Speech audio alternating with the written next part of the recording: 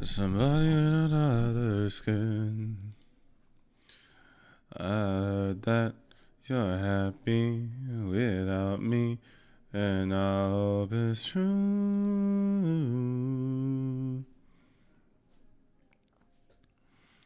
It kills me a little, that's okay, 'cause I die for you.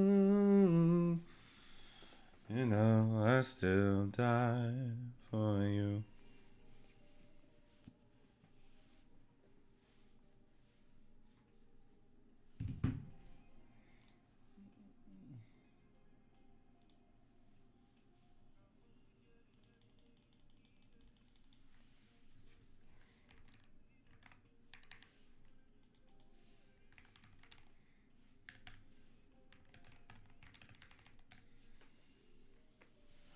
A voice for the trees.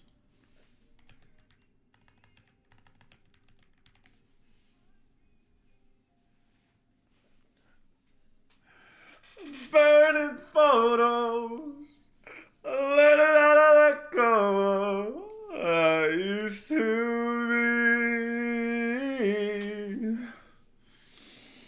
be somebody in another skin. I heard that you're happy without me, and I hope it's true.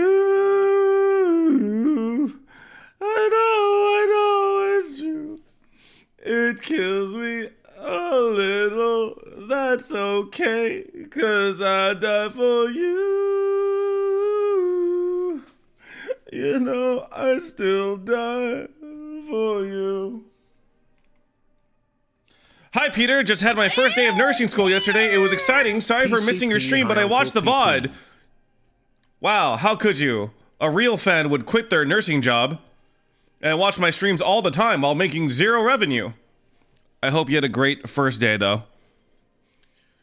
May your patients be not very ill and treat you not like garbage. The power of bending the prime. Appreciate that.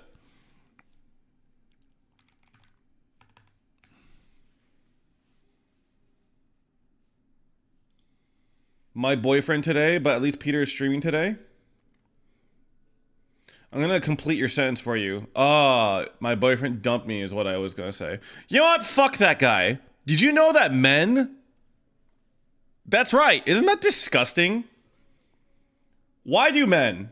Why do men? Truly. His loss, your gain. He didn't dump you. You dumped him into a toilet bowl like the piece of poop that he is. And now you're gonna flush him down.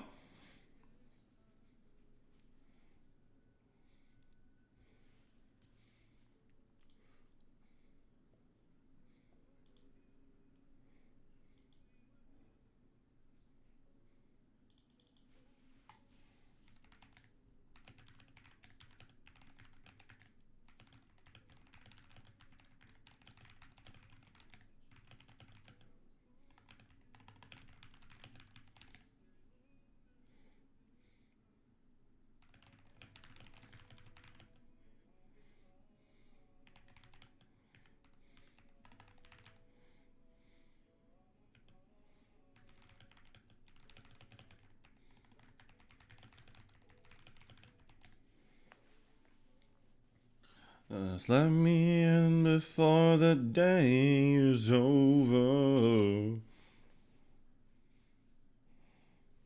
Honestly, though, this if there was a week to say fuck men, I mean, like, this is the week. Am I wrong? Ladies, am I wrong or what? If there ever was a week...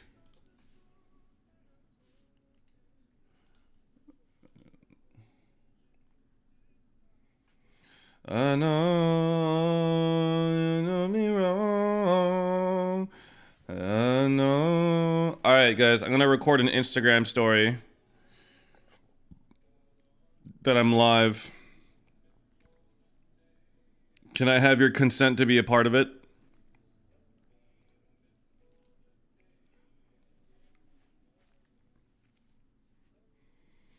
Hello everyone, I am live right now on twitch.tv/peterpark. You could click also the button that I'm gonna put on this story if you want to join me. We're hanging out and doing stuff or something. I don't know, whatever. I'm live. Shut up. I am live right now on twitch.tv/peterpark. Gross.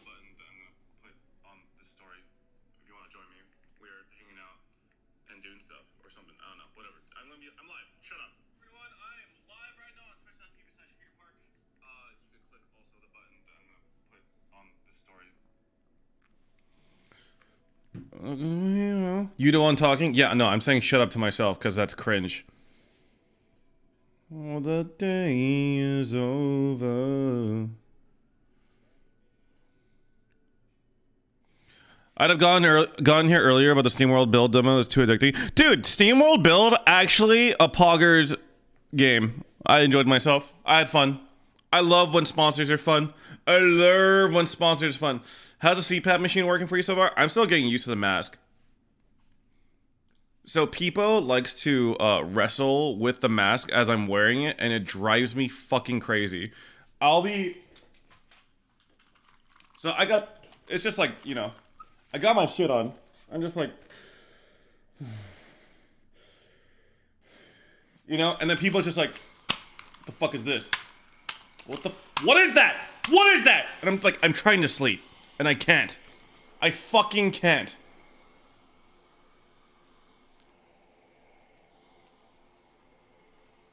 I fucking can't, dude.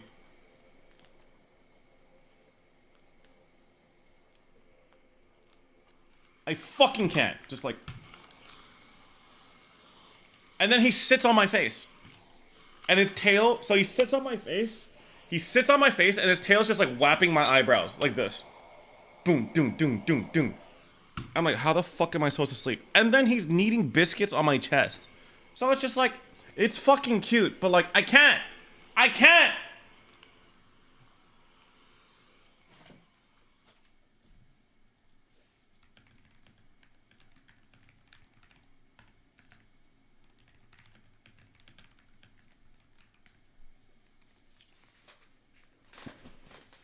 My dog accidentally whacked my bird with his tail. That's an interesting combo to have. I'm so scared that if I were to ever get a pet bird, my cats would just eat it. Like demolish it. Excited for Rayquaza return to raids? Hell yeah, man. I think Rayquaza is the hype legendary. Like, he will always be cool. Even though he's like a mega popular legendary, I just feel like he's just always cool. Like, Rayquaza will never not be cool. So yeah, I mean, I think Peepo is a menace. I think Winry is a menace, and then I think they would tear another cat apart, or not. Sorry, another bird apart. Speaking of another cat, I think Anita and I are gonna adopt a cat together, and I promise Peepo and Winry will not tear it apart. When Anita really wants to adopt like a orange cat from like a shelter. So yeah, I think we're gonna get like a shelter kitty and then introduce it to the family at some point. Unfortunately, I don't think Anita can take over cat right now. So what's gonna probably happen is me and Anita will adopt the cat together. But look, he or she will be primarily staying at my place. Hype for a possibility of TwitchCon in Vegas this year.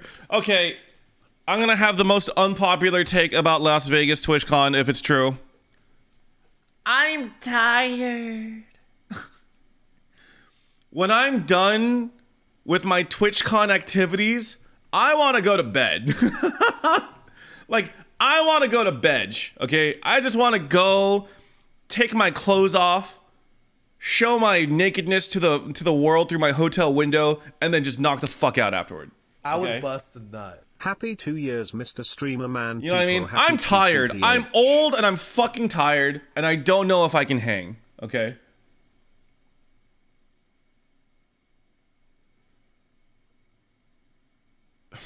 Yeah, you know what I mean? Like, I'm fucking tired, man. So, like, people are gonna want to party, stay up all night and shit. Bro, I don't know if you went to my TwitchCon meet and greet in 2019, but that was like one of the most hungover I'd ever been in my life. That was when Jody, John, and Sid thought I might have actually died. Like, that was a rough time for me, okay? And that was like 4 years ago, okay? Could you fucking imagine if I did that again at the age of 32? I think I would die, okay? Dude, I saw photos of me from that meet and greet. Bro, I was a living zombie, all right? I look like a fucking heroin addict. It was bad, okay? I made heroin addicts look good. It was a rough day, okay? It was a rough day. Tough. I don't know. Maybe. We'll see. I'm just tired, man. I don't have the energy that I have anymore.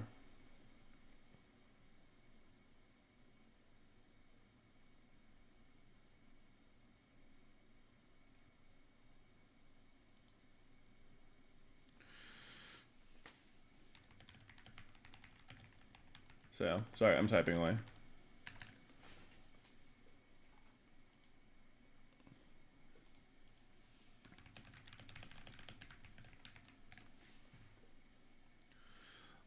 Get some rest, Peter. It's okay to rest sometimes. No, it's not. I'm not allowed to. Also, Sanchez, when you use that red square, I feel like I'm effing. It scares the shit out of me.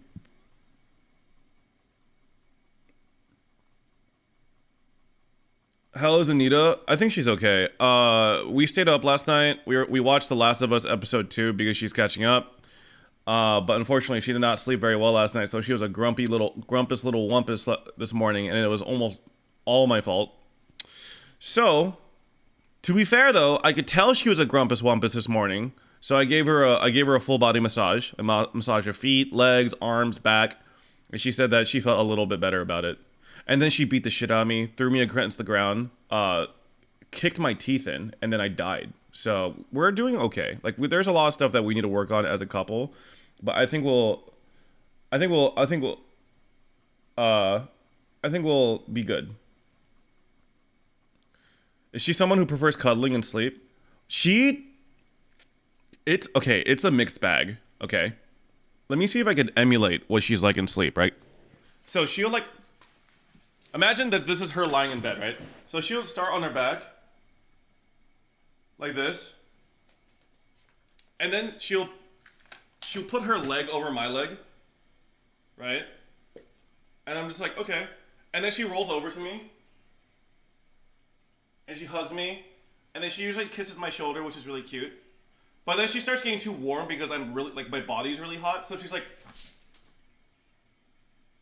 and she goes, like, she gets angry at me while asleep that my body's too warm to cuddle.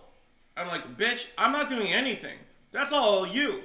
She's just like, it's literally just like, same thing.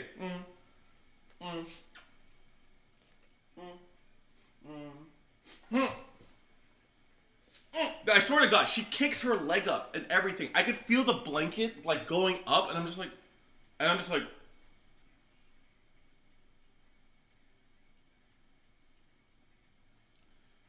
and then sometimes, like, while she's laying on her side, I'll, like, cuddle into her back. And then she'll be like, I don't have any room! And I was like, okay. That's my bad. I'm sorry. I thought I could spoon you. But never mind. But then there are times where she'll, like, slowly start to go perpendicular with me. Like, I'm just laying on my back.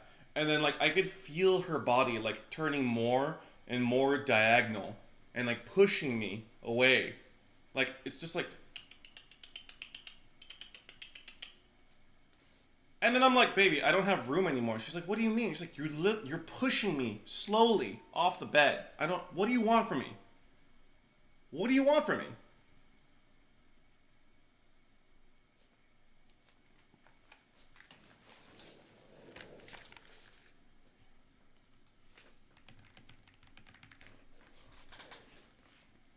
So yeah, I mean, it's hit or miss.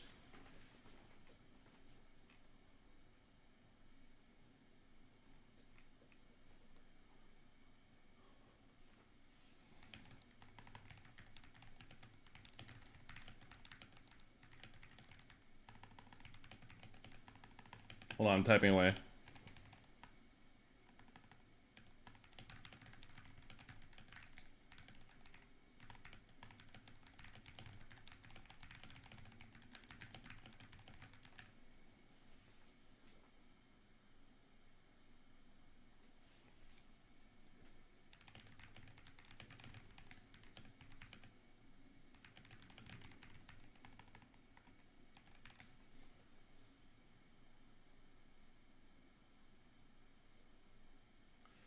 But yeah. Anyway, sorry. We're talking shit about you guys in the DMs. Yeah. Yo, what's up, Grayish? Except for Grayish, because Grayish is new here. Everyone say hi to Grayish. Hi, Grayish. How you doing? Are you guys the same as me? Like, where if you're reading something or watching something, you can't, like, multitask and focus on more than one thing at a time? I'm really bad about that. If I start reading something and then Anita, like, starts asking me something, like, I'm just like, huh? And then, dude, me and Anita have gotten in arguments over that. I'm just like, baby, like, I was in the middle of reading something. It's like, whatever you're reading, is this so important that you ignore me? It's like, I'm not even trying to ignore you. It's just like, I'm on the task already. My brain's already just like stuck on this. You know what I mean? So yeah, now I try to do my best where, like, if I recognize that she's talking, if I could hear her voice from the back of my brain, I just, like, put down my phone or whatever I'm reading. I'm like, I'm sorry, baby, I didn't catch that. What did you say? And then, like, she'll be like, okay, you know what? You're trying, and I appreciate that. I prepared for this through high school. Lunchtime was reading 5 different manga at the same time. I could tell you were popular back then, just like I was. Johari Low showed me your stream. Never heard of you till she showed me. You seem like a regular dude. Yes. Yes. Johari, explain yourself. What did you describe me as to this gentleman / woman / you know, whatever? What did you say to them? I'm normal.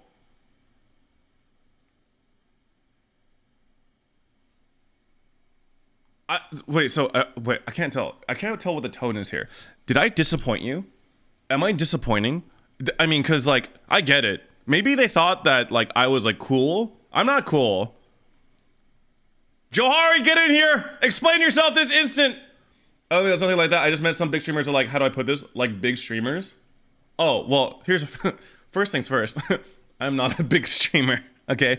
I think an argument could have been made that I was a big streamer about 3 years ago, but there's something called COVID that happened where people were kind of just like forced to watch whatever was on Twitch, you know? Among Us. Now I would just say I'm like a regular streamer, but like I still enjoy what I do. I don't know, like I'm just like a regular guy. My fucking CPAP machine is on still too.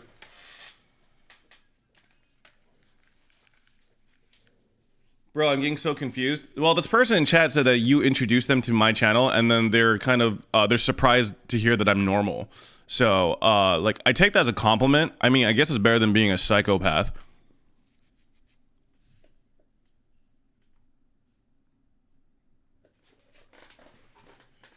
So, I mean, still easily top 1%. Well, the thing is, I think, like, if you have over 50 viewers, you're in the top 3%, right? Something like that?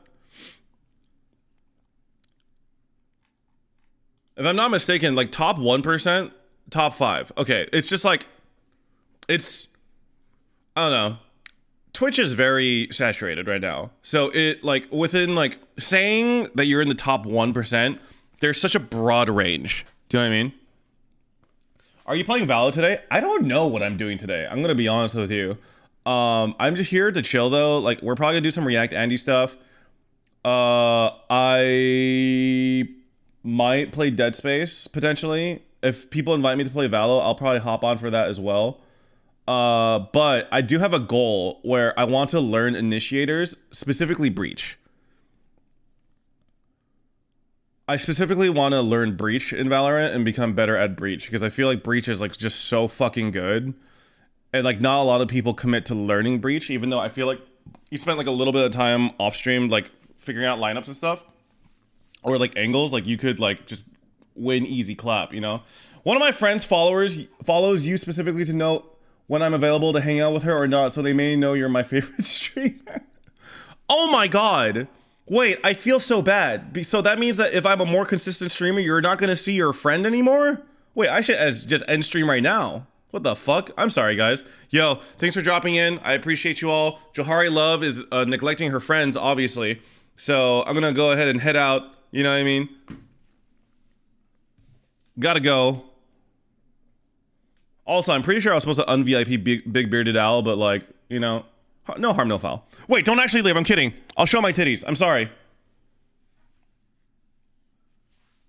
Is Breach the one that says concussy? Yes. He puts the ussy in concussy for show. Jody said, anyone want a spike rush? And I can't tell if that's like a meme question. I told her I would be down. But yeah. Yes, please do it. I hate them. What the fuck? Jody spike rushing? I think it's a warm up. Hey, shut up, Black Apino Gambino, you idiot. Don't yuck her yum. But yeah, I mean, I really like Valo. You know, I kind of wanted to talk about this thread that popped up on offline TV. It was about OTV streamers smurfing in Valo.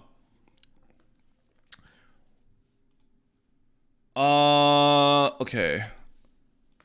So, OTV streamers smurfing Valo. As a fan of OTV and Valo, I like watching Valo streams mostly John's. Only problem I have with them is when they complain and cry about possible stream snipers in nearly every game, but will have smurf accounts in silver or even bronze. I can't give pity when you are also hurting the game. They win these games 12-4, just messing with low ELO players who might be learning or just trying to have fun. You truly can't cry about getting stream sniped when you smurf 5 entire ranks below your normal ELO. You truly are a problem in the Valo community. As a hardstuck silver player, smurfs like them ruin the playing experience. I get some of their friends are lower ELO, but it's selfish and doesn't justify it. I think it's a fair point, honestly. I don't think he's necessarily wrong, but I will say that I think these are two separate issues. Like, I definitely have friends that just never smurf and get constantly stream sniped. I also have friends that smurf, but they don't smurf like too far below their ranks. I'll be honest, I have a silver account that I sometimes play with like Leslie, Lily, you know, some of the lower ranked players in our friend group, because me playing on my main account makes it very difficult for them to enjoy the game because the discrepancy in ranks. So I understand like kind of the hypocrisy of saying that, because obviously like I'll be performing better than usual because I'll be playing against lower ranked players. I will say though that I feel like Valorant does a pretty good job of like assessing and correcting smurfs. Like, I want to say that with like when I made a new account which started like Iron something, and then I think within like 2 or 3 games I was like getting outfragged, outplayed, and yeah, I want to say that there was only like a few games in the beginning where it was like kind of calibrating where my actual hidden rank was at.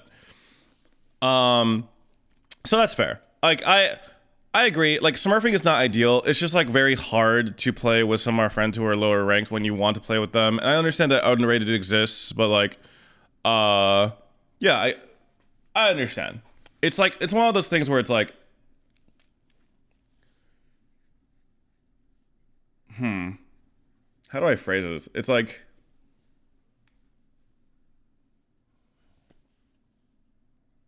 I think there are different ways to approach it, and I think different people approach it differently. I want to say that when John like smurfs, which is not often, I feel like he will play on characters he's not normally playing. He'll play characters that enable his teammates, things like that.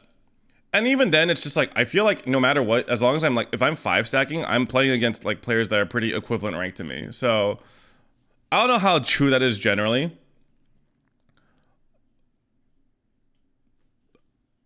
I don't know. It's not like you're dominating all the games you play. Okay, hence boldface. Like, come on, man, it's fucked up. I'm just kidding.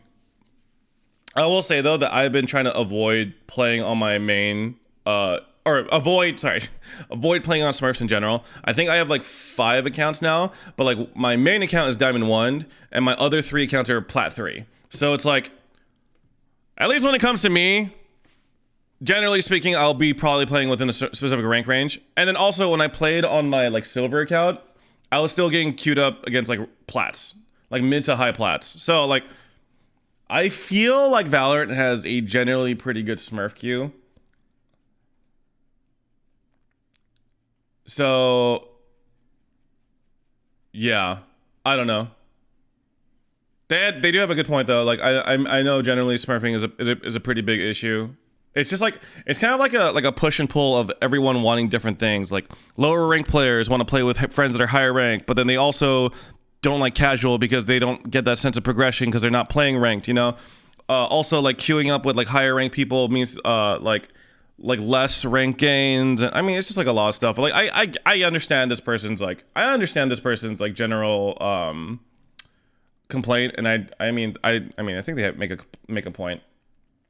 Also, when it comes to accusations of stream sniping, I think okay, chatters, you know me better than I do, and let me know if this is copium. I feel like there was a point in time where I would complain about stream snipers, but I feel like now it's like I don't like complaining about stream snipers. I feel like when people shit on me or like I don't know, they do like a swing or something crazy, like I'll be like, damn, what the fuck, that's crazy. But then I don't typically jump to stream sniping. There are games though where it is like giga fucking obvious that they're stream sniping, you know?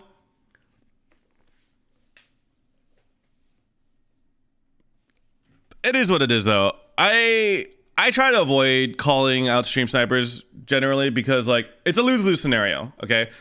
Viewers don't like it when you complain about stream sniping. The streamer themselves looks like bad, I guess, when they complain about stream sniping. Like the only way that you could really the only real way to like kind of go about it is just say like, yeah, I mean they're just better, you know?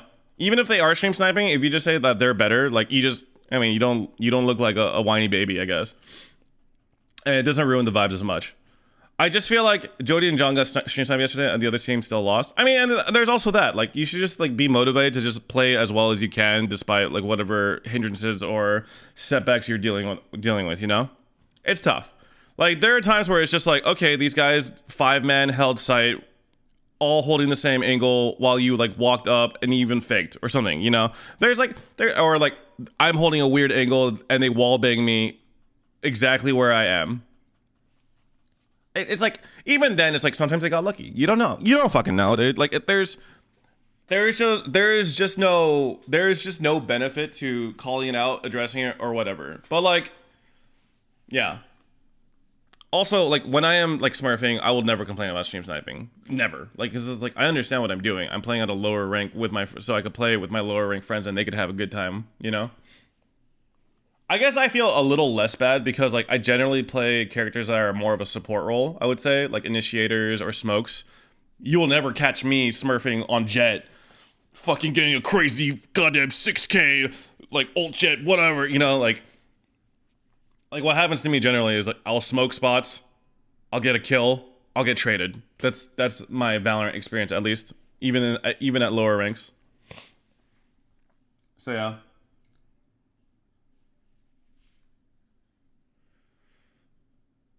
Dude, Sid and them got blatantly snapped the other day by bots and boosters, and it was so painful as a viewer to watch. No, yeah, Sid told me about it. Super fucking cringe. Peter, learn Jet? No, I'm good.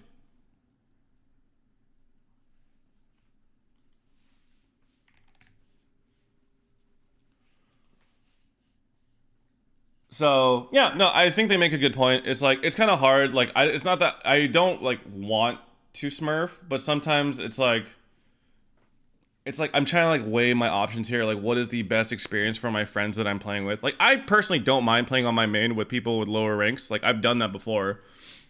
It is what it is.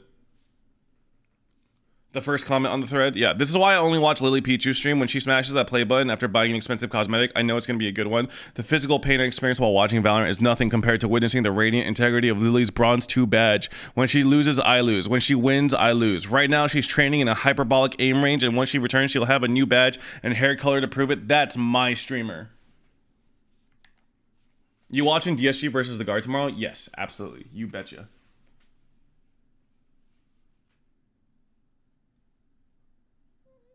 It's okay to want to play with friends. It's the 40k Reynas that destroy the game. I generally think that I don't really know anyone that does that, like smurfing while playing on a duelist. Besides Timmy. No hate to Timmy. I'm just saying, like, there's no way Timmy can turn that off. You know what I mean? There's no way Timmy can turn that off. You know, he's just a fucking cold-blooded killer. All right. You can give that guy a sheriff and no abilities and he's gonna drop 40 bombs. It's hard. But like sometimes you just want to play with your friends in like a competitive setting, you know what I mean? It matters on the intent. I guess the matter is just problematic. Yeah, it's like it's not black and white for sure. But yeah, like I've definitely been shit on by silvers as a like, you know, on my Smurf account. So I want to say that like I'm like probably better than an actual silver, but like I'm not generally playing a lot with actual silvers. So I guess I'm not too concerned about it. So yeah. How's your day? I'm good. I actually woke up hella early today. I woke up at like 8:30 because Anita had to go to work and I stayed over at her place. And yeah, I just like drove over here afterward and I started streaming. And I'm here. Yeah, what's up? Hold on. I'm once again chatting.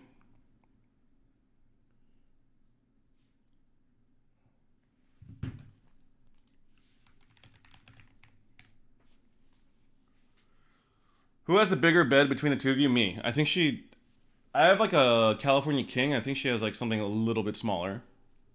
But it doesn't matter because she takes up way more space on the bed. And if she tries to argue that, fucking lies and slander.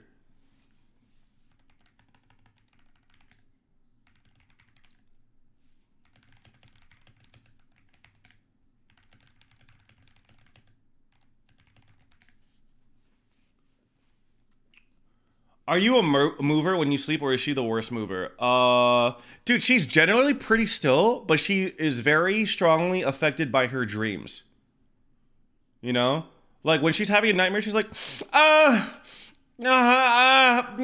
then she kicks. She, like, kicks the blanket. Or, like, I swear to God, she, like, throws tantrums in her sleep because of her nightmares. Or whatever she's dreaming about. But generally speaking, she'll just, like, be sleeping and lying on her back.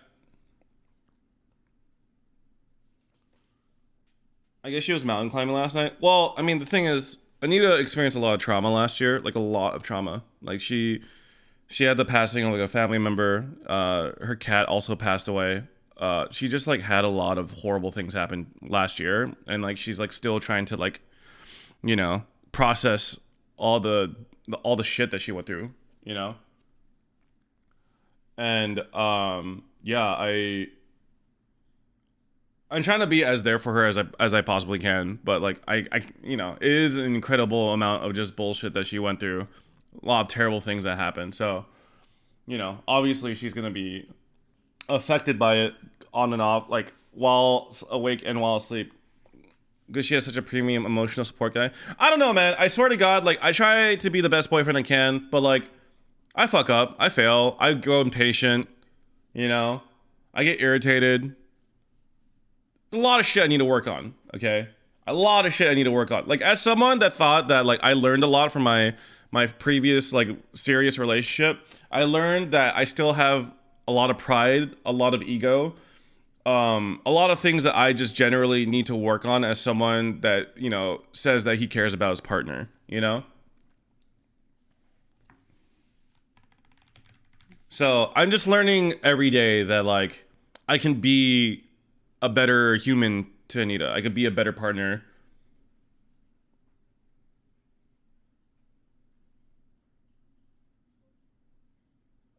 Yeah. Yeah.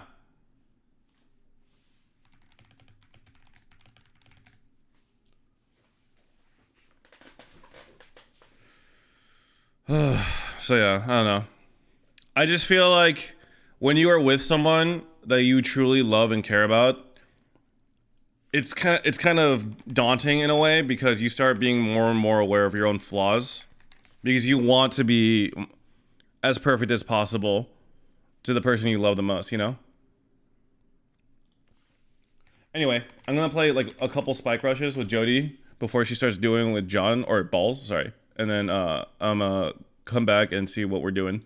That helps a lot. Hello! Yo. I feel like we're talking about aim labbing. Okay.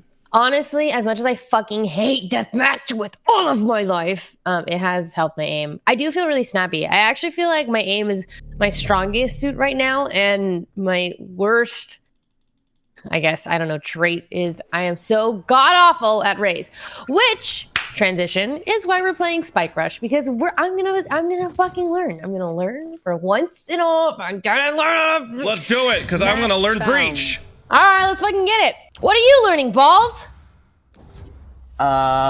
He has nothing to learn. He's perfect. No.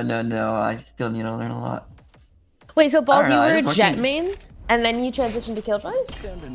no. I was gonna say that's a really weird pipeline. I was a Killjoy main, and then I transitioned to like jet chamber. And then chamber got nerfed. Yeah, but I'm actually like happy on her. Wait, why not Swift play? See what I play. Shut up! Are you saying that Jody's wrong, idiot? That's right. You're going to jail, bucko. So you play Jet, Killjoy, Chamber. Who is Balls? His name is N. He's C9 Balls, previous League of Legends player, cracked gamer. Dude, I found this, okay, on my YouTube recommend. Well, basically all I watch is Valorant content. And there was this like YouTube channel. I think their name is Thwifo or something.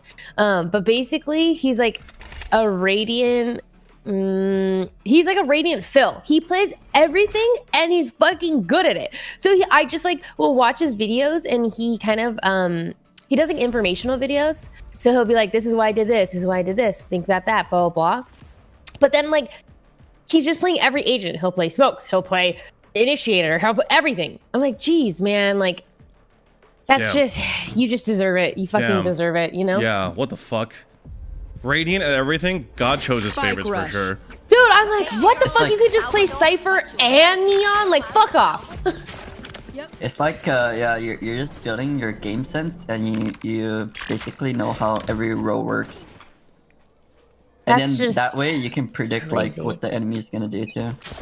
Guys, I'm gonna double satchel in day. Oh shit. Let's go. Or at least I'm gonna try. I'm a flash gen. Oh, 3 mid. 3 mid. Oh, he's pushing. Well, joke's over. You're dead. What? Where did that come from? How's he ulting? Might be tree. Go. Reloading. Okay, well. Keep him in. Clearing out. What's mid? Yeah, one for sure mid. Snake. One enemy remaining. Oh shit. One tree. Or a garden. Whatever the fuck it's called. Shadows traveling. What's up, Ain't no way she's going in that. Oh, she's hit 78. She's 1 HP. Die! Easy. Nice and easy. Nice and easy. Nice and easy. I fucked my double satchel! And I didn't kill her. Okay, I'm gonna double satchel into B now.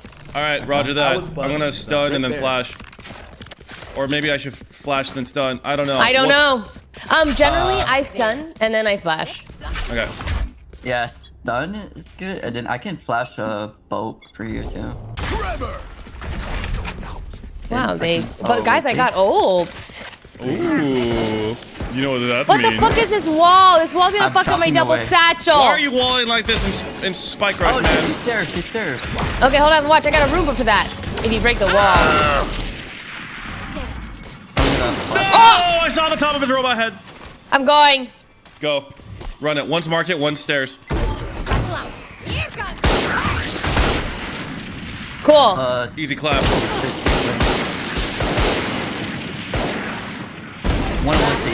Oh, nice try. Make a knife. No, never mind. You got golden gun instead. Okay. My satchels were great. My ult was bad. Alright, Sage on B. Fuck that. Round in the half. True. Fuck that. Okay, I'm gonna satchel in. No, I'm not. No, I'm not. Yes, I'm not playing Hollywood. No. Because I don't think this double satchel is even good. I honestly. I'm gonna flash this first angle then, okay? Wait, actually, I think you should concuss this. Alright.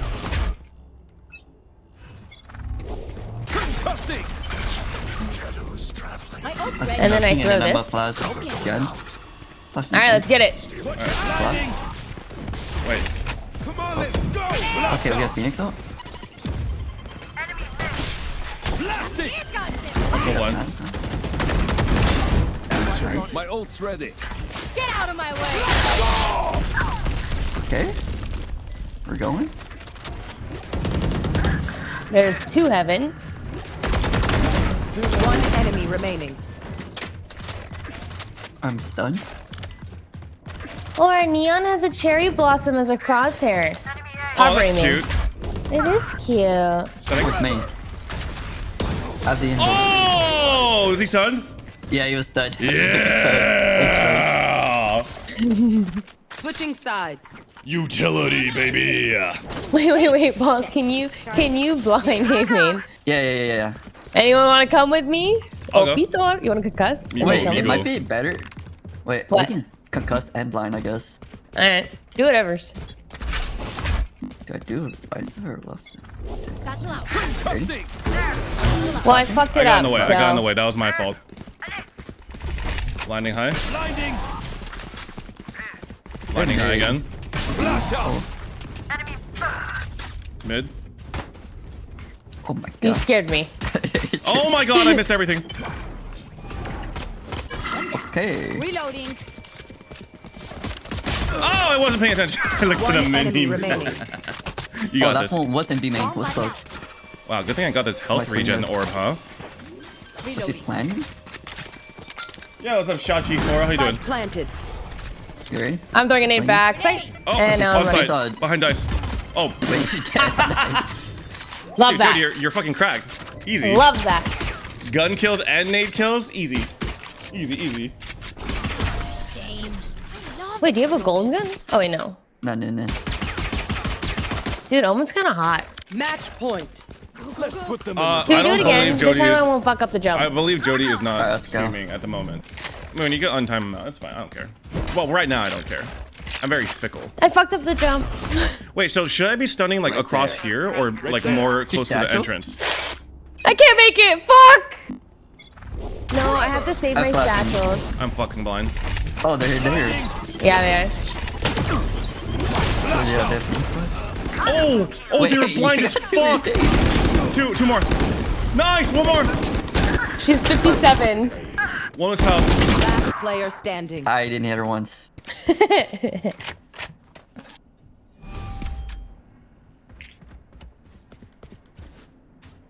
Hello? Heaven? Hello? Wait. Heaven? Hello? Heaven? Heaven? Hello? It's fat footsteps coming towards you? Okay, do you know what's hilarious though? They were so fucked. They could not tell where the fuck they were. Go. They were so blind. They just like stood in your fucking nade and died. So I'll take it.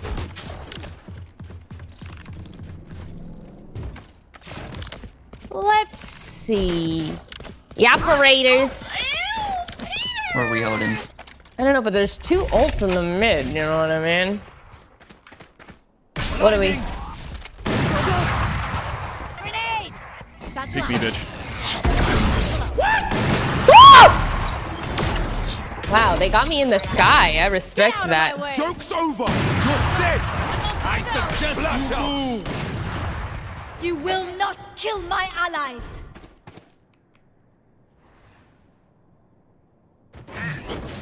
What's happening? Right there. Oh, what the fuck?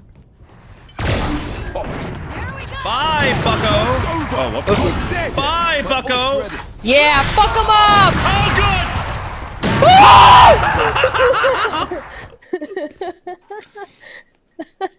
Spike planted. 20 gifted, 20 gifted, 30 gifted, 70 gifted. Don't let him knife you, or else you owe me 50 gifted. The wrong button. No! I meant to take up my knife and take up my blind. Oh god, not like this. No.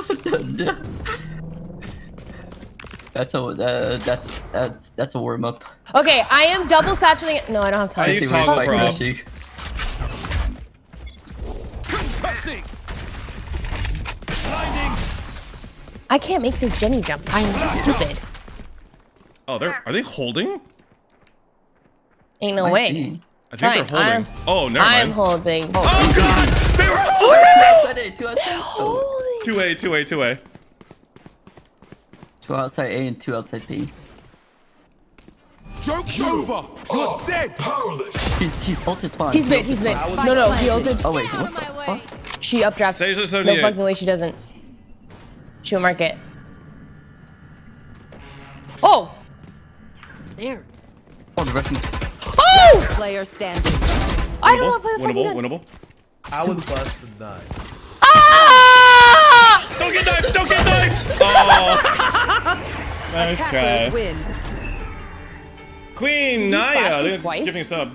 Yeah, he did. And thank you also for the Little tier 1. shit. And Woohoojin. Insecure. Oh shit! would've Woohoojin done the is same. here? Wait, I was literally just watching her I was videos. charging my mouse. And like, I watched your videos and I was like, holy shit, I'm fucking bad. Like literally all the things your students suffer from are like things that I do. Like I'm a dumb bitch and I'm humbled. I'm humbled. Like holy, like was like you were like, oh my god. Sorry, this guy I'm can't dragging even you hit guys me. in again. And I'm like, Match found. When I holy put shit. my mouse on Dude, wired, I have guys, to restart Woohoojin has a Valorant Your if I game? wanna go streams and also has a What? very informative YouTube channel on Valorant Valorant and how to has become thing a where better you can only gamer. have like one mouse at a time. Did you notice that? Wait, but Highly recommend it. I was watching your like your I see what you movement guide, and no, I cannot emulate like any that of the things for, in that video yet. have you guys done But that you're before? I aspire This to. guy I saw at the store today, and I don't know. I don't know. He was kind of hot. Yeah, dude, I totally get what you're saying for sure. Stand in my way. How are you guys doing today? I'm doing very good, don't you know? How are you? I'm good. How are you? I'm doing splendid. Cool. Love that. It's very poggers. Thanks. I agree. It is indeed poggers.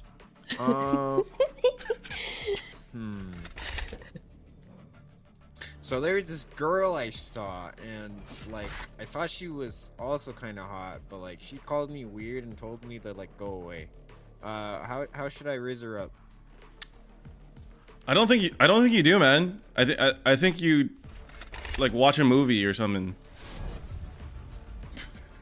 Nice.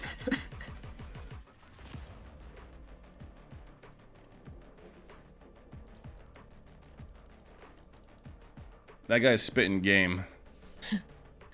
Good luck to the ladies out there. I would like bust beware. the nut. Spike rush. I mean, all right, Jody, you're gonna double satchel into A hall and kill everyone as I stun and Wait, flash wait, them. wait! I don't think I can do that. I think if anything, I double satchel into here. You know? Oh, Wait, actually, I can feel stim like you. I can I'm stim getting you. this. Oh, I'm getting this orb. Like you know in the later parts of the day. Crossing! Oh, he used. Oh my god. Get his ass! What? Don't get his ass! I'm going first. He's stuck. I usually get kind of bored. I can't believe I didn't fucking kill him with my okay, ult. I- My ult does nothing. I entry'd. I even threw it on the floor. I'm playing my game. I don't care. Oh, the dog is so cute. You know? I'm gonna have no bullets. The rank. You pick up mine or no? That priority. Oh, this Sage is fucking Oh, dead. that's- Goodbye, world. Player standing. All right, Jody. I'm I fucking start saying I'm dead. insensitive and that I'm the problem in the relationship. But someone come. Oh my god, this guy's got a Xeno Spike Hunter knife. planted. So cool. Chip away at them. Chip away at them. Never. You got this. They're all You just need to coming. kill one and then you have a nade. Oh no. My other one accidentally. Is this guy still talking? I wasn't paying attention. Do you want to dance? You know, you're right. But, I don't know. He also, sounds don't find them Canadian in the best attractive. way. Yeah, don't you know? I said that earlier. I was joking. That guy's just like a fat dude. He's fucking ugly. No offense. I have no idea what this man is I don't on. know what he's saying either. I hear fucking ugly. I'm stunning here, okay? Okay. Joke's over! You're dead! Oh, what the? Blinding! Oh, I fucked up my blind. The hot ones Flash out. always have like an attitude. And just fuck. They're just sitting outside. Oh. Fuck his ass up! Ah! I hit him once. Wait, I'm blind. Oh. I'm paranoid. The voices are back. Not again. What is this? Grab the Spike orb. planted. They're planning here. Oh, he's got Brimble. Is this real life? Bruh. I'm sending this bitch. 84 Sage. One in Oh spawn. god, Brim is holding spawn with his ult. Wait, my God. he's actually doing Molly. What the fuck? Yo, man! I do respect that, though. Don't die, Harbor. fuck Don't you am I fucking doing? dare die. Get him, Harbor. You could do it. Prepare for hellfire. No fucking way. Last player standing. One enemy All right, remaining. no shot. This guy loses. Okay, never mind. I always found Spike Rush to be an extremely, extremely good way of practicing and Last getting round warmed up. before the switch. Pay My attention. parents were. Oh shit! Right, these are actual bullets that we can't get back. Yeah, I was doing that last round with the Marshall. I was like, wait a second. I'm gonna be dumb. All right, be dumb. I got the stun. What you gonna do? Just stimming you? Oh, Ah! Anyone? did. Anyone? That's Balls' fault, honestly. Like, I come on! I One feel like as he is. fast No one's there. Seems like he's really good as at I pushing. could have. I don't follow this game anymore. I. Oh, B is getting pushed. I hate the Odin, by the way. Me too. I'm gonna die here. Oh, You will not kill my allies. goodbye, world. Spike planted. Joke's over. You're dead. Oh god, Reyna owned it ult. Kind of scary, I'm not gonna lie. Ult's ready. Okay, well, breach ult it. Let's get it. Oh, Oh! Enemy remaining. She was Jenny, no? and you have a concuss? Cussing. Oh, she's Canteen. Oh, Wow. okay. Wow. Breach main, breach main, Breach main. breach shit. I've got the big balls. Wow, that scream breach really cleared balls. my... You guys should try that sometime. That felt good. Oh, the scream? Where does it go? Yeah, just scream as loud as you can, honestly. Yeah. Fucking do it, man. Finally off. I get a lot of complaints when I do it, but I just do it anyway. Someone is here installing a bidet for us, and I wonder what he just thought. Like, Wow, this girl really needs a bidet, huh? shit, is someone okay? The ult! Blinding. What is this orb? I like forgot. Who plays as Sage in a Spike Rush? I know, you're so boring. No. You're so lame and boring. Clearing out. Reloading. Shit. Flash out. Alright, fuck it, let's get it. God damn it, these goddamn soap up here going crazy. One front, Jenny. Oh my. Jody's got this, though. Last player I don't, standing. I'm flash. Sage has got this, though.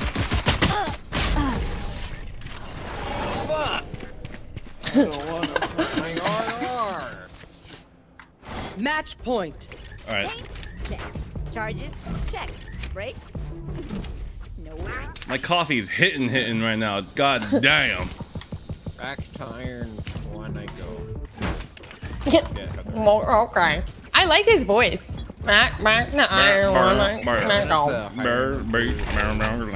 Blinding. Beacon here. Oh, in the corner. Okay. Trevor. Down. In the dark of the night, people will find her, find her. In the dark, I blasted myself. I can't see shit. I'm going? fucked. Yeah, let's go. No one's here. Phoenix is B main. Phoenix is here. Out. No, 104. Sky and Reyna are A. Oh, I'm so sad I can't boom boom and I zoom see. zoom. Cringe. Be down. My ultimate is ready. I think one more Jenny. Your ult is ready. Sky is Jenny. Go rest someone. Is that me? That's not me. One enemy remaining. Wait. Alright, whatever. Oh! Dude. You will live to regret Jen, this. Jen. Golden gun. Has a golden gun. Has a golden gun. She can use. Has a golden gun. I should have played time. Wait, we have the wood. Oh my. Does that go? Wait. Thank God! Operator. Is this a one tap from like any HP? Anything. Body. Oh, yeah. It's just the golden gun from GoldenEye. Broken. Defenders win. I was quoting that movie earlier. Dude, Anastasia is fucking goated. Great movie. Highly recommend.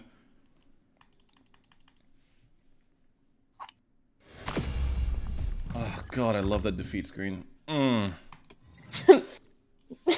got a hot streak going. It's the only way I can feel again. Yummy. Wait, sorry, hold on. I had to check the calendar for something. I'm also gonna use a restroom. Alright. I'll be right back. I'm gonna restart my Valorant. What? Sorry? I'm gonna restart my Valorant. Oh, I thought you were like, I'm ready to start. Like Valorant. No. Period. Go wireless again.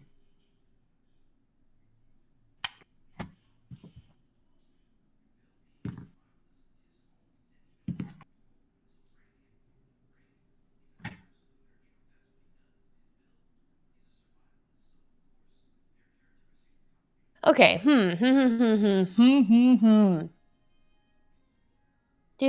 Do.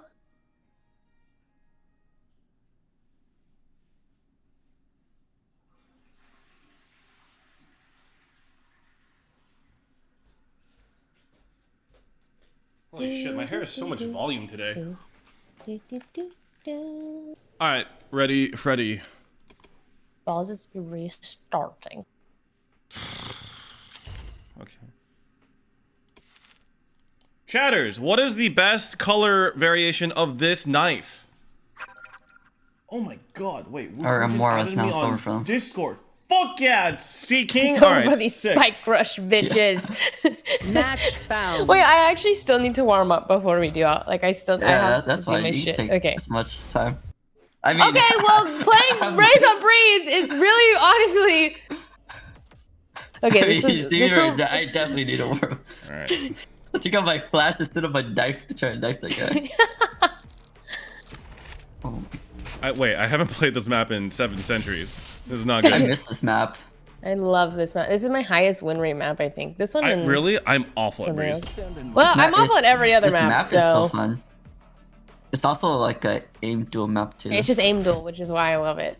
Can't Cause I win those. believe Jody Yeah. has the audacity to say she's bad at other maps. Fucking I cringe. am. I It's am. fucking cringe. I really am. I think I have like a 37% win rate. Sorry, balls. I shouldn't have We let you know shot 2 that. episodes of BBC, one that just released today, I believe. My win rate's really negative.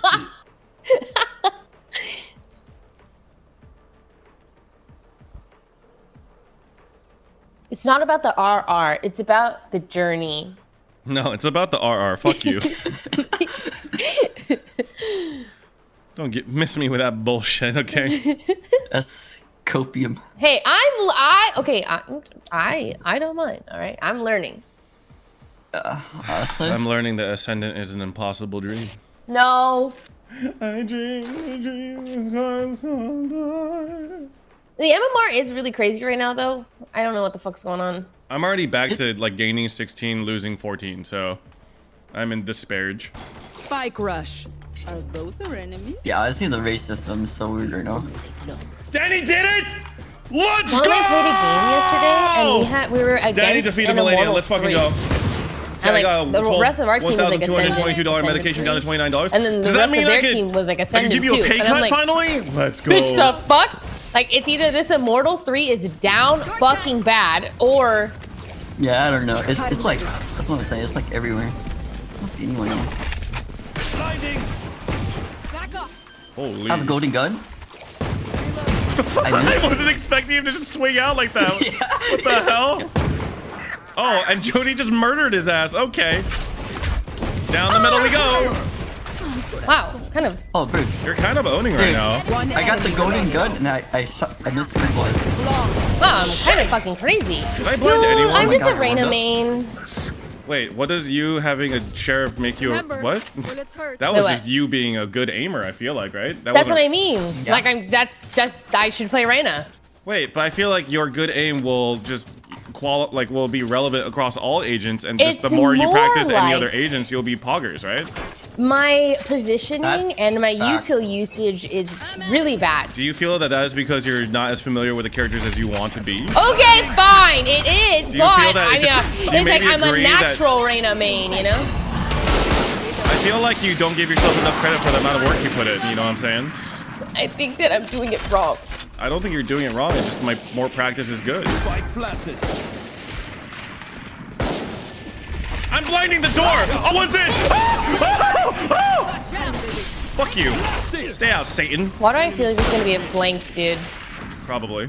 Possibly. I got headshot by the neon. I'm dying. One bridge. Ain't no way Bridge he guy blinded blinded us. up. I'm 10 I can't health. hit this man. Are they all? Oh, one flank. Right there. I knew there was a flank. He's hit 100. He's dead. Okay. Did Jade, did Jade Eve hot Nice. Radiant before? Yes, she Last Eve hot round Radiant. in No, the half. I don't think she hit Radiant, but that is her goal.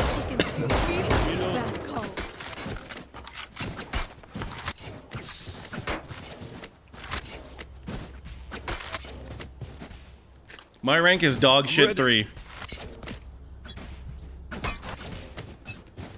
Gotta go.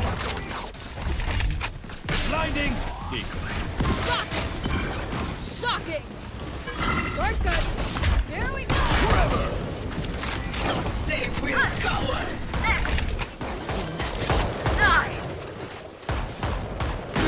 One enemy remaining. Hey. Oh. Where is he? Where is he? I don't know. Wait, did I hear a spray? Up here. Right there. Flash out. I heard our Omen TP and then die. Switching sides. I've never played this game before. Honestly, that might be for the best. This game is the best and worst thing that's Well, happened didn't to we me in a start with minute. Ghost? No, we never sure. Never mind. It was a lie. I lied. Do you think it's just this this whole match is just A main? Yes. Kind of feels that way. All right. Well, I'm gonna go mid though. Well, V main. Roger Oh, that. somebody should get this orb. Concussing. What's this orb? Lightning. One hit. Oh. Oh.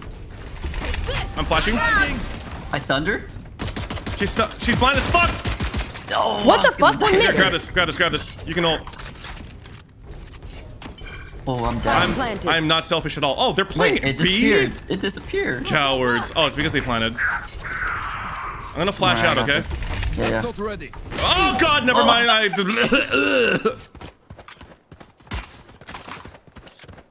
Okay, Is let's Balls get the it. league guy? Yes. One Arches. Oh my Arches god. has the Arches has the golden gun. Still inside. She has one bullet left, I think. I think it refreshes when she gets a kill. Last No? player standing. Oh, it does. Yeah, I think so. Oh my God. Oh. Where did I get this golden gun? I think when you Why kill do I them, have I think this? when you kill them, you get it. What the fuck? That's an int! Did it just swap your weapon? Yeah, and it then literally like- just swapped the gun. Yeah. Wait, that kind of trolled you. How would I know that? You went for the headshot and that thing trolled you because you have to reload. What the fuck? I got inted. Okay. Dedge. Why would anyone ever want the golden gun? One hit kill. I don't know. I didn't even know like. I think those people don't know how to hit heads.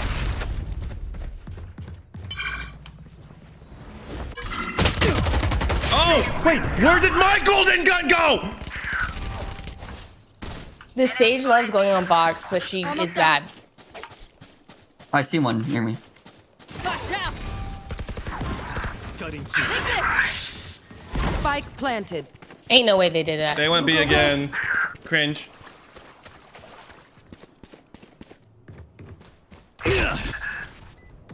Neon mid with an Aries. This Omen likes to aim at ankles. Odin. Aw, how considerate. Alright, Cypher is holding ladder. Oh, this guy's dead. Oh, he blinded him! enemy What a remaining. sick blind! Oh my God! Wait, never mind. This Omen's the greatest gamer of all time. Even though he aims at ankles. He just did a cinematic look at me. He's like, The spike is diffused. Defenders Wait, win. we won. We're the best. I got all one this kill. game told me is that I'm a Reyna main. Alrighty then. Raise who? This taught me the ends of fucking kill stealing piece of shit. God damn it, then. Hi, Mr. Park. What's up? And I just ran in. Juko? Alright, you guys ready to... Are you guys gonna do it now, or do you guys want to play another? Up to you. Obviously. I am going to... Whatever you guys want. I'm done for there. I'm gonna probably practice my satchels in a custom if you guys want to DM or something. Sure. Alright, Ann. Let's Okay, do I'm it. leaving the party. If I beat you in this deathmatch, you have to,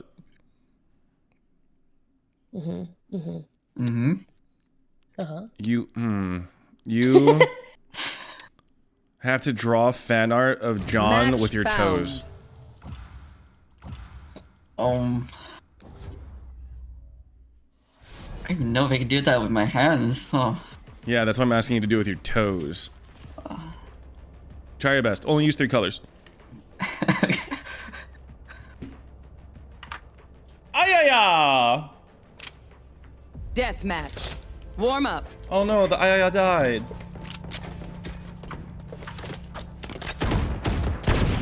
Oh my god, what was that lag? Fuck.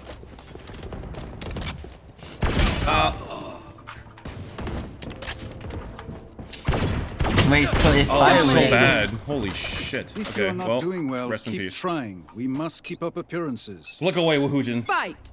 Who will I spot first? Dude, I'm so I'll good. be with you. I'm so bad. I'm so bad. This Jet's the best gamer of all time. There's someone here who's gonna shit on me. I'm gonna die. Dominating. oh my god, I can't aim. This guy is insane or what? One less. Are you talking about the Jet? The Jet shit on me. Come on, yeah. Run. Pardon, monsieur.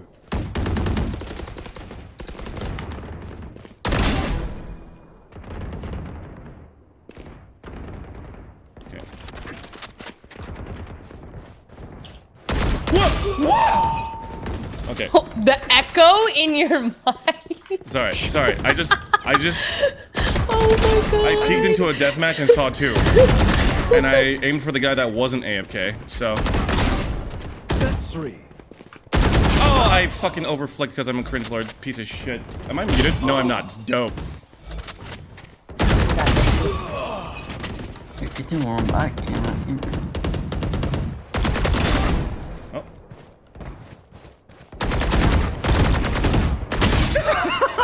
I'm so bad. Oh. Fucking goddamn it, dude. Holy shit. Jason Bourne, is that you? Oh, I'm gonna fucking die. Dude, imagine though. Imagine how sick that flick would have been, but it wasn't sick, so I died. I'm so bad. Holy shit. I win again. Okay, this Jess is better than me. Good lord. Huh? Holy. Oh.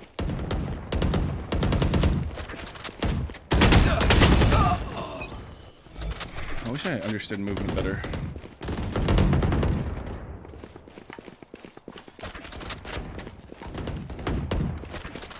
Where the fucky? Dude, I wish I wasn't such a wrist aimer. Oh god. Dude, holy fuck. I wonder if he's aiming down sides or if he's just...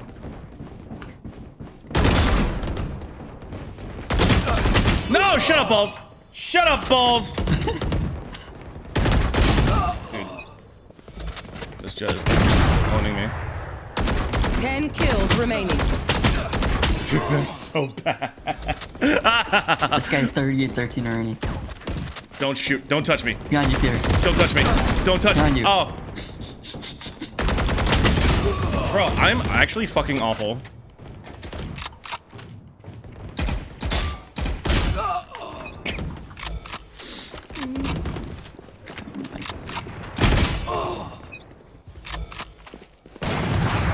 Oh, op users? Cringe.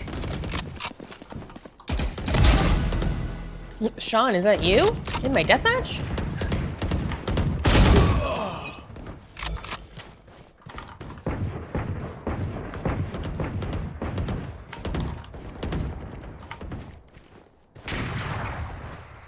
Swear to God, if I get shot in the back. 5 kills remaining. Too slow. Do better. Oh! And 4. Oh! You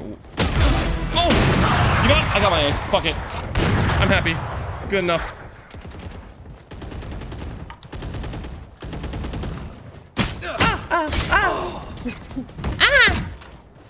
I wish you Balls could cheats. spawn robots in customs. Like, you know, League spawn little dummies. Oh, yeah. I agree. Oh, Behind you. 1 kill remaining.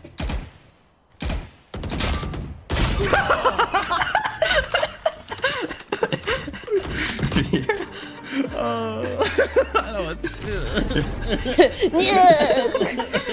Fucking relatable. Oh, I'm not a Reyna main. It's what that deathmatch taught me. Okay, it's fine. Yeah, it happens. No, shut up. No, it doesn't. No, it doesn't.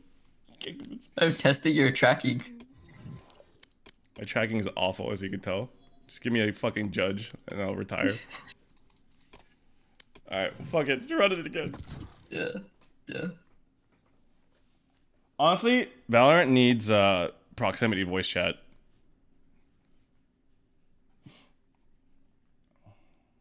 What's up, Keishi? Is this like what, CSGO? Does CSGO have that? I don't know. I feel like probably. Match found. I don't know if they have proximity, but I think it's just like lobby chat, which is also like fun in its own way.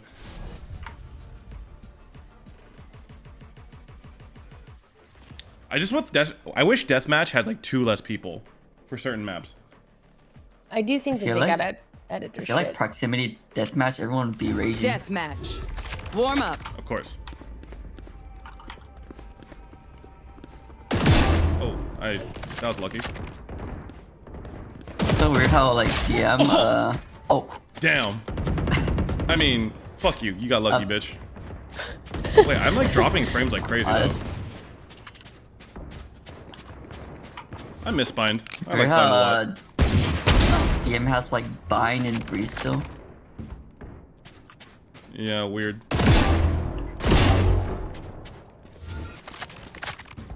Ah, cheater.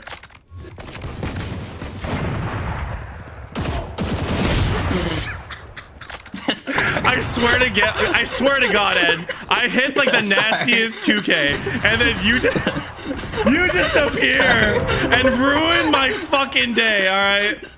Oh my God.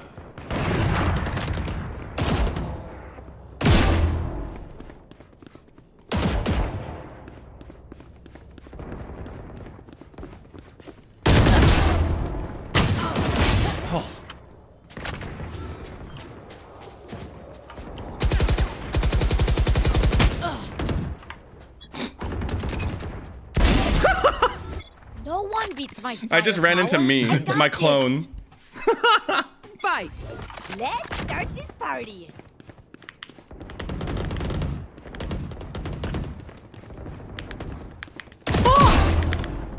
I'm panic crouching.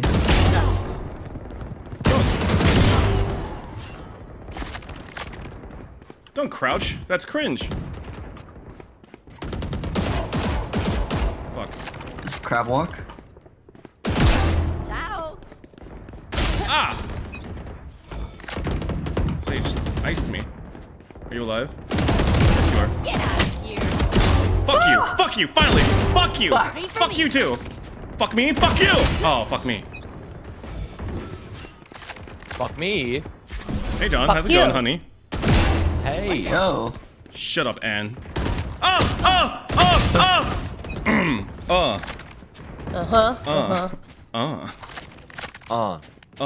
you camping here? John, turn it to a set, please. Oh my God. I'm cringing. I'm practicing my Fade on Pearl right now because it's my lowest win rate.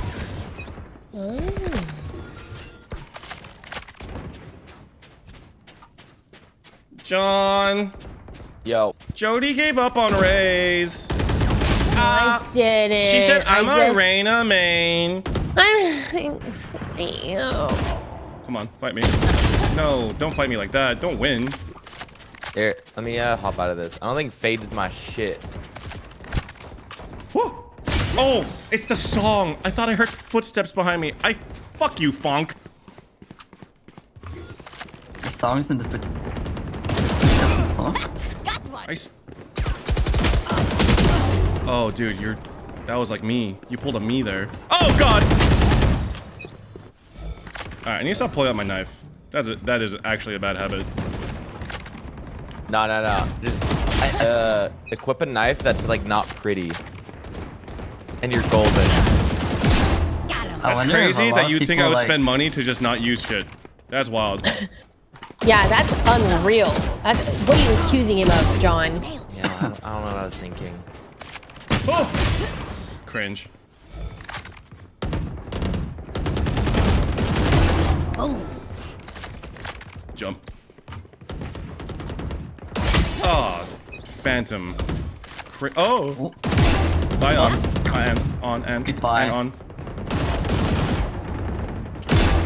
What? Sorry. I saw you kill him. Oh, dude, I should have ADS more. What the fuck? I actually think ADS is pretty good. Oh. My favorite is crouching and losing to a sheriff, and I immediately learned my lesson. Only to unlearn it again. Alright, John, go here. Enemy. If you crouch and you're ADS, Dominating. your first shot bullet accuracy is like I don't believe you. even a lot higher. The only reason I missed is because you lied to me. Oh, fuck me and my... Oh. Oh. Suspicious. Oh wait, throw it again, because I think I saw him through the Roomba. No, cheater. No, I saw no, the you Phoenix didn't. Did you? around the corner. That's why I hesitated. Yeah, I saw while Never mind. I'm just fucking bad. No more excuses. I'm terrible. Dominating. See ya. Sorry. Oh. Well, you would shoot it, no? But I guess I know you are. Free for me. Yeah. Oh! Wow. The wide Also swing from throwing solo that into a while headshot. like this is coming here. And I'm behind you. Why did I tell you? You knew. You knew. I want one for... I actually did know. Oh. Then why did I tell you? God damn it. I'm pretty sure you would have killed me. 10 kills remaining. 10 kills? I panic crouched. This funk is way too fucking loud. I need to lower the music. John, you're gonna kill me? I have 36 HP. Oh, just put an auto respawn. Oh, right next to his skinny French head. Huh. Wait, hold on. Let me look up this. Oh, okay, that was a sick shot. Was that ADS or just normal? That was regular.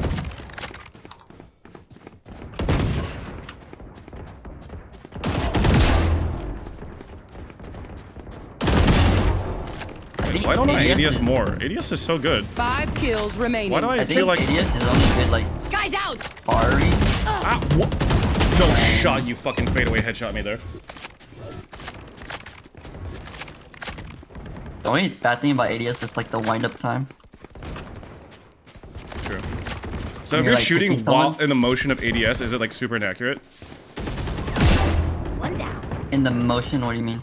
Like, while, like, let's say you start firing before the ADS completes the animation. Like, what's that inaccuracy there? Thing. Like you're ADSing and shooting already? Yeah, or like while you're mid ADS animation, you start firing. I don't know if that makes sense. It's the same as a counter trade. Ah, you The cock. annoying thing is your movement speed slowed. It's ADS When and you accuracy. ADS, okay. so it feels like you Yeah. have to keep it off. 1 kill So remaining. you're easier to hit.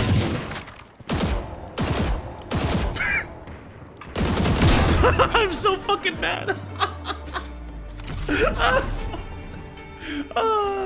was pitied. So if you're swinging it with ADS, you're slower. Oh, I see. I So see. most people, when they're ADSing someone, they're usually like already holding the angle and shooting, unless it's very far range, like John, can you go say help? Left side? Icebox B garage into like A long, I guess, Mhm. or A spawn. Then that's when like some Like, people will right ADS here? peak. Oh no. What did I say? You said left side. It's funny. From my POV, it's Match left. found. Or yeah, they got hell. Oh, shit. Okay, go right side. Well, I'm gonna go in the corner this time. Oh, shit. I love the But okay, you were in Yoru. a corner. Why'd Dude, you Yoru make gets it some of the so? best cosmetic shit, never but then tuck in hell. I I could always just had, never. like- I don't have You know, Yoru off brain. I angle? could never. Yeah, I try to see like an off angle on dies. Can you go on the right side? Match. Yeah. Warm up. Whoa, why are my skins flickering? Oh, no, no. Hey, buddy. Let's kill this guy together. Have you guys used like the shooting arrow graph? Okay, so this clears right and Yeah. nice. Oh, that was you, Ed. And like practice Oh all, god, like, oh god, you piece of shit. Yeah, it's also really nice in DM because when you like die, you can check the graph to see like what you Yeah. missed. Wait, do you have that on? Sorry, what? The shooting arrow graph is like the best way to practice counter strafing. Oh, to be honest, I used to have it on, and then somebody in my game, in the solo queue game, was like, "Why the fuck do you have that on, you stupid little bitch? What the fuck is that? You think you're gonna learn with that, little hoe?" And then I was like, "Okay, I'm turning it off." Wait, what the fuck? I'm not kidding. That is This such guy a- got what? so mad at me. He was like, "You think you're gonna get fucking good at this game by having that on? Fuck you, you stupid little cunt!" Like he called me everything, and then he's like, "You stupid little girl." And then I was like, "Okay, I'll just turn it off." And then I How haven't did had it they on even know if since. you have it Okay, on? but that guy's like a psychopath. What the fuck? Like, what the fuck? Wait, isn't it that you just can see it on the crosshair, like movement error when it opens No, up? no, and no, stuff? no. Shooting Oh, arrow no. graph. Like, why would you overreact like that Stats. towards Go like to video settings. Jesus? No, dude, it was wild. It was wild, but it wasn't my early. It was like in the early days of solo queue. Go to video. Stats. But I'm imagining that if he saw a guy with that crosshair, he would not react in the same way. It's just like misogyny. Well, you guys are talking like literal data, Yeah. not. Like that fire, or it's not even that bad Cheater. too. Like I mean, Dominating. Tense was using it too. I need a mute Yeah, when I I deathmatch, use it as well when I use Phantom. and that's why I don't like solo queue. Uh, But I was talking about like the Shooting arrow, graph. Arlo. And then yeah, you go to the very bottom of stats and the shooting error, and then you do graph only. Or I do. Okay, I can't believe I messed up for sure. Now when you do a mess up, it'll be blue, and when you have What is my mess up? Like it's not accurate to. when you're moving while shooting. So you don't want it to be blue. No blue. I just want yellow. Yeah. Yeah. Orange or yellow means that you were full stop and you have full accuracy. Wait, orange or yellow? I don't have Or, orange. I think it looks orange to me. It might be yellow on your screen. 'Cause of, It's yellow. then yeah. The fact that I'm full running though, and there's still some yellow, is a little scary. Yeah, that means it's a full accurate Yeah. shot. Like I think I'll still get it on like one of these Wait, days. what is so? I guess how do I read these graphs? So for example, when it's half blue, half yellow, what does That that means mean? you're moving while shooting too. So I get or for crouching, I guess. Or he gets And it's saying that it's kind of accurate. Yeah, it's kind of. You're shooting and then maybe you moved in between. Yeah. It's Well, really like, for like water view. I'm running and gunning, so, but it's like mostly. If there's any blue though, that just means like you're shooting, but you also have inaccuracy. The blue's like inaccuracy Okay, blues inaccuracy. Yeah, okay, or movement. Movement with the shot. gotcha. Yeah, I think ever since I turned it on or I started using it too, I got better with my. I was 10 years younger. I would have landed that shot. Question, John. Yep. Raise entry. I'm assuming I put a satchel on this wall and I don't really know.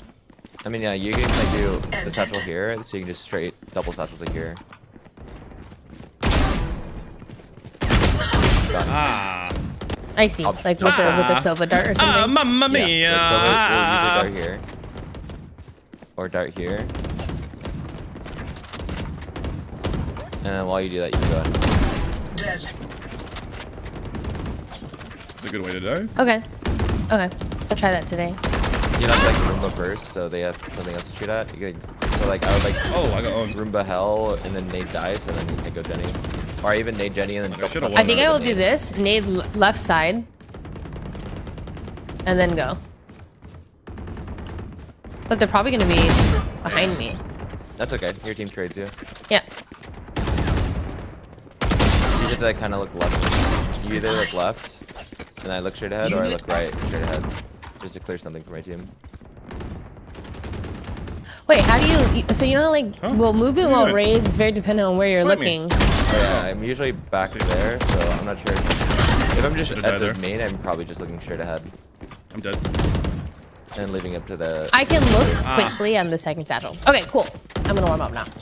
Thank you. Dominating. Oh, I looked at fucking god shit.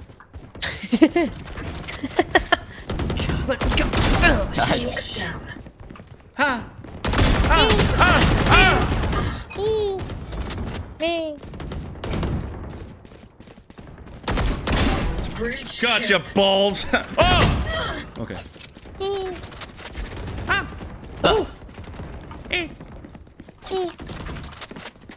10 kills remaining. Shut up, balls.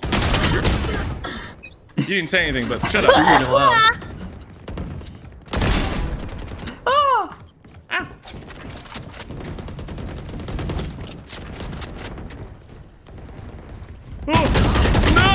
Oh my god, it just scared I was trying new angles. I thought you jumped down and then you were still up there. I was like, what? Oh, come on. Oh! Stupid dinks. Stupid vandal dinks. They're dead. Oh my god. I'm shit. Fight me. Thank you. 5 kills remaining. Don't fight. No, don't do it. Don't you dare. Oh. If I was at Euro, I would be so fucking mad. Your combat. Oh, what the fuck? Leave us. Pre-firing me? What? Here. Hey,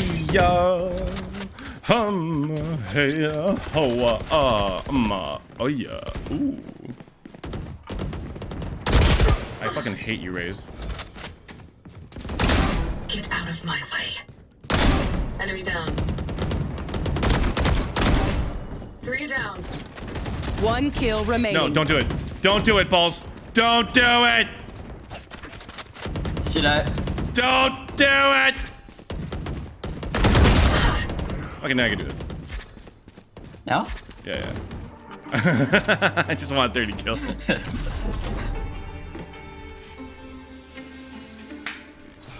Is Dominant Peter back today? Because yesterday was great. Was it? I don't know. I got mixed reviews. People were saying that I was taking it too seriously. I was tryharding too hard. And like, I don't know. I don't want to scare people away.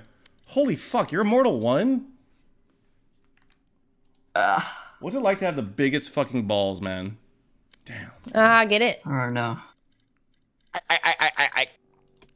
Alright, run it again. Fuck you. I need to hit top 3 at least one time. You are my gate. You're gating me. Match found. Alright, this is... You just keep going. Ah! Holy fuck, Wait. somebody just was camping a corner deathmatch, you crazy little shit. Wait, balls, what are you up to now? Right now? I'm learning coding. Oh. That's pretty much. Sorry, I meant like what are That's you up to fucking today? Sorry. Deathmatch. No, but also no, General. that is cool though. What kind of programming? Like, what's that? What are you learning it for? Just to get it done. You like it? Alright. No, I crouched like a crouch lord. But today, I mean, just like what I'm doing. I don't like the way that this deathmatch player plays. I think you're cringe. You're cringe! You're so cringe. Okay, I'm sorry, Jody. I'm trying to That's change. oh my god, that's so cringe. Oh, How do you sleep at night?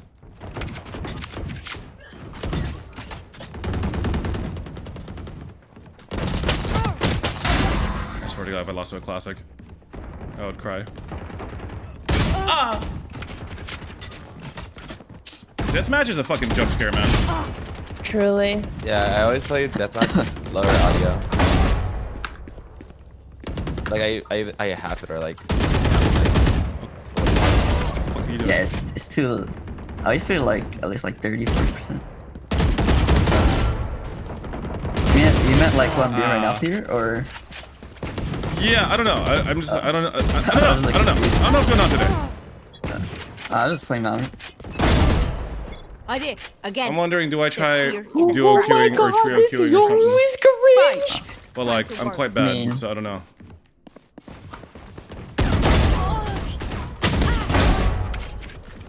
I'm down for whatever. Did you still want a duel, Jude? Or Yeah. you wanna? Okay. Or I'm down to. I imagine I would. Jesus, sorry. I'm in a damn can't think. I want to do it no matter what with someone. Goodbye. It's where I will learn the most. Oh, what the fucking. Oh, I didn't even know the Fucking- game started. Yeah, it started. Get together, man. Oh, Alright. you cringe fucks.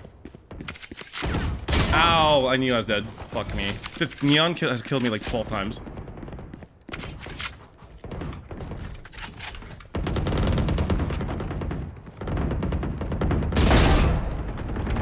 Oh my god.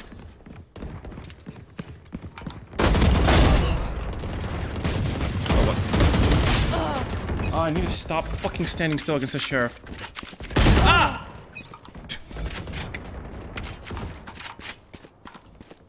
Yeah, basically, you always want to be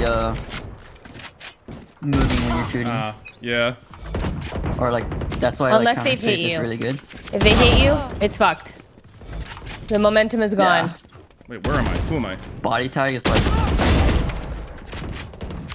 insane. Ah, Yeah, you it's fucking hard, hoe. but-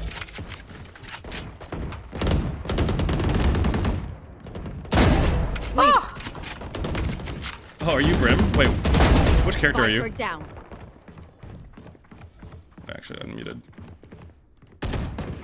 You? What the? Fight me, dude. I hate you. Me in every deathmatch. This Soba is cringe! What are you learning, dude? What are you learning? You are so bad. You are awful. You should uninstall this game. You too.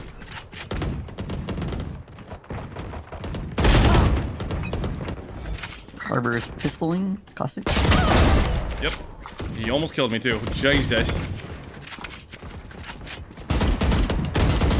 Dude, I can't shoot people, Arden. Look at me, balls! Look at me! It looked at you after. You gave me some warning shots. You just fucking gave me the fucking widdly wop, skibbity doo bop, okay? Dude, honestly, those are the hardest shots to hit. Holy shit, you were fucking breakdancing on my cursor, man. Oh.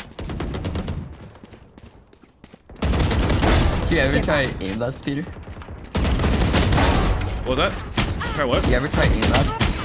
Or like, I feel like Kovacs aim or labs not? feels weird, like compared to like aiming in Valorant. I can't explain it. Ah be abi. Maybe I just Yeah, don't have the it's like just, the right warm up, but like I didn't enjoy it. Nah, it is weird because in Valorant, well, you're using rifles and pistols, which have recoil.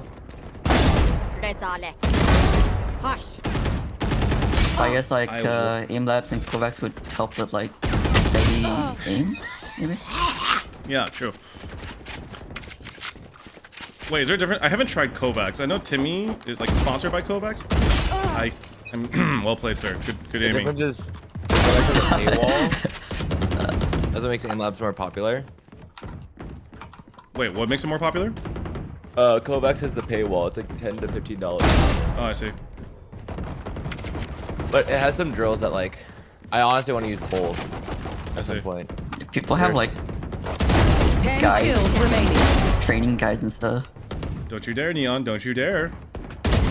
Yeah, so like Kraus That does makes recently 3. on his Kovacs and aim labs. I'm so bad. I'm so bad. I'm so bad. I'm so bad. Reset. Wait. This neon is 13. This Neon is shitting on me.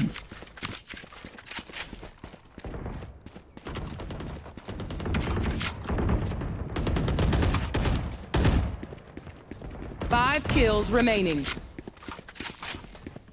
I'll avenge you, balls. Just kidding. This Harbor with a classic is like my sleep paralysis monster, dude. I swear to God. Honestly, since he is a classic, he's probably like moving even faster. Alright, I'm R whenever. I'm sorry, Ann. That makes 3. Oh my god. Can I catch up? Is it possible? One kill Oh, remaining. just kidding. This Neon's way too fucking good. No! Please let it not be me! Oh, he's running away. Oh, he died. Wait, is he pitting me? He's pitting me. Is he gonna do a trick shot? No, he literally ran away from me. Bam. Oh, he's trying to knife someone. That's why. Yeah. Better than being God, at the what a bottom. gamer. Look, dude, top 3. I'll take it. All right, I warmed your balls up, and he's ready to go. He's nice and warm and juicy. Nice, warm, juicy, ready to ball. Good comms. Great comms. John, what are you up to? I'm learning Sova on Ascent right now. I'm in the labs. You want to hop into a Sea of Thieves real quick? A quick lobby? Holy shit. Real? I mean, honestly... Wait a second. Let me see if I have it installed. I'm going to bring back the Sea of Thieves meta, man. Just you watch. We'll be seeing... Oh, it's not installed, and it's 87 motherfucking gigabytes. Okay, next time. Holy! All 80 of those gigs is just water. I cannot believe it. That's actually insane. It's a big game. That's insane. It's a juicy game.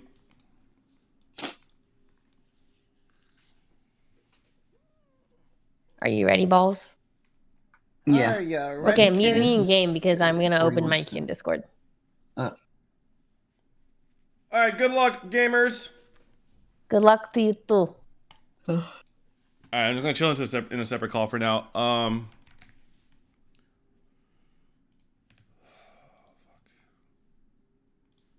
Yeah, see? Boom. First thing on my For You page. Woohoojin Valorant coaching.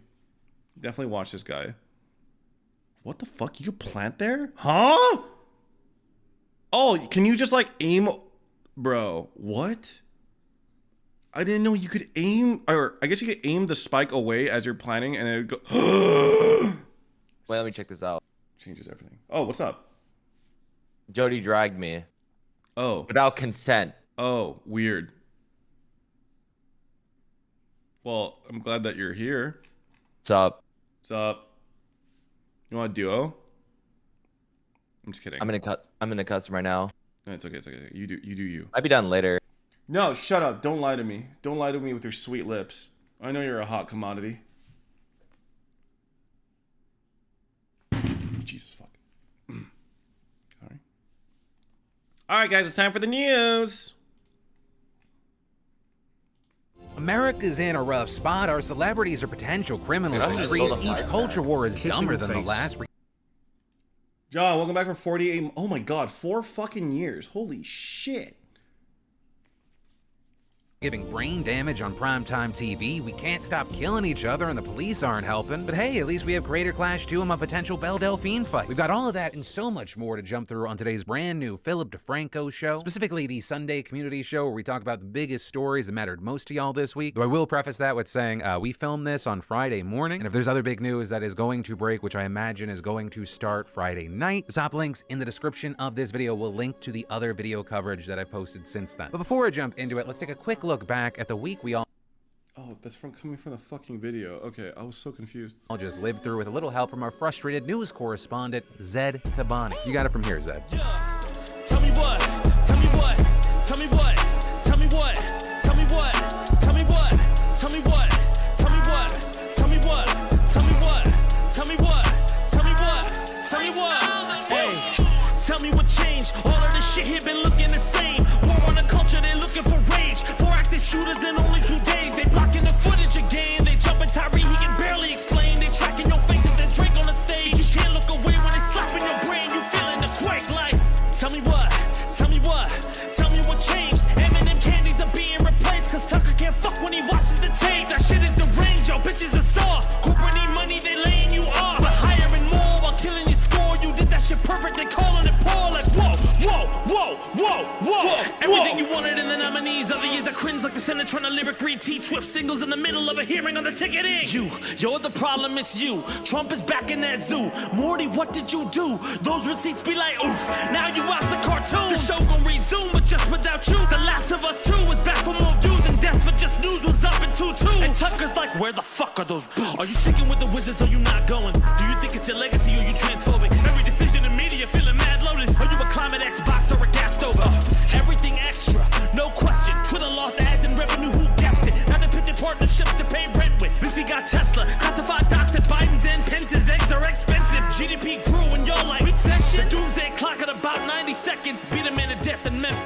me what changed. He was defenseless. What I saw on the video today was horrific. He was a human pinata for those police officers.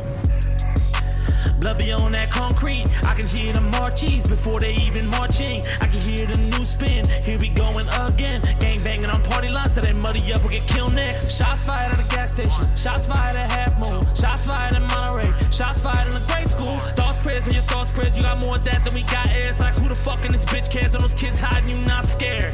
Huh? Killers for the brand, kill their family for the sympathy. Catch red up on their hands. All this money fuck up everything for what you tryna have. From a hospital to help the poor to put it in a bag. But you really I'll be right back. people reading stories while in drag. You be Have a good meeting. angrier than Shannon at the Lakers vs. Morant. But if George does it, Fox is like he's braver than I am. All these hypocrites deleting shit to catch them in a scam. Arizona, where you going? I chime in with Brendan, close the goddamn door. It's kinda funny. I've been hungry. I'm like Keith Lee fighting clout chasers. It ain't about the money, let me eat. All these motherfuckers claiming free speech before they tell you what minorities, real history you can teach. Or they cover up like Modi about the riots in the streets that went and killed 1,000 Muslims and some Hindus in the breach. I can see you fucking grifters for what you are in the first place. When everyone else see you, you break it down and your nerves shake. I'm wanting to smoke until they burn this down and do knocked out like Ethan versus Phil in the first round. Too soon. Now it's become a favorite way to consume. Damn, that was good. Shit. Wow. I'm depressed though. That was depressing. But yeah. From the news. With that said, let's jump into Monday. So on Monday, we talked about Dana White's power slap controversy, how our infrastructure is screwed, the Lunar New Year's shooting in Monterey Park, and the police killing in Atlanta. But really, the conversation in the comments was dominated by two stories. Starting off with power slapping, you know, the sport where people stand up and give each other CTE. With Cody pointing out that the first neurologist we quoted was Chris Nowinski, a former pro wrestler and PhD who analyzed Chris Benoit's Damn, brain he's a after pro wrestler and got a PhD. Wow, what the fuck? This guy's got it all. his death. And so noting his words carry some weight, which was a thing that we knew. I forgot to include that detail, but it is important. You know, hopefully you know that I don't source quacks, but it is important to include. But I mean, really a big part of that story was the criticism around Charlie Moist Critical, because you had a number of people pointing towards him because he had shown support for similar slapping sports in the past, which was an increased topic of conversation because he posted a video explaining that the version of the sport he likes has stricter rules that protect people. But even still, there was a lot of debate about how safe it is, with a big point of contention being around the rules, right? In other slapping sports, you aren't allowed to use the base of your hand near the carpal bones, only with the open palm. Oh, really? Fingers, I thought that's where all the oomph is. Your back to generate power, all of which is supposed to help with safety. But also with that, there were a number of you that weren't buying that it was that much of a difference in the long run, with Fuchs saying, you're still standing there taking a hit without defending. Charlie just doesn't want to admit that he's part of the problem, with a number of people arguing that if you actually look through the clips that have been shared, that it seems like people do get hit with the base of the hand pretty often in any version. And a number of people were getting into arguments and fights in those comments. Some saying that's not what he was talking about, others saying, no, here's literally what he was talking about, linking and time coding the clip that he commented on. And there were a few notable things that the team found while they were looking into this. Right, apparently the rules for Power Slap and other versions are all essentially the exact same ones that the Nevada Gaming Control Board requires. And that was a clubbing penalty, but they aren't uncommon, and the slapping continues with more clubbing and stepping penalties. Damn, he fucking took that slap like a Chad. What? Like, he hardly blinked or expressed anything. Damn. There's also a more recent one from about 2 weeks ago. Oh, wait, that's actually brilliant, though. He has a fucking full beard. I wonder if that, like, softens the blow at all. Right, and with that, I saw someone say, you know, it's not like CTE stops because it was an illegal slap. But arguably the biggest difference is that based on the clips of power slapping that are going around, power slapping just doesn't seem to enforce the rules. Because essentially every single one is a clubbing violation where they're hit with the base of the hand. But also with this, almost all of us are kind of just outsiders looking in. So to try to get to the bottom of this whole thing, we actually slid into Nowinski's DMs. And the team just asked him, you know, is there a big difference between the two? And this is what he had to say, writing, the more mass that connects, the worse a slap injury. But if they slap 10x and fingers only versus 2x with a full palm, it can even out. So seemingly there is a difference. Both are bad. Yeah, I just feel, you know, maybe like getting hit in the face, like getting hit really hard in the face, I feel like that's like not good for your brain. I don't know though. I don't know. Power slapping seems to be more about, and maybe even to a degree, promoting the worst version. But either way, rules, no rules, it's not going to be good for you. But then, of course, the other story that had a lot of people paying attention was just the tragic shooting in Monterey Park, California, where people were out to celebrate Lunar New Year in a predominantly Asian community where a gunman entered a ballroom and started shooting, with him then going to a second one in nearby Alhambra attempting to do the same. With, you know, a lot of people just wondering, why was this done? And while, of course, there are some educated guesses here, as of recording, police still haven't officially stated a motive. But what we did see in the comments was so much praise for Brandon Tsai, or the man at the ballroom who disarmed the shooter. We also had Kanoki giving us a realization of what it's like seeing that kind of headline, writing, I just returned to the US after a trip to Japan so I can do Lunar New Year's with my family, and the shooting is the first thing I read after getting off the plane. Truly a USA moment. And in a similar vein, there were a lot of comments about people being disconnected from stories about mass shootings until it was in their backyard. Also, on a lighter note with this story, Brianna and others were impressed that I managed to hit the line Chester Chong, chairman of the Chinese Chamber of Commerce. Many wondering how many times it took, and the surprising answer to that is 1, which is not a flex. That is genuinely surprising, because me saying, sup, you beautiful bastards, like, I have to do that 4 times. But I'm glad that there is at least like a lighter distraction for an otherwise just completely negative day. And then like Chester Chong, the chairman of the Chinese Chamber of Commerce. Oh shit! Wait, I got bars. Dope. On Tuesday, we delved into the craziness that was the M&M's culture war, my desire to punch Ethan Klein or Belle Delphine in the mouth for a good cause, this Ticketmaster shit show, and why our country may start using eggs for currency. And there is, starting with the creator clash story, some of you got jokes. Bruno called me out with Phil mentioning Belle Delphine and not putting her in the thumbnail is a miracle, to which I will say I'm trying to be better about what we do with our thumbnails. No more of this like someone had a 2-second quote and then I use their face, as much as the YouTube algorithm rewards that sort of behavior. But then, regarding the M&M outrage, which of course is just one of the several conservative culture wars right now, with many of you just kind would of you mocking fucking them, M&M? like when Tim said Tucker Carlson calling a peanut M&M a plus-sized obese M&M is objectively the most hilarious thing I've heard in a while. And Crybaby stayed on brand and said the M&M story is wrong. Vinny.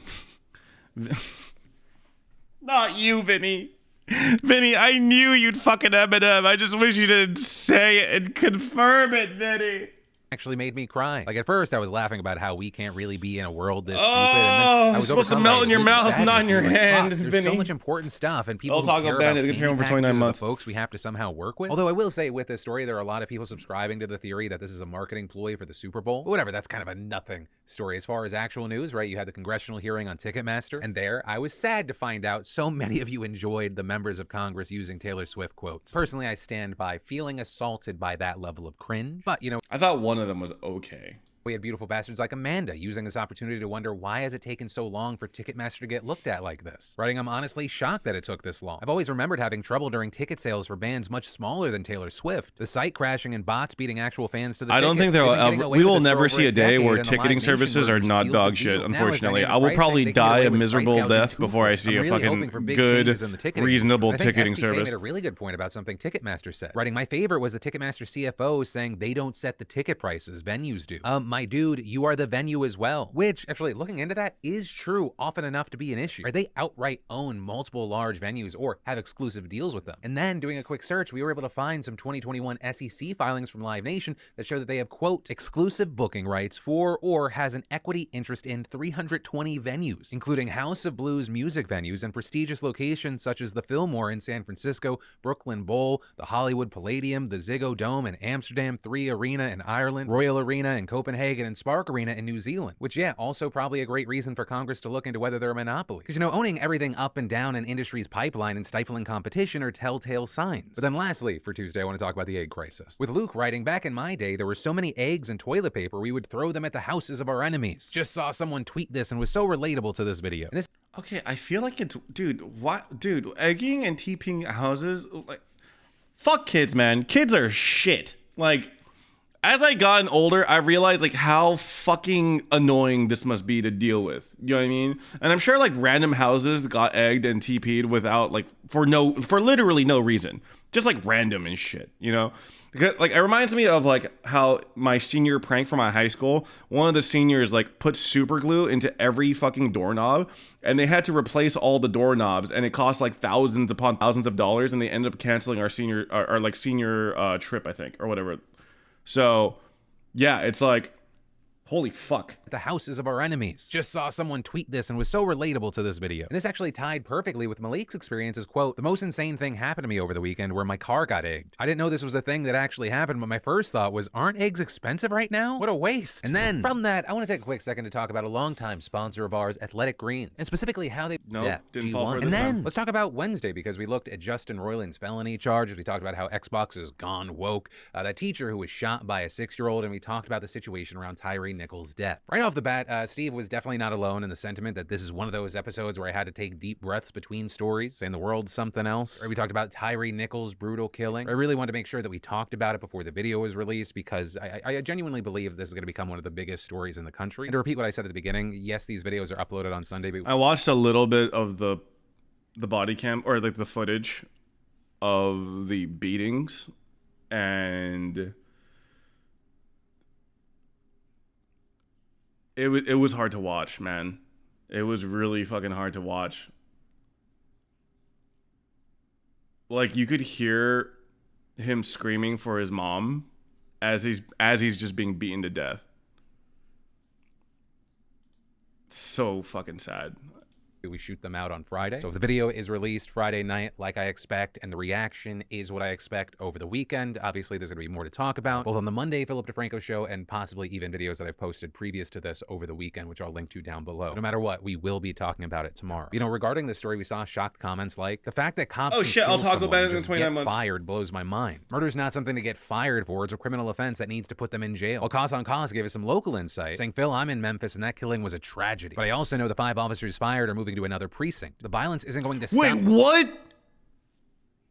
What? Wait, I thought they got charged with murder. What? It's just going to change to a different location. The punishment isn't as severe as it would be for a common person because they are police. It's sickening. They need to step up. Firing and paying out money doesn't cut it. There needs to be more. They did? Oh, God bless. About this on Thursday. The 5 officers involved in this we know have now been charged with second-degree murder among other crimes. And as of recording this, they are sitting in county jail. Also, it's believed that given the high-profile nature of this case, it's going to be unlikely that they're going to be able to also, fucking treat every fucking police brutality case with that level of swiftness and severity. You know? Like, good. I'm glad. But I feel like there may be a reason why these officers in particular were charged so quickly and, you know, fired and charged so quickly. You definitely don't see this kind of treatment with all police cases.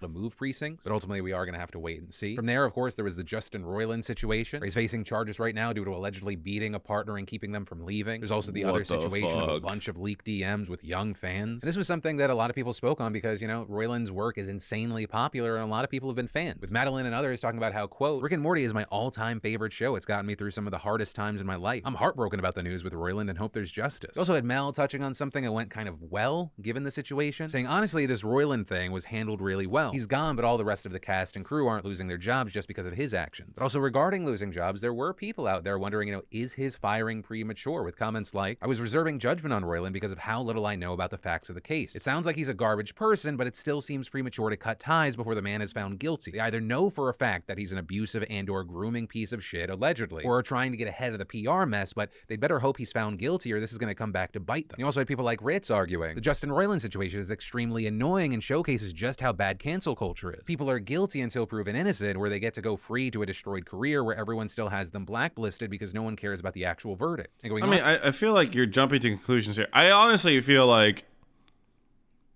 there's more information out there, which is why they acted like that. I don't think that they just like jumped to it. I don't know. To say anyone can make accusations, it shouldn't be so easy to weaponize, which I imagine those opinions are going to spark a debate. Also, really quick regarding the teacher update, right? She is suing the school over the 6-year-old who shot her. As she fucking should. Leonard, I think, really spot on, saying criminal negligence doesn't quite cover the 6-year-old shooter story. This is closing your eyes and ears, screaming la la la, can't hear you, while genuine evidence is being shown to you and not making any action to protect the teachers under your care. Also, before this becomes just a super depressing recap, we did get to have some fun. Right, we got to make fun of people who are still fighting stupid culture wars. Right, there was the Microsoft going woke situation just because they provided an option for gamers to have their systems update when it's best for the power grid. And I think Tim kind of hit the hypocrisy on the head for many boomers against the kind of woke initiative. Writing, my now 60-year-old dad used to hate when any appliance was put on standby due to unnecessary power draw. Like turn the lights off when you leave a room. I never thought an update to a console that allowed him to live his zero power usage dream would be considered woke. And then let's talk about Thursday, right? We True. I thought you wanted me to save money, Dad, you fucking dumbass. Andrew Tate, Donald Trump's potential Facebook comeback, how nonprofit hospitals just absolutely screw people, Alec Murdaugh's absolutely crazy crimes and allegations and charges, and another conversation with body image experts. First off here, Phobos really just sounded off on the Andrew Tate situation, pointing out that there is a hypocrisy, or at the very least an irony to the situation, with Tate saying there's no justice in Romania after he has specifically in the past said he moved there specifically for that reason. But as far as like what mattered in the news that we talked about, Tate was very, very low on that. Because unfortunately, the story we talked about with the nonprofit Providence Hospital, that doesn't seem to be an isolated thing. With people sharing so many stories, people like Boatin' Button, talking about how a client of hers was scrambling for $50,000 to help her son's heart condition, and saying, I did some research for her, and lo and behold, that hospital is a nonprofit. Her son easily qualifies to get the procedure for free, but they made sure she didn't know that. They scared her into looking for payment for her son's life-saving procedure, and I'm so livid about it. What the fuck? What? Stories about getting bamboozled with a bill, they weren't isolated. With Mike not being very subtle about his disdain for the higher-ups in the medical field. Writing from the bottom of my heart, thank you for shining a light on how corrupt and horrible the healthcare industry is. The hospital executives are filthy and do their best to scrape every penny out of their staff, nurses, PAs, MAs, and other support staff, and everyone is underpaid except the ones that don't do a single thing at the hospital. Which is also why I've seen a number of experts say, if you are at the hospital and like the doctor just left and all of a sudden someone's in there and they're trying to get you to pay, you just say something like, I have to look at the specifics at home first. And then just script-wise, they're going to say 1 to 7 more things to try to get you to go on some sort of payment plan in the moment. But I saw people recommending get out of the situation, research it. If you can, talk to another expert that can speak better on it. Because in many of these situations that have been described at nonprofits, the people aren't supposed to actually pay for this. But easily the thing that resonated with most people in the comments section were the body image experts. And I will say the conversation that happened around this, it made me feel not only like happy that it was beneficial for people, but it made me like extra thankful that I have this show. Right? And easily the thing that resonated most with people was how it kind of reshape the conversation about their body, specifically with body neutrality. Right, among the numerous stories that people shared, we had stories about people with cancer learning to be content with their body or where it is as they recover. We also had a lot of people with EDs talking about how shifting the conversation away from body positivity was actually better for them in their recovery. With Corey really opening up, and I just want to say, Corey, thank you for sharing this. It's very vulnerable and I appreciate you. Writing body positivity has always been wildly out of my grasp. I hear about body positivity and it doesn't even compute because of how much I hate my own body. And as a dude, I've always felt like I'm not supposed to talk about my body insecurities. At least body neutrality feels reachable. I know I'm never going to love my body, but getting to a place where I don't hate what I'm seeing in the mirror at least feels obtainable. And that's tough. Where I want to say, once again, thank you for sharing. I hope you feel comfortable at least saying it to me, even though we're doing everything in public. We're crazy. This isn't something that when I was a kid was considered normal. The fuck preconceived notions of normal. And I would recommend looking further into body neutrality because one of the things that people kind of really love was the idea of if I'm going to focus on something, I should focus on function. And for me, that was kind of a game changer, just even in this past week of pivoting of where my mindset is. Because for me, even though I'm very aloof about a lot of things in my life, I'm also very detail oriented when it comes to numbers. And if the conversation I'm having with myself is about my body and I'm going to use numbers, I try to stay away from something at this point like weight. And instead thinking of, okay, if I'm just thinking of my body as a vehicle, I know that based off of my actions and how I'm treating it, I'm starting and if I want to do an incline walk on a treadmill. First time I did, 12, 3, 30, 12 incline, 3 speed, 30 minutes. I didn't get anywhere near 30 minutes. I was able to do it 10 minutes and then my lower back hurt. Then I'd rest, I'd come back to it. And oh my God, I can relate to this, but this is just me getting out of bed. Bro, please stop the passage of time. I'm in my 30s already, man. Fuck. God, I would kill someone to have the body that I had 3 years ago. I never would have thought I would have said that. And now, I'll do 12, 3.3, 60. And you can do that with even more basic things. I would just kill around your neighborhood for how long, or jogging, or running, or then weightlifting. This is hyper specific to me because I have like this whole kidney thing, but like I get my blood work and I compare the numbers. It's almost like a game to me. And the good thing is because my numbers have gotten better as like my cholesterol and my creatine and all that bullshit, it also affects my energy levels in the day. Yeah. All I want to say is that how you say it? Or is creatine different from creatine? Or fucking whoever. Everyone has these feelings about themselves. So please don't feel alone in that struggle, but also don't feel alone in the potential and the excitement that you can have. Oh, is it different? Okay, I wasn't sure. But I'll get off my soapbox and jump back into the story. Because we had people like Bronwyn having a very healthy approach to the subject as well. Writing, one thing that has helped me massively is reminding myself that my body will always change. Saying it's great to get to a place where you love how you look, but you need to keep adapting to feel good or neutral about the constant evolution of your body. You're gonna look different, age, go through hormonal changes, gaining weight, losing weight, etc. And really there is no shortage of comments and conversation happening around this. If you haven't gone to that video, or if you want to dive deeper on it, so many of those conversations were so interesting and helpful. But that's actually where I'm going to end Thursday in today's show. We ended on a positive note through all that negativity. Amazing. Wow. Thought that was impossible. Anyway, let's watch why we hate Mr. Beast, helped I guess. 1,000 people get their eyesight back, and for some reason that made people furious with him. There's a kidnapper on the loose that you might be able to help find. We're seeing more big updates with the horrible Tyree Nichols situation since the videos were released. We've got to talk about all of that and so much more on today's brand new Philip DeFranco show, so buckle up, hit that like button, and let's just jump into it. Is Mr. Beast a disgusting, exploitive monster, or is he a hero? Or both of those arguments have been flying around the internet for over a day now. And that's because over the weekend he uploaded a video titled 1,000 Blind People See for the First Time, where we see him work with a surgeon to perform an operation on blind and partially blind people that would allow them to get their vision back. They can't see, but we have all the technology to fix it. Yep, half of all the blindness in the world is people who need a 10-minute surgery. But the thing is, a lot of these people that's fucking crazy. Just don't have access to it or the money for it, even though it's life-changing. With a number of people sharing their stories to Mr. Beast and his team, you know, one person in the video saying blindness stopped them from working, another saying he's never been able to drive a car, but this procedure changed all that. And of course, because it's Mr. Beast, he didn't just stop at the surgeries. He gave one guy a Tesla, others got money. What does this say? Okay, this sounds a little fucked up, but I would maybe hold off on giving the guy who just regained his sight a car. You know, like maybe give him a week at least. You know? I don't, like, maybe, does that make me an asshole? Where I'm just like, hey, like, just like, maybe you could just, I don't know, man, not drive that car right now, you know? Give him, like, the biggest, emptiest parking lot in, like, a week.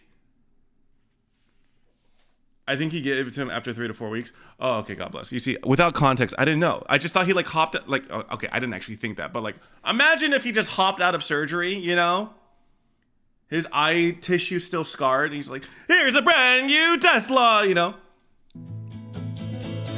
You just won $10,000. Here you go. Oh my gosh. You also see him take this international with people from other countries also getting help, and in total changing at least 1,000 lives. And largely the response to this video has been very, very positive. People saying it's heartwarming, it's amazing, but also others saying things like, are we going to start celebrating people with resources giving back to people for entertainment only? He gave these surgeries to people who agreed to be in a YouTube video for him to monetize. How is that charity? And he just makes people dance on camera for basic human needs so he can make millions. As well as some that were split saying he makes a good impact, but he does it in a borderline or maybe not borderline unethical way that benefits himself more than anyone he could ever help. Giving should be as selfless. I don't know, man, about that. I feel like receiving ad revenue in exchange for restoring fucking vision to people who are blind. I also see Mr. Beast as someone that like puts a lot of the money he receives back into his video projects. Do you know what I mean? He could just not do the video though, but like it's kind of like a self-perpetuating thing. He receives ad revenue in order to help people, in order to receive more ad revenue in order to help people. It's like a cycle. You know what I mean? He also didn't he do a fuck ton towards like cleaning up the environment when it came to like removing waste and trash from the oceans and shit? Like, yeah, he'll have his videos where like it's just like friends like winning money or like a random grouping of people. I don't like, say what you will about the quality of his videos. I think people will like agree to disagree whether the videos themselves are actually good. But I feel like monetizing his videos in order to like receive funds to help more people, I think is a net positive. Okay.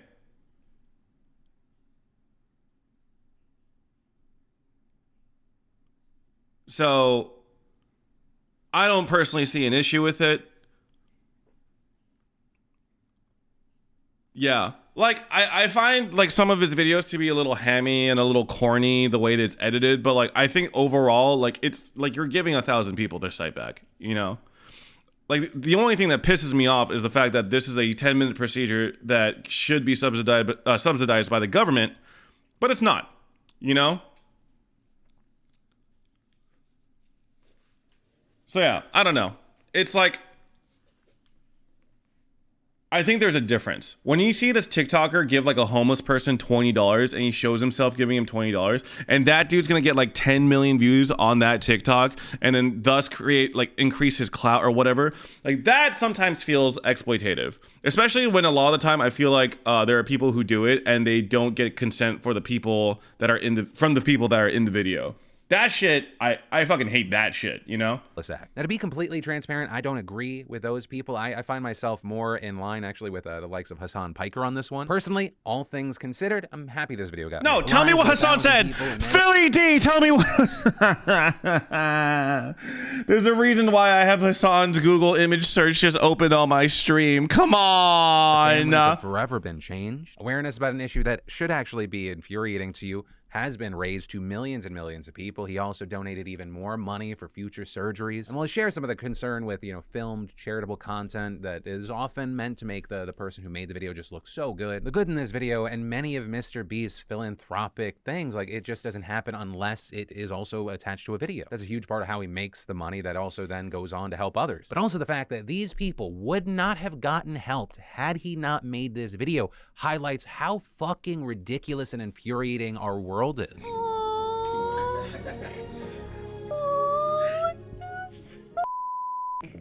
You watch this video. Ray, stop swearing. God, my fucking virgin ears, man. You go, oh, how cute and how nice. I watched the video and I'm filled with rage. Yeah, tell him, Daddy. What's wrong with you? That we shut off access to a 10-minute procedure because we paywalled it and decided that like some people just simply can't get it. It's up to like one YouTube guy to like decide to make content out of it that people who are too poor can't just fucking see. I am happy, or maybe the better word is relieved, that all these people got help. But it's horrible that we live in societies where these people would have been fucked if Jimmy decided, hey, like this video shouldn't even exist to begin with. You know what I mean? Like we should be just providing people that can have their vision corrected with a 10-minute surgery. Like they should just be able to go to the fucking hospital and get that done. Healthcare, like, it just feels fucked up that if I'm sick, I need to pay money to not be sick. Especially when I fucking pay taxes, bitch. Hey, man. Like, I pay a lot of taxes. If that money is going towards helping people that are fucking sick that aren't me or are people that I don't know, fuck, that's good. Okay? That is good. Give away an island rather than help these blind people. And the thing is, you know who agrees with that? Mr. Beast, with him tweeting out this morning. I don't understand why curable blindness is a thing. Why don't governments step in and help? Even if you're thinking purely from a financial standpoint, it's hard to see how they don't ROI on taxes from people being able to work again. Which, yeah, we've talked about similar arguments on the show before, although I do want to make sure that people aren't thinking like, oh, all blind people can't work and are a burden to society, because like that's just factually not true. But also, to defend Jimmy here a little bit, I think he only had a few. What you are describing is socialism. Yes. Yes. We literally have something called Social Security. Yes. I think our Social Security needs some work, don't you think, chatter? The space that Nuance dies on Twitter, and I'm sure he didn't mean it like that. But also, the fact that we have to argue about the financial benefits of this, it sucks. Where we're like, hey, if you remove the heart from the situation and, just the feeling, the need to care for your brothers and sisters who are lying there bleeding on the ground, financially, it just makes more sense to pick them up, patch them up, and get them out back in the world. Because unfortunately, the further people or a problem is from us, the less we can. I would actually argue that capitalism is probably more evil than it is good. Like, we're able to experience a lot of cool, fun things because of capitalism, but overall, capitalism is extremely exploitative and ruins a lot of lives. Basically, we just commodify people and labor, and like that's why we are reduced to being like beneath human a lot of the time. We should care about our fellow man. We should care. We should want the best for everyone when they're down on their luck, when they're not doing so well, when they're unemployed, when they're sick. It shouldn't be conditional. Okay? connect to it. So thanks to capitalism, we're like, but what about the money and how this might impact your taxes or just inconvenience you in some way? But yeah, that's a story, some might take away, and of course, I'd love to know where you stand on this. And then, breaking news, corporations are fucking you and they're not even texting you back after. With a new report using industry I'm raw and bloody. It's true. data finding that in recent years, utility companies have shut off power to millions of mostly poor, non-white, struggling Americans. And at the same time, they've squeezed out record profits, which they've funneled into stock buybacks, dividend payments, and executive salaries. Right, by the numbers, utilities companies cut off service an estimated 4.2 million times during the first 10 months of 2022 alone. And that's a massive jump from the year before, with electric shutoffs spiking by nearly 1/3 and gas shutoffs by 3/4. Reportedly, all it would take to help the people who at that time can't afford their bills is a tiny fraction of profits. Right, for 12 large companies examined, the collective customer debt from all the shutoffs amounts to just We're watching offline TV and Friends after this. I'm fucking depressed. Philly depression, more like. 1% of dividend spend. How do I? Let's go for 8 months. In your cold, dark apartment, just trying to survive. There's some investor rolling the last year paycheck into a joint off Martha's Vineyard. And as the climate crisis pushes temperatures further out to the extremes of hot and cold, people are only going to need more heat and AC, which will then drive up the prices, and the problem just gets worse and worse. And then, if you're in the online dating scene in Oregon right now and you see this guy, swipe left, because that is 36-year-old Benjamin Obadiah Foster, and he is... I'm sorry, anyone whose middle name is Obadiah is a red flag. Sorry, middle name Obadiahs. I feel like you're up to no good. I feel like you're probably going to set me up for a biblical level execution. Suspected of kidnapping and torture, with police kicking off their search for him last week after they found one of his alleged victims bound, unconscious, and near death. And this reportedly is not his first rodeo. He allegedly tied up his girlfriend back in 2019 and beat her viciously for 2 weeks, but was then convicted on lesser charges and released from prison 2 years ago. And even before that, he was charged with domestic violence, battery by strangulation in 2017. And the thing is, right now, while he's on the run from the authorities, he's reportedly using dating apps to lure unsuspecting women into helping him escape or potentially to find more victims. Damn, he really is on the hustle while he's on the run. Like, he can't even put his whole focus onto escaping authorities. He's got to get some strangulation on the side of that. Holy fuck, man. Also, police saying they may have shaved or dyed his hair, so he might not look exactly like he does in this photo. But if you do see anyone resembling that face, do not engage with him because he may be armed and dangerous. Just contact the authorities. And especially if you're in Oregon or in nearby states, share this guy's photo on your socials. You may be part of the reason this monster gets arrested. Oh, break time. Let's see Danny. Danny, run it. Run it, Danny. Fuck him up. Oh, yeah. Oh, fucking yeah, baby. Fuck him up, Danny. Fuck his ass up.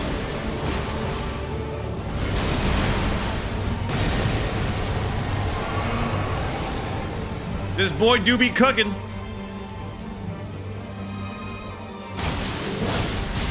Yes, yes, yes. Oh, oh, oh my God, that would be heartbreaking. Oh! Extraordinary. The mark of a true. Bro, he must have uninstalled this game so fucking fast. Good for you, Danny.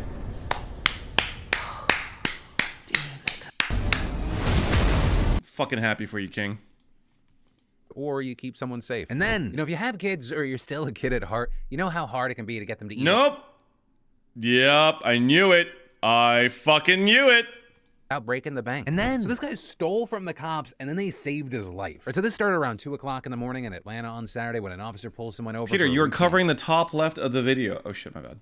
Traffic stop. They're talking for less than a minute and the cop suddenly flips around and sees some other guy jacking his patrol car. Yo, back up! Get out of the car! Here! 1410, someone just got in my patrol car. He takes it, books it down the highway with the emergency lights flashing. And he makes it about 8 miles before losing control in an intersection and flipping onto these railroad tracks. With the cops then catching up to him and scrambling to pull him out the broken front window as they hear the train horn blaring in the distance. They know they don't have much time, they're doing it, and they eventually drag him from the wreckage mere seconds before the impact.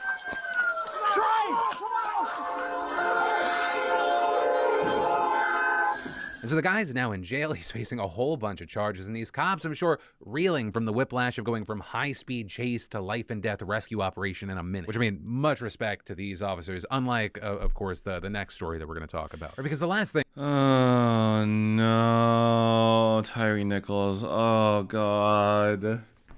thing we have to talk about today is the Tyree Nichols situation. Because on Friday, the police released the footage of the violent arrest, though calling it a violent arrest doesn't feel right. It feels more like it was just a witnessed execution. And it was just as bad as it was described, though hearing that he was beaten like a human piñata and actually witnessing it are two drastically different things. Now, as a heads up, I am not showing the footage in this video. It is readily available. I think it is important that people watch it, but I'm not going to force people to watch it. It is traumatic and devastating. But that footage, which we will talk about, comes from both body cam and surveillance cameras. It was released in 4 different videos that run about an hour in total. Now in the first video, which very notably doesn't show why Tyree was pulled over in the first place, we can see officers yelling profanities at him, forcing him roughly out of the car. Tyree is heard saying, "I didn't do anything," as officers begin to force him to the ground. From there, the officers continue to wrestle Tyree, who does not appear to be resisting them, repeatedly saying, all right, and trying to comply with them, even as they shout a ton of different orders at him. Or they tell him to get on the ground when he's already there, tell him what to do with his hands while they're holding them. And the entire time they're holding a taser, saying over and over again that they're going to tase him, also threatening other violence. With Tyree seemingly trying to comply with the confusing and simultaneous overlapping orders. Also at this point, officers reportedly sprayed pepper spray in Tyree's face, but Tyree was able to get up and run away, with one officer unsuccessfully deploying a taser to try and stop him. They then chase him, more getting called up. They eventually catch up with him. Video also catching this interaction between police who remained at the first location. I hope they stomp his ass. And from there was a second video, which was recorded by a security camera on a pole without sound. Meanwhile, the third and fourth videos were taken from different police body cams, and while some of the footage on the ground is obscured or not shown entirely, they do both provide audio. And from there, we see the officers quickly take him to the ground, hitting him as they try to restrain him. One officer repeatedly pepper sprays Tyree, who can be heard screaming in pain and calling out, "Mom, mom, mom." And notably here, lawyers for Tyree's family say this happened just 100 yards from his family home. The officers are then seen kicking and beating Tyree. A fourth officer then arrives with a baton and begins to strike him. The officers alternating holding his arms and violently punching his stomach and head repeatedly, even as he's clearly restrained. With Tyree eventually handcuffed and dragged to one of the officers' cars, where he's propped up in a sitting position. He is in clear need of medical attention, groaning in pain. But dude, like, imagine a police officer is holding a gun at you, like multiple police officers holding weapons on you, drawing weapons on you, and they all tell you to do different things. Do you just not think you're gonna fucking die there? I would. I personally would. Especially if I was a person of color, like, I would just be like, oh no, this is how I die. Like, I don't know what to do here. They're just going to shoot me and kill me, because there's no way that I could follow all these different orders at the same time. despite that, at least 7 officers who were on the scene are patting each other on the back, waving flashlights in Tyree's face, one even fist bumping another. And then a few minutes later, when 2 medics finally arrive, they don't really do much, besides helping Tyree sit up after he repeatedly Does person of color not apply to you? I feel like maybe I'm wrong. I think as an Asian American man, I will not be persecuted in the same way that a black man in America would be, you know? Like, obviously I experience things differently as a minority compared to like other, like, compared to like, you know, a white American, obviously.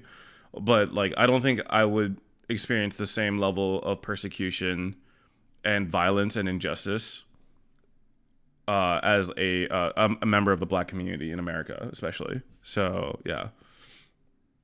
I mean, sorry, maybe I shouldn't have said person of color, but like, yeah, maybe I should have rephrased that, but I just feel like it's for sure different and like not at all the same. Clearly unable to hold himself up. In fact, it took the medics more than 15 fucking minutes after the beating before they opened up their bags and gave medical aid. And a little after that, officers bring out a stretcher, an ambulance arrives with reviews of the footage, finding that he sat by that car for 24 minutes after being... When COVID first broke out, Asian Americans are persecuted pretty hard. No, it's true. Like, I mean, on the onset of the outbreak of COVID, Asian Americans definitely experienced a spike in like hate-driven violence. But I would say just overall, like, considering the history of America, we're still very, very backwards, especially when it comes to the treatment of black people in America by law enforcement, especially. Taken into custody. So obviously, all that footage reveals how truly fucking horrible this whole ordeal was. But also, a thing that I wanted to touch on here with this footage is that it shows officers repeatedly making claims about Tyree and his behavior that are not at all supported by the video, and in fact have been actively contradicted by the DA and other officials. For example, 2 officers claimed that he reached for his gun, with one of them saying he also swung at him. But literally none of the footage police released showed that. At another point, one officer said the traffic stop took place because Tyree wouldn't stop his car and then swerved like he intended to hit the officer's car. But again, we have no video to to back that up, and the Memphis police director has said that the department can't substantiate the reason for the traffic stop. And throughout the encounter, some officers seem to allude to the fact that they thought Tyree was on drugs, though no public evidence has indicated that was the case. And so there, you have many experts saying this is very important to note because this is an example of police utilizing body cameras to influence narratives. Right? Essentially, the idea being, if we know that part of this is going to be documented, why don't we use it to plant seeds to justify our actions? Also, of course, another big aspect of this story was the reaction that we've seen. I just feel like a traffic stop should not result in a man's death. Plain and simple as that. Like, the man was restrained. The man was restrained.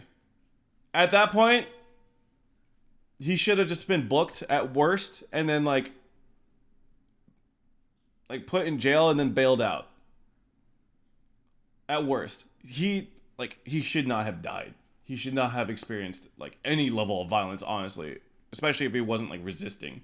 Right, in preparation for the release of the footage, Memphis's public schools canceled after-schools activities on Friday, and many businesses boarded up windows to brace for looting. But for the most part, protests were scattered and largely peaceful. In Memphis, we saw groups of demonstrators gathering downtown and taking to the streets, with some of that group blocking the I-55 bridge. Protesters also reportedly halting traffic in LA, Portland, and New York, the latter of which shut down Grand Central Station in anticipation of the demonstrations. In Los Angeles, one of the protests became tense after people gathered outside the police department and tore down a protective barricade, though none were arrested. Meanwhile, officials said that 8 businesses were vandalized and 1 person was arrested during demonstrations in Hollywood, Seattle, DC, Atlanta, other major cities also seeing people taking to the streets. But again, the nationwide violence... He's in his right to resist when he's surrounded by little demons. I mean, I understand what you're saying, but if you try to resist the cops in that way, you are also as good as dead.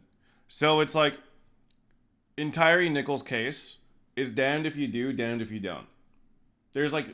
There is just literally nothing that he could have done to change his fate when it came, like, after they stopped him. It was a true no-win situation in which he either complies and gets beaten to death, or he resists and gets beaten to death. The only thing he could have done, no, nothing. I can't, like, there's nothing. Nothing he could have done. What we could do now is like abolish the current like policing, like the police state that we have, where, you know, the police could basically get away with whatever the fuck they want, even with body camera footage.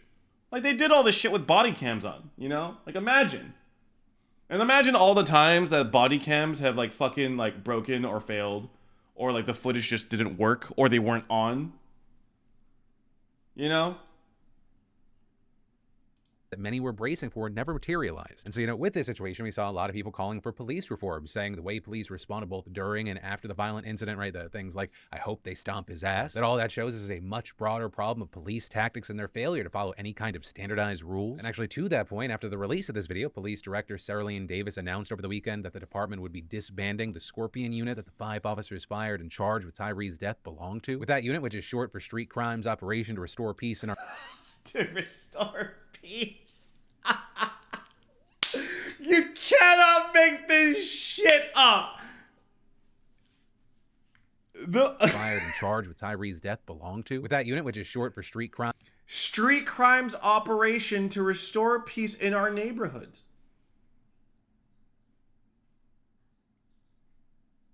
Operation to Restore Peace in Our Neighborhoods was launched in 2021 to tackle rising crime in the city, consisting of about 40 officers that would drive around, sometimes in unmarked cars and wearing plain clothes, making traffic stops, hundreds of arrests, and seizing weapons. And while Davis initially said she believed that the unit was effective at reducing crime and didn't want to disband it, she changed her mind after pressure from the public and Tyree's family, with the police saying in a statement, while the heinous actions of a few cast a cloud of dishonor on the title Scorpion, it is imperative that we... Dude, okay, just from like an optics perspective, I feel like having a unit in your police, like your station, whatever, your department, called Scorpion. Does that, I don't know. Scorpions are not exactly the friendliest fucking insect, man. The Memphis Police Department take proactive steps in the healing process for all impacted. Now, on that note, many have argued that while this is a good first step, it's just that. A first step. This including the lawyers for Tyree's family as well as city leaders who called for more reforms and changes. And that's also something we've seen echoed by many others broadly. But it sounds cool. But like, yeah, sure, it sounds cool. But you know what's not cool? Just like fucking executing random citizens. I would argue that that's like you know, like extremely not fucking cool. Across the country. Can I send a link? Only if it's porn. I'm just kidding. Don't send me porn. This is yet another example of deep-rooted flaws within the policing system. But despite the fact that lawmakers in Congress from both parties have widely condemned the death of Tyree, it is unclear if reforms are actually going to happen. I mean, as far as what we've seen in a statement on Friday, President Biden called on Congress to pass the George Floyd Justice and Policing Act, which would... I legitimately find that I will feel safer if like random citizens come to my aid than a police officer showing up. You know what I mean?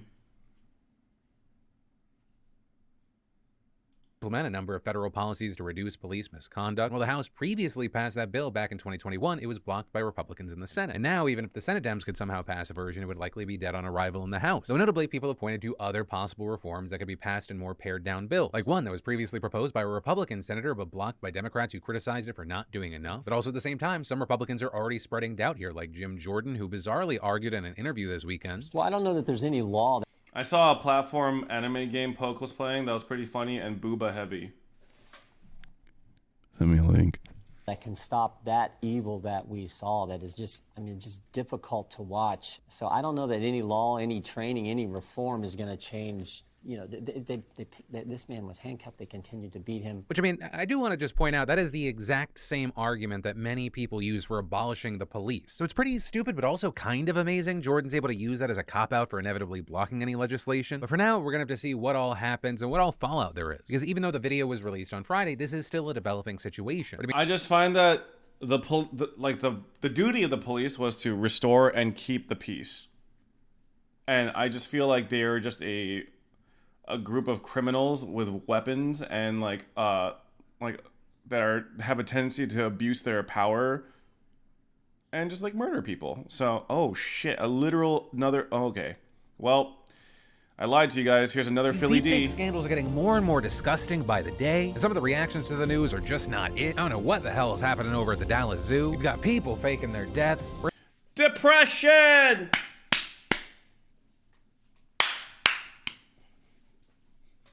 Let's be sad today. We're going to talk about all of that and so much more on today's brand new Philip DeFranco show, so buckle up, hit that like button, and let's just jump into it. Starting with the news that every single day we're seeing AI deepfake porn becoming a bigger and bigger problem. Right, well, we have been talking about this for a while now. There is a massive spotlight on the situation because what just happened in the past 24 hours. But there's this new disgusting, disturbing controversy involving a creator by the name of Atrioc, as well as a whole slew of very high-profile female streamers. Also, don't worry, to fully understand the story, you do not need to know who these people are, and I'll give you the needed background. Right, so this whole situation starts from a small clip from a recent stream that Atrioc did. What time is it where I am?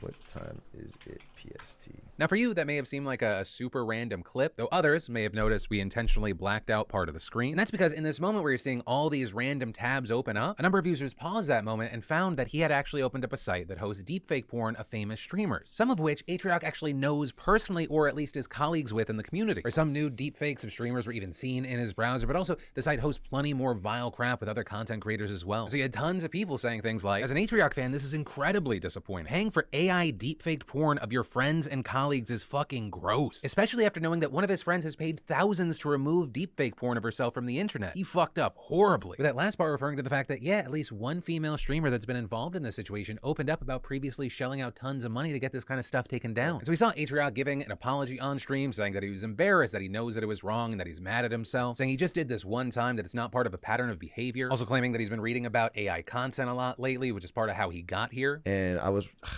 just feel so embarrassing to admit, but I was on Pornhub, dude. I was on a regular ass normal website, and there was an ad. There's an ad on every video for this. I don't believe you.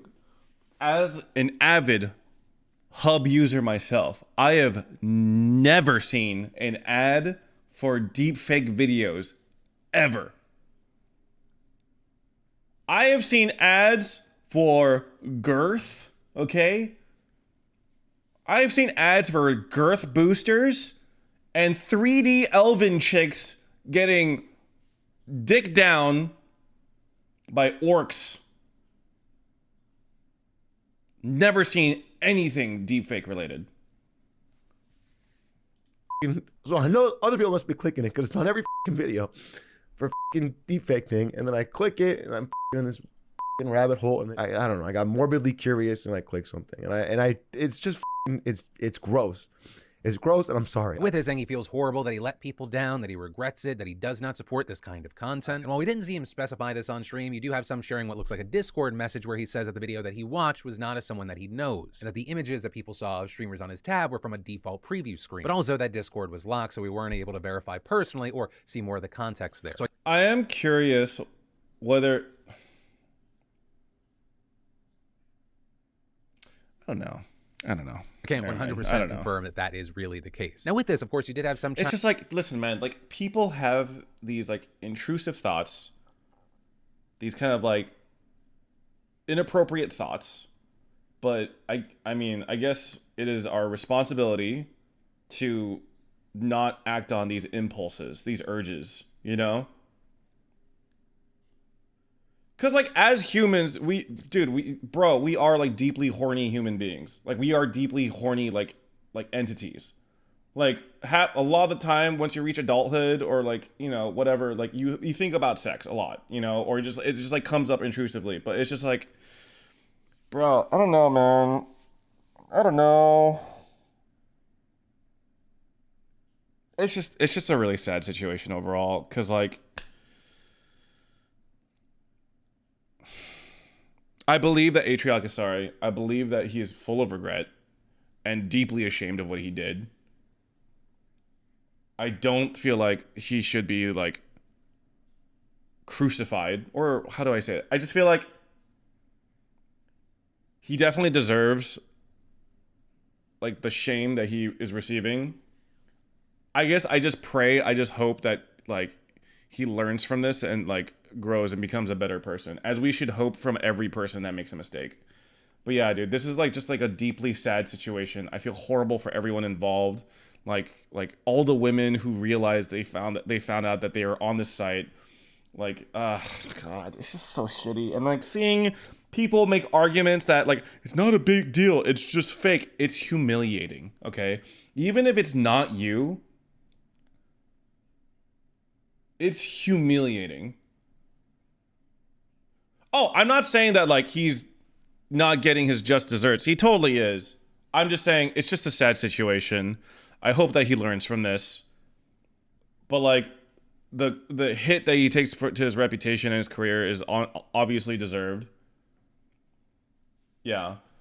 The people that are saying, like, it's not a big deal, your job as a content creator, like being sexualized comes with a job. No, it doesn't. Shut the fuck up. And also, it's... I don't know, man. It just shows like how little empathy people just feel for others, you know? These people who are like arguing that it's not a big deal because it's not actually them or it's fake, is like, bro, like I was watching Hassan's stream earlier. I was just like he made a really good point. It's just like, dude, imagine like the women in your life experiencing this shit, you know? Imagine your mom, your sister, your daughter, like whatever. Imagine that they were targeted by someone and they had deepfakes made of them. Imagine how like humiliating and horrifying and violating that must feel. You know? I'm seeing arguments of people saying that like, oh, just they have a huge following, like just fucking put up with it. Who cares? It's like, bro, come on. Come on. And obviously this comes from guys who are like definitely far less likely to be deepfaked, okay? Like, if someone were to deepfake me, it would probably be over, like, a fucking video of Kim Jong-un or some shit. You know, like, something for, like, purposes of comedy or whatever, you know? Highly unlikely that someone's gonna fucking deepfake me over, like, me, like, fucking getting dicked down. I mean, they might. And if someone did, I would feel humiliated and violated, you know? I would. Like, that would be a horrible experience. You know? It's really fucking sad. It's really fucking sad. I feel terrible for Cutie. I feel terrible for like all the women like that are just like fucking like now like sucked into this situation even though they didn't want to be.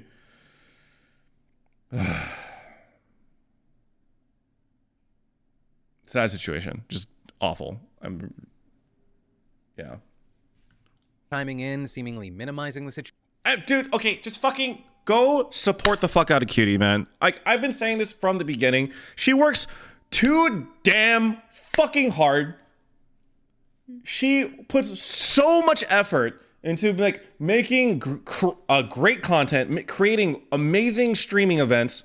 She cares so much about making Twitch and the internet like a place to enjoy, like just like content creators creating fun things, doing fun things.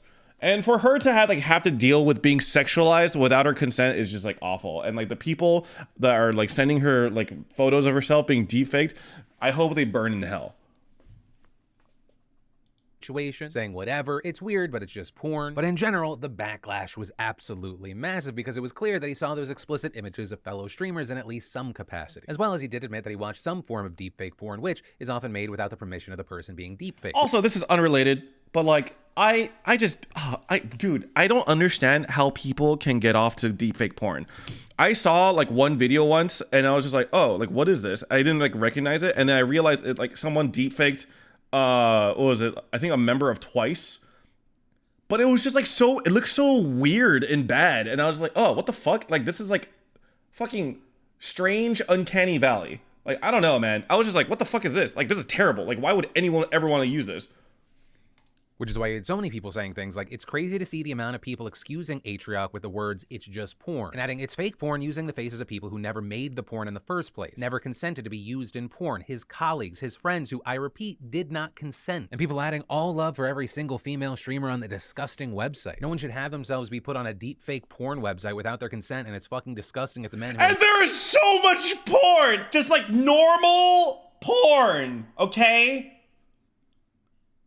Fucking just like watch the porn actress fall into a goddamn laundromat and get off to that shit, okay? There's plenty of porn of consenting adults on the internet that was meant to be shared and watched. Fuck! There is so much of it. Too much of it. You could spend an entire lifetime in one category and not see like 1% of all porn. There's a lot. Okay?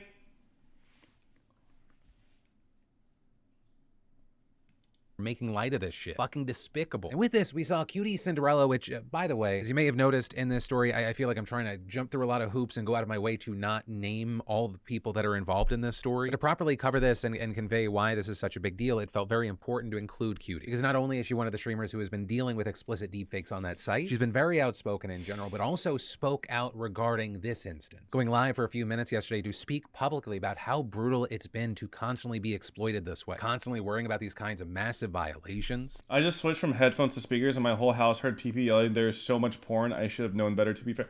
Bro, you did it at the worst time. I've been on this subject of deepfake porn for at least 10 minutes. So if you're switching to speaker now, listen, my guy, I am like, a lot of things are my fault, okay? A lot. In fact, 90% of all things are my fault, okay? Don't let Abe hear I said that. 90%. That falls into the 10% that's literally your fault. Fuck the fucking internet. Fuck the constant exploitation and objectification of women. It's exhausting. Fuck Atrioc for showing it to thousands of people. Fuck the people DMing me pictures of myself from that website. But they're also going on to condemn deepfake porn in general. If you are able to look at women who are not selling themselves or benefiting off of being seen sexually, they're not benefiting, they're not selling it, they're not platforming it themselves. Bro, like, if you want that parasocial connection, literally pay for an OnlyFans, okay?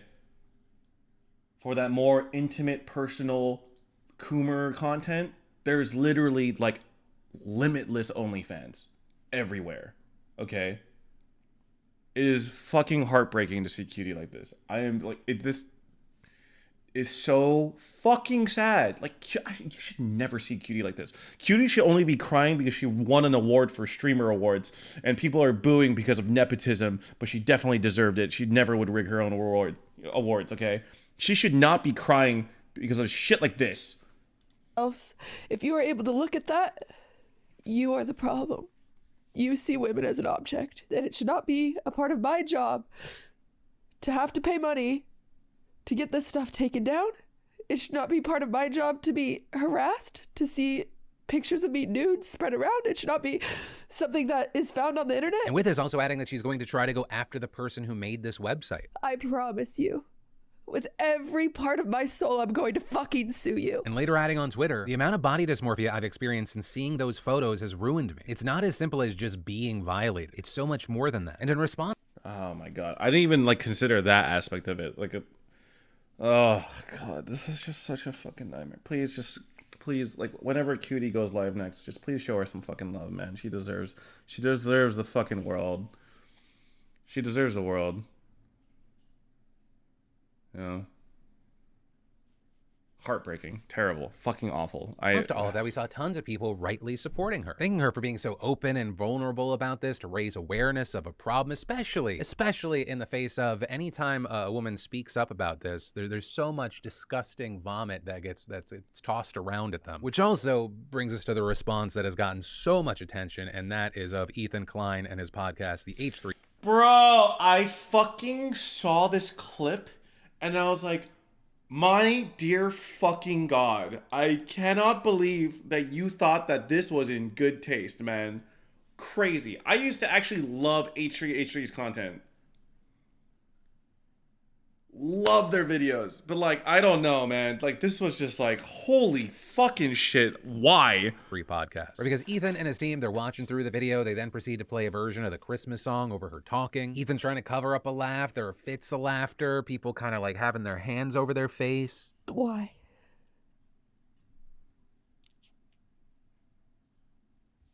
What is going on with you?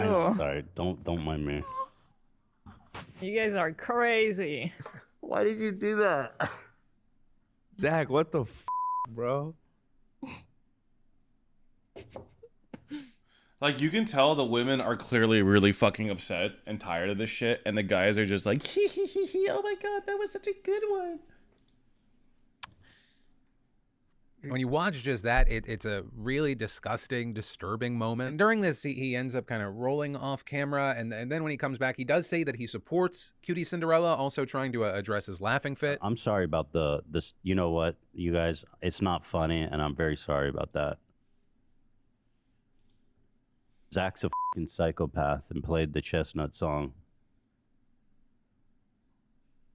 And it just...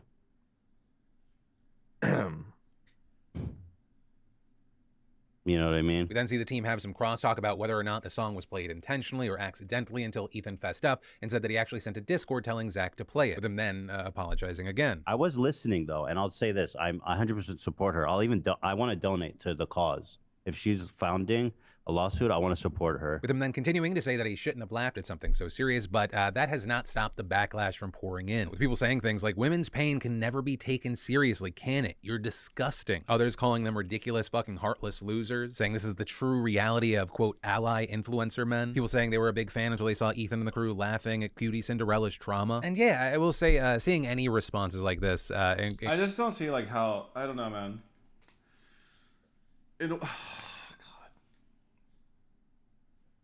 Incredibly disappointing, because I think if you look at the situation, like, as a generally understood thing of like, oh, this is kind of fucked up at the very least. And then when you have one of the women, you have one of the victims of this situation opening up and telling you how this is impacting them, I think it's important to try to listen and empathize. And I really hate when it comes to stories like this, that for some people you have to be like, well, imagine if it happened to your daughter, your sister, your mother. Would you still be so blasé or joking about it? You know, I talk about this not knowing if, you know, I'm covering it in the best way. I'm trying to do it ethically. I think it's important to raise awareness on this, otherwise nothing fucking changes or happens. But yeah, you know, that's the story, some of the fallout, some of my opinion, and now I'll pass the question off to you. What are your thoughts with this whole situation? And then, yo, what the hell is happening at the Dallas Zoo right now? Good news? Good news. Something great. A panda was born? Maybe a giraffe?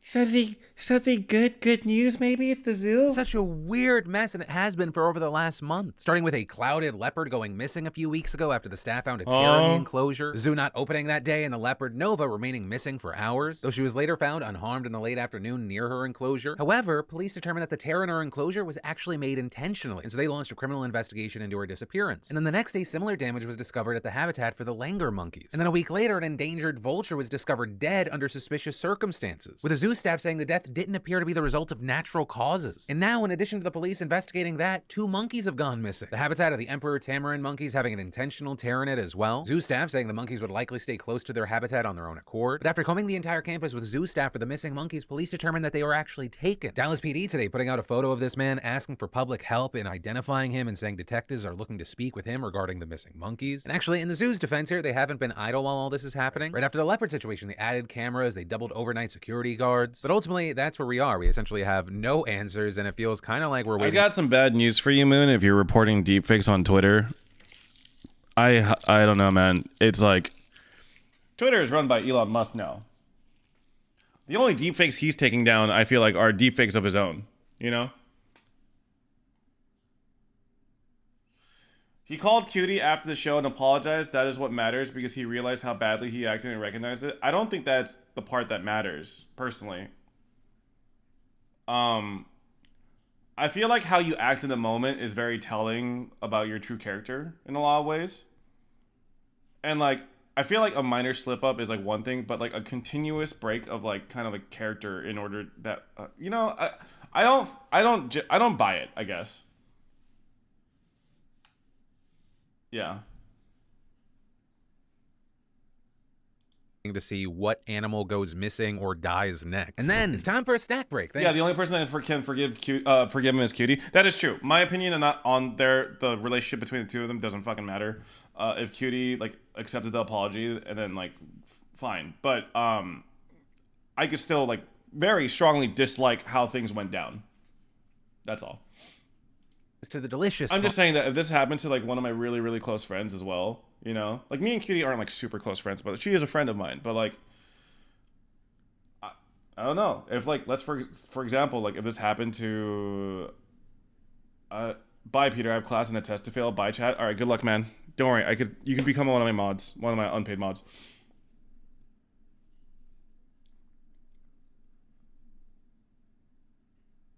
I don't know.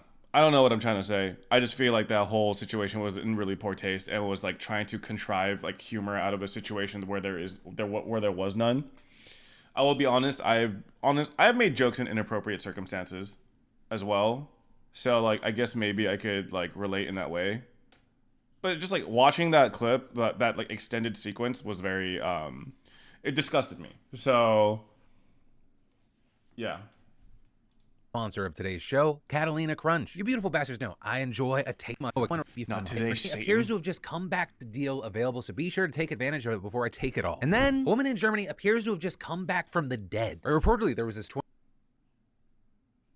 23-year-old beautician who was found dead in her car last August, her family identifying and mourning her. However, some questions started popping up during the autopsy. Some things weren't lining up. And as it turns out, the victim wasn't the beautician at all, but rather a blogger from Algeria. And as far as, well, how could you confuse the two? The two women reportedly looked very, very similar. She was essentially a doppelganger. And that, wait.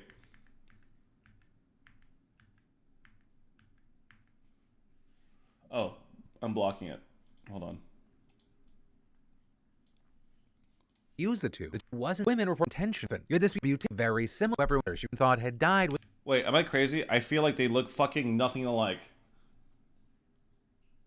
I know that there are times where I say that sometimes I mistake certain like white people for one another, but I feel like they both wear makeup and they are both women with dark hair.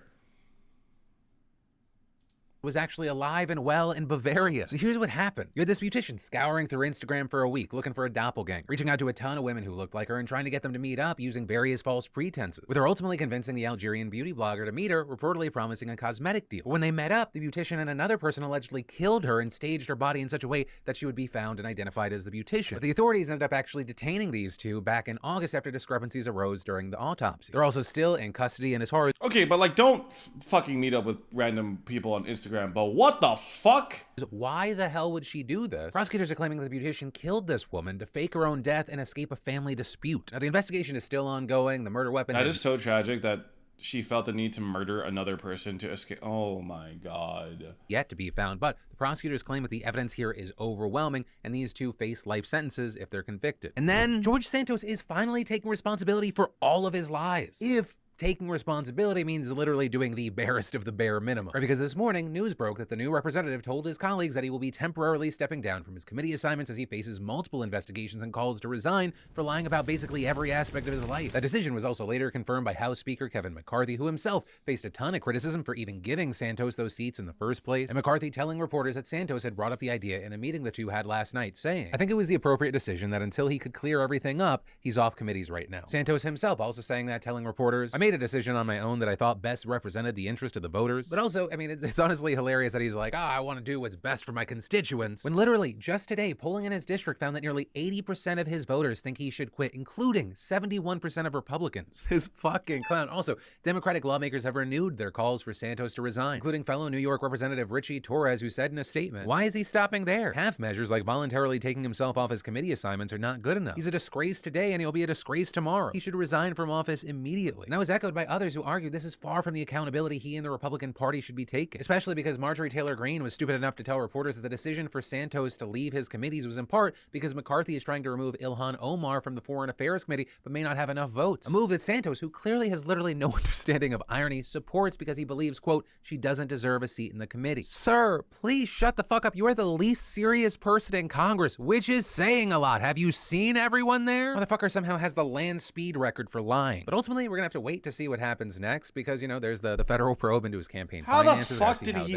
Oh god. Oh my god. Also, the local. It's so funny. It would be so funny if it wasn't real life. Full investigations into the lies about his background. How's that going to pan out? As well as honestly any other probes that emerge. Especially because it seems like every day there's another lie that comes out. Like, I mean, just yesterday, the Miami Herald reported that Santos's campaign expense reports from South Florida have holes and expenses that don't appear to add up. And a few days ago, Mother Jones published a report titled, "We tried to call the top donors to George Santos's 2020 campaign. Many don't seem to exist." With Democratic voting rights attorney Mark Elias arguing that if that's true, we can expect federal indictment soon, and adding, this would be a serious crime and an easy one to prove and prosecute. And then, COVID is finally over.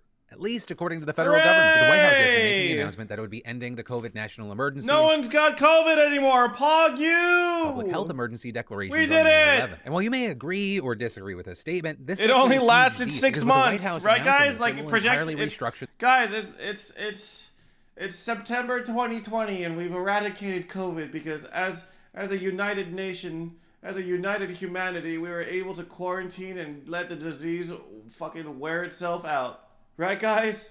Right?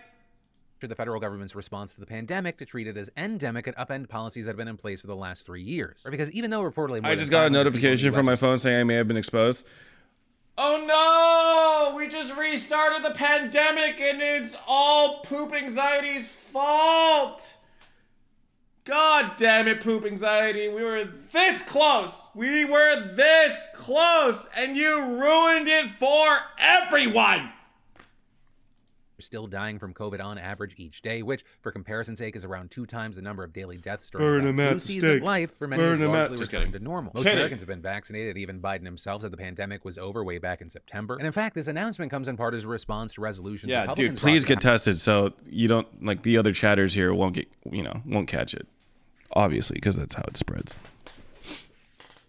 House floor last week that would immediately end the declarations, with the White House arguing in a statement. An abrupt end to the emergency declarations would create widespread chaos and uncertainty throughout the healthcare system for states, for hospitals and doctors' offices, and most importantly, for tens of millions of Americans. Right, and that phase-out plan does appear to make sense because ending these emergencies would change a ton of systems and benefits many Americans have come to rely on. With one of the most significant changes that will affect Americans in their day-to-day lives is access to COVID tests, treatments, and vaccines that have been free throughout the pandemic. Right, once the emergencies end, a very complex wave of changes will happen that will differ from person to person depending on their insurance, or lack thereof, and even possibly what state they live in. For example, people with private health insurance or Medicare coverage have been allowed 8 free COVID tests a month, and insurers had to cover those tests, notably even if they were administered out of network. But once the emergency ends, some Americans are going to have to pay out of pocket. And those with private insurance, Medicare, or Medicaid will have to pay out of pocket. His hand gesture reminds me of my teacher. Though, you better be talking about Philly D, will still be covered for all those people Phyllis covered D. by both private and public insurance. But it actually kind of weirds me out knowing that I am now older than a lot of my elementary school teachers,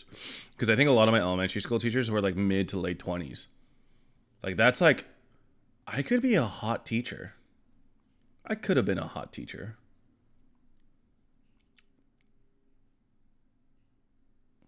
that might not be the case for people without insurance, who also are more likely to be most affected by rising costs for tests and treatments. And according to Jen Cates, a senior vice president at the Kaiser Family Foundation, when the emergency declarations end, states that opted to provide Medicaid coverage for tests, treatments, and shots will lose the federal funds that match costs at Yeah, and I would romance the nurse, you know, just like in my favorite like video games.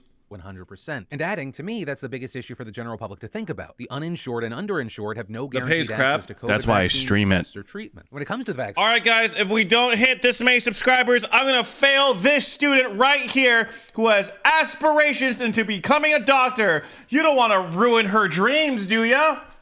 Wait, that'd be amazing. I would hold my classroom hostage 100%. She wants to go to an Ivy League, but her grade's on the line. vaccines, those costs could be enormous. With Moderna and Pfizer having both said they might charge as much as $130 per dose of vaccine once the federal... All right, if you guys prime sub to me right now, I'll hand out a fucking diploma to you right at this very moment. I'll draw a diploma and hand it to you in chat, okay? federal government stops paying. Understand, that is Any nearly primers? 4 times what the feds pay for the products. And that transition... Come on, man, my tuition is the cheapest on all of Twitch. You academic terrorist. True. Private market could happen fairly soon, especially because Republicans have refused Biden's request. Finish my classes for me then. You'll have no classes at the institution of PP. Sky Shark! There you go. Boom. All right, dude. You think I was kidding? I wasn't. All right. I'm gonna make your diploma right here, right now, buddy.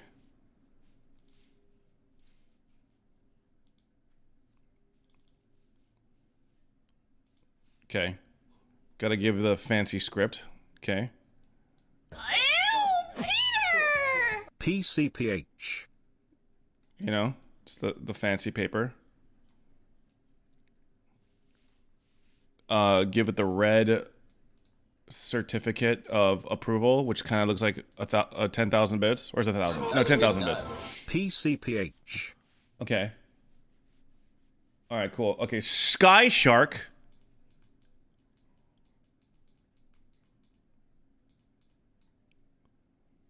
Bachelor in Poggers. Okay. I'll even draw a little Sky Shark for you.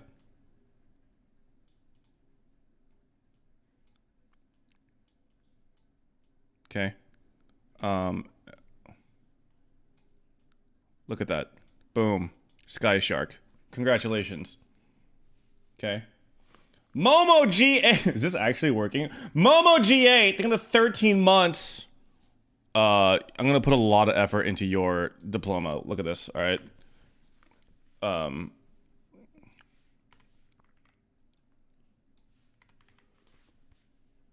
Yeah, you know, where Momo G8, Bachelor in KEKW. Congratulations. There you go. Congratulations to you, sir.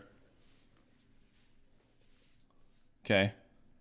What, we got another one here? Alexa Recio with a tier 1. Wow, that's real money. Here, I'm gonna give you like extra stuff, cause Pog. Alright. Tassel. Yeah, nice.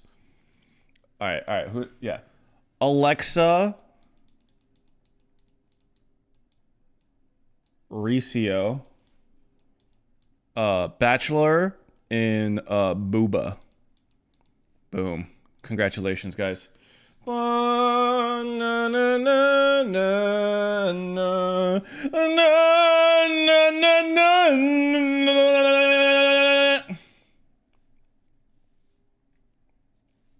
Towards additional free COVID.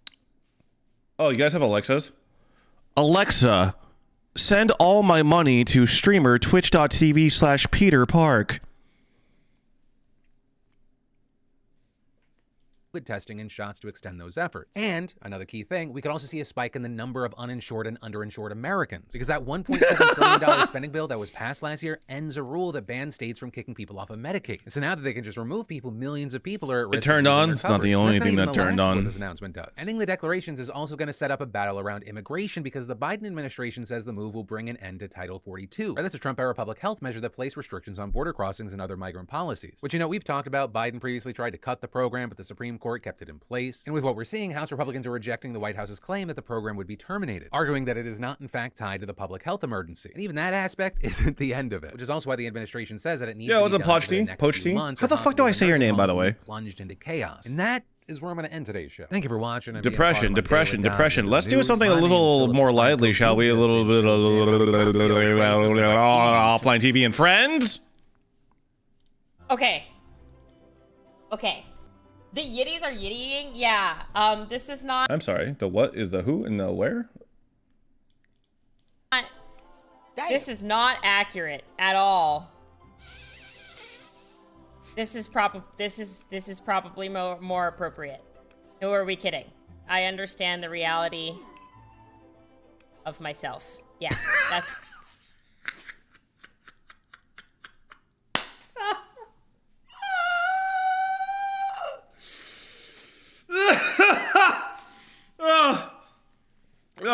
Sid, good. Oh, Jesus Christ. Okay.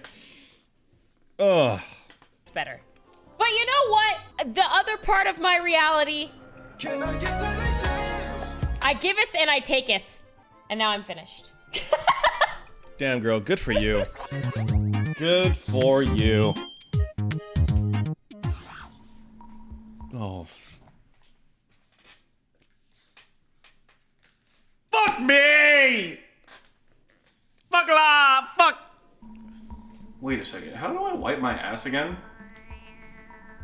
Poopy nuts? Dude, what the fuck? Do you take your toilet paper and wipe all the way up? What do you mean, poopy nuts? What do you mean, poopy nuts? Do I do this? Dude, now I forgot how I wipe my ass. I definitely don't lean to the side though. I don't remember now. No, I think I do this. I think I lean and wipe. But now, do you have OnlyFans? Bitch, do you think I do? Do you think if I had an OnlyFans, you'd be asking if I had an OnlyFans? True. Yeah. Oh, snap. I'm in already. Did you wash your hands? I licked them instead. I sucked on my fingies. Trouble's here. Extra flavor after you pee, you know. Would you ever consider It is IRL true though. There is more flavor, especially after you pee. content creation? Oh, like porn? Yeah, I'm down. I'll be honest with you guys. I'll stream whatever people want to see. If they randomly just want to see that, like, I'll do what I have to do. All the time. I love frogs. I would steal frog egg. Yeah, I had a weird obsession with frogs for a really long time when I was young. We had this bucket, like a big bucket, like this big of a bucket, and I used to walk down to the pond and I would just take some pond water with some frog eggs and like manifest their birth, and they never lived. They always died. I did that a lot. I'm really surprised that nobody like I don't know, stopped me. Oh, hi them. Who the fuck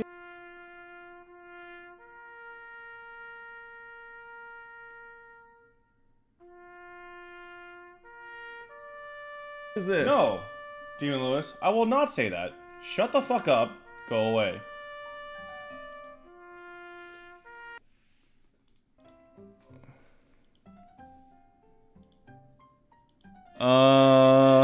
Oh, what the f-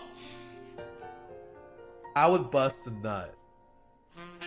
Alright, well, that concludes the stream. Friends. Yeah. We get this judge. Like my fourth No! Shut up! I will not say that expression in another language that I do not understand. Shut the fuck up! I shot like a maniac blasting. All right. I'm not gonna say it. Why would I say it? Yeah, they're here. Just like I thought. I predicted them completely. I can hear. You know what? Fuck this guy. Everyone at him and say tu madre. Just like in high school, baby. Hear them here. Get them all, Sakuno. Yeah. Got it? Yeah. Oh my god, I actually predicted them. Because I used my brain. Watch. Okay, you're just jumping on my bombs though. He's too good. He's too crazy. He's too crazy. Attack her out. Bing bong, Oh bing my bang. god! I did it! I did it! Okay, Oh my god, guys, we got an ace! Alright. Enough of that. Alright, guys, spam yup. This is a yup cleanse, okay? Oh. Wait, was that hardcore? Oh, it totally was. Did it! Okay, Oh my god, guys, we got an ace! That's why you never dig right down, bro. Oh.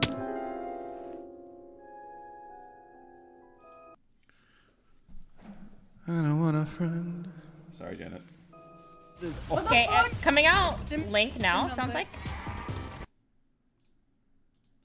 Hello. Hello. Yo, I have a question. Too late. Yeah, they're coming out soon. Yep. Yesterday, Uh-huh. someone paid channel points for something and it didn't work. Okay, How do I okay. give one person channel point? Oh, not a refund? No idea. You just want to... Oh wait. Yeah, both of them. Here. I'm playing my life. I don't think she's trading it. Bang. Nice round. She's the best in the business. Merry Christmas Offline TV. I love you guys so much, and I put my whole pussy into making these keychains, so I hope you all enjoy. Oh, okay.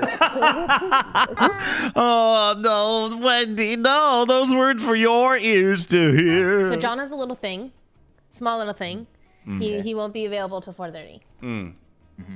How are those two Yeah, things related, doesn't correlate to his penis size at all. though? Oh, fair. I don't know. It sounds like it That's does. exactly what I was thinking, though. Yeah. Wait, that was like she read our minds, if anything. Yeah, no, it's crazy. No, I can assure you. How? You've seen it? Like once or twice. Oh. And it wasn't censored? No. Because every time I've seen Dude, I've seen John's cock once, and it punched me. It's very shy. So clear. Crystal clear. Is there like a premium? Like, how are you? Oh, do I dare say this one? Balbot, count backwards from 100. Not all at once.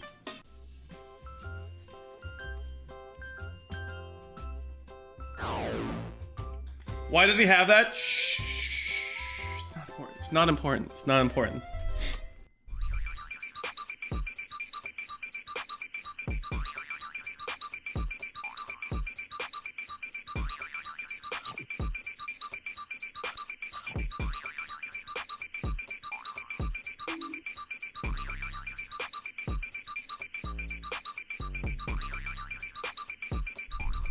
Down TikTok like that one. Hey, Let's I'm so down.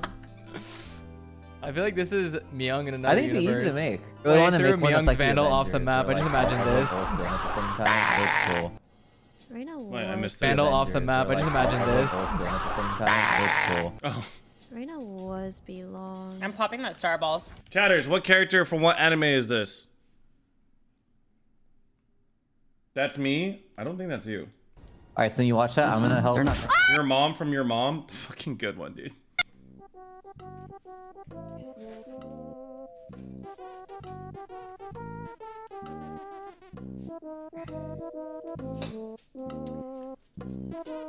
Hey, yo!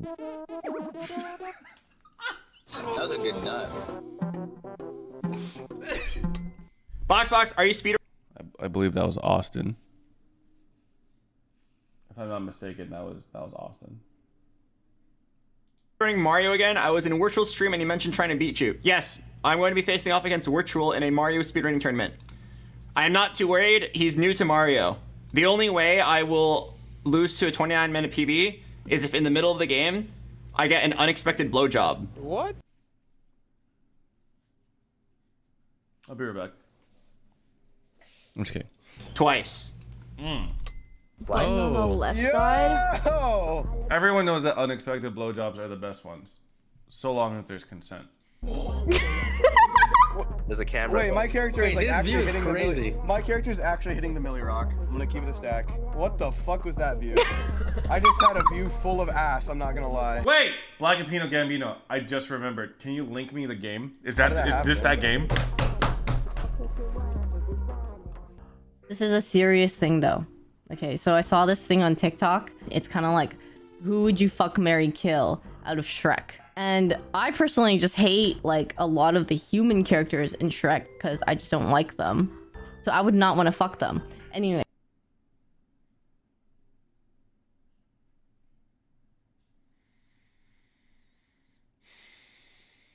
So I think if you had to, like Puss in Boots seems like someone who would actually care about you. You know what I mean? Like care about you and like want to make you like be comfortable or feel good during the experience of it.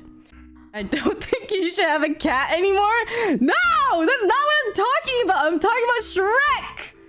Shrek. You guys don't get it? You don't think so?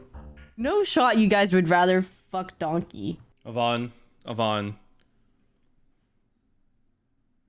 That wasn't the question.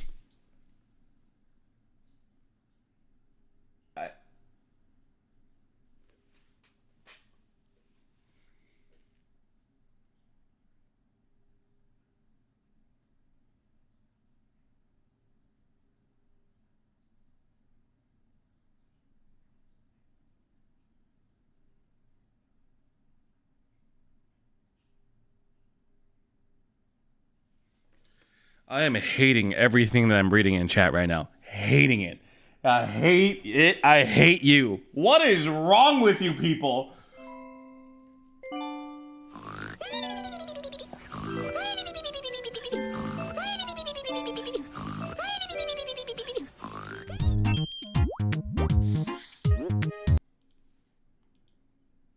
There's, you know, like gonna be completely honest with you. In some ways, I am actually more depressed after that offline TV and friends video. Good fucking. Oh no. Oh, dude! I would love to hear Mogul Mail's take on e-girl drama. Let's go. What happened over the past week? There's big updates to the protests in.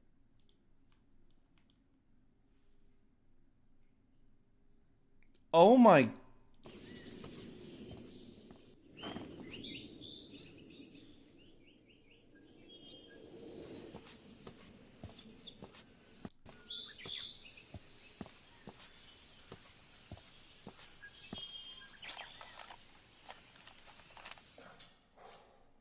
Is this TOS? This is merely a platformer, similar to like Super Mario.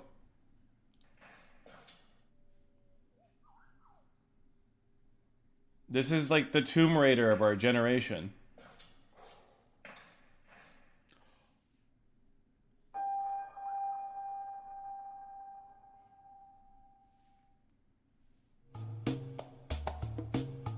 Wow, such riveting gameplay. This looks incredible.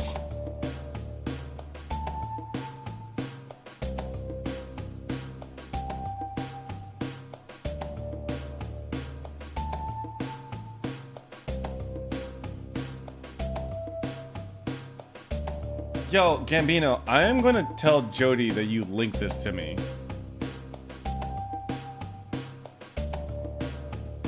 I'm down, Vinny. I knew you were down from the get-go. Trust me, like, there was no doubt in my mind that you were down, Vinny, okay? You would... Oh, no, dude. I feel like you would go to, like, a religion that you do not believe in for a whiff of the ussy, okay?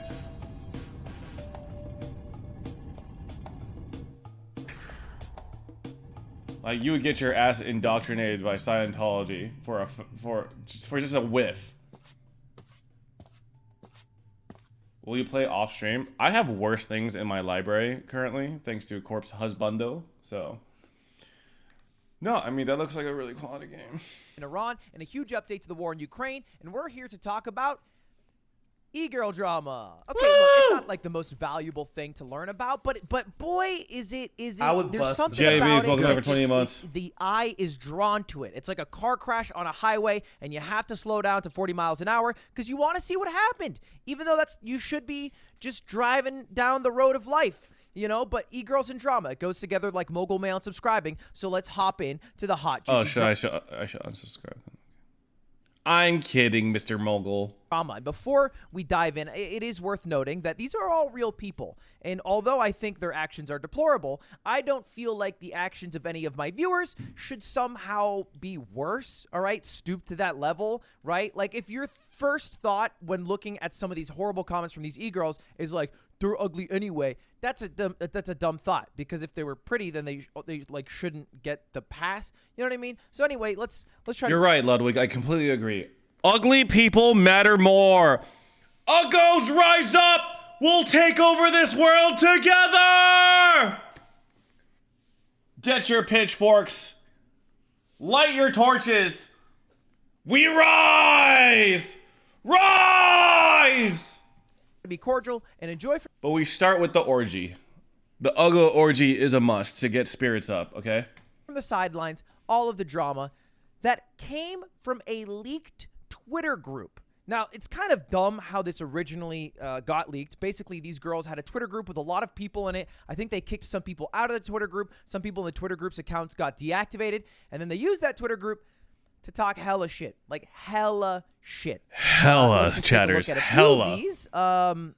Okay.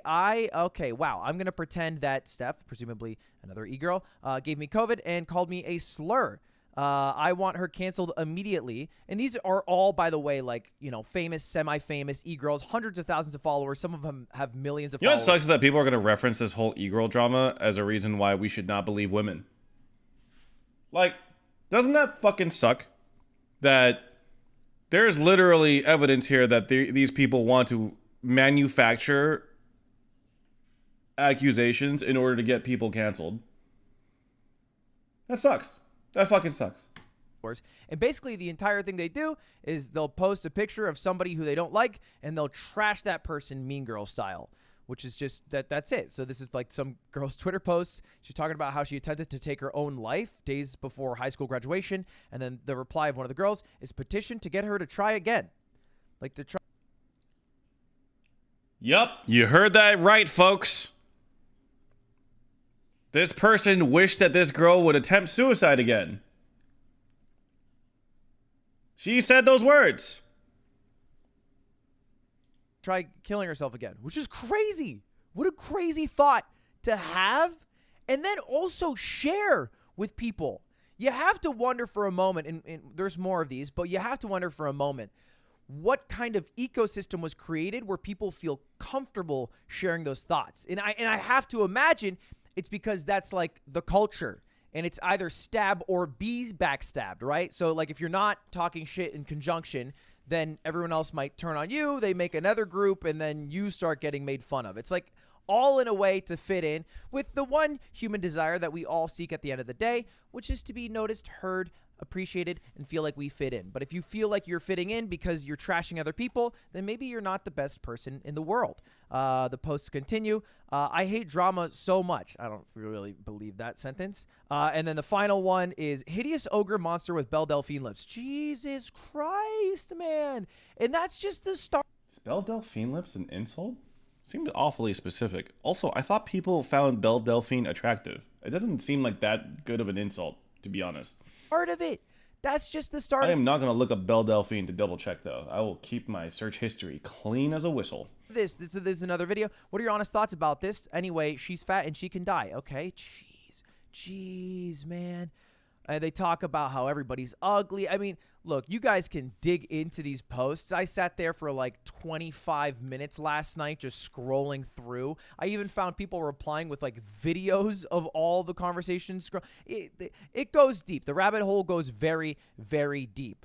And again, it's like it literally feels like just out of Mean Girls without the hilarity of the writing from that, and it's just take picture of person and write you a monster. Honestly, I can't help. I have to admit this. Okay, I'm sorry. Me and Moon have a group chat, and this is all we do about you guys. Sorry if we hurt your feelings, but yeah, this is like literally all we do. We just sit in a Twitter group chat, and we're just like, damn, cracked pencil, I bet he's not even cracked. And we're like, Black Apino Gambino, I bet he's not even that big of a fan of Childish Gambino. Very good, more like very bad. Tired and extroverted, more like energetic and extroverted, am I right? Fucking got him. Sorry, that was really bad, especially that bad one. Oh, that last one. I hate when white people use minority struggles and racism to make others hate someone. I don't even know where they're going with that one. And is the banter between you and Moon fake? Mostly, except for the racism. Moon's racism is very real. I'm not gonna lie, a lot of people on Twitter have way too much time on their hands. She hates Korean people. It's crazy. I say this because I was literally 17 and deranged, did the same shit where people would just shit talk people I hated, but now I just avoid them at all costs because it's so weird, and these girls will be fake nice. Like, she literally said, Moon called me one day, she's like, Peter, I can't stand Jungkook. Hyunjin, my least favorite Stray Kids member. That's right. Said those exact words. And then say a bunch of shit in our grown. Okay, this I think is just... I am not a stay. I'm telling Anita. Tragic news. Moon Pow Pow just said she's not a stay. I'm so sorry. Let me know if you need anything. Wow. Can't believe she said that. Crazy. Direction, right? Because they're talking about how much they hate how people will talk shit online and be fake nice. And then on a private account, they said, you're so fat, lose weight and turn pretty challenge. Cancer failed. She's so ugly, I'm crying, fat whore. So, like, you know, it just doesn't, I don't get it. I don't get it. And I do think that's a thing, by the way. I don't know if you guys have ever noticed that. I think it's a thing specifically, like, with like some of the, like, the e-girl communities I've seen online. It's not exclusive to women, where they're so weirdly positive in replies with pictures, right? Like, it'll be a girl that posts a picture, and then you'll see like 100 replies that are like, step on my throat and crush me with your coochie. Is it fucked up that I want that as an alert? Oh God, I'm sorry, Ludwig. I'm sorry. They're like, step on my throat and crush me with your coochie.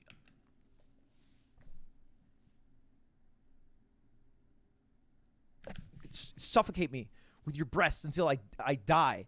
You're so pretty. But it all feels like a contrived, made-up compliment to, like, be part of some in-group as opposed to, like, a genuine... Link me the time. Okay, so, Moon, I want it cut together, though. You know how he stutters? I want it to be just, like, step on my throat, crush me with your coochie. You know what I mean? I just want, like that. I want it cleaned up, okay? You know how, like, Vikings will go to Valhalla if they die in battle? Like, I want to go to the Coochie Valhalla where I get crushed by a Coochie and die, you know? Feels like a contrived, made-up compliment to, like, be part of some in-group as opposed to, like, a genuine connection you're trying to make in a genuine support. Sometimes it is, by the way. Like, actually, a lot of the times it is the latter. But it is also so much the former where it's just, you know, fake message because that's what you're supposed to do online. I don't know. I don't really get it. The messages go on and on and on. But this is not what took down some of the e-girls because the messages spawned a lot of mini detectives who looked not that hard at old tweets from just a few years ago, 2017. And those 2017 tweets, well, they were rough. They were rough. I pulled up. Bro, I cannot believe this person, dude, fuck this person. Holy shit.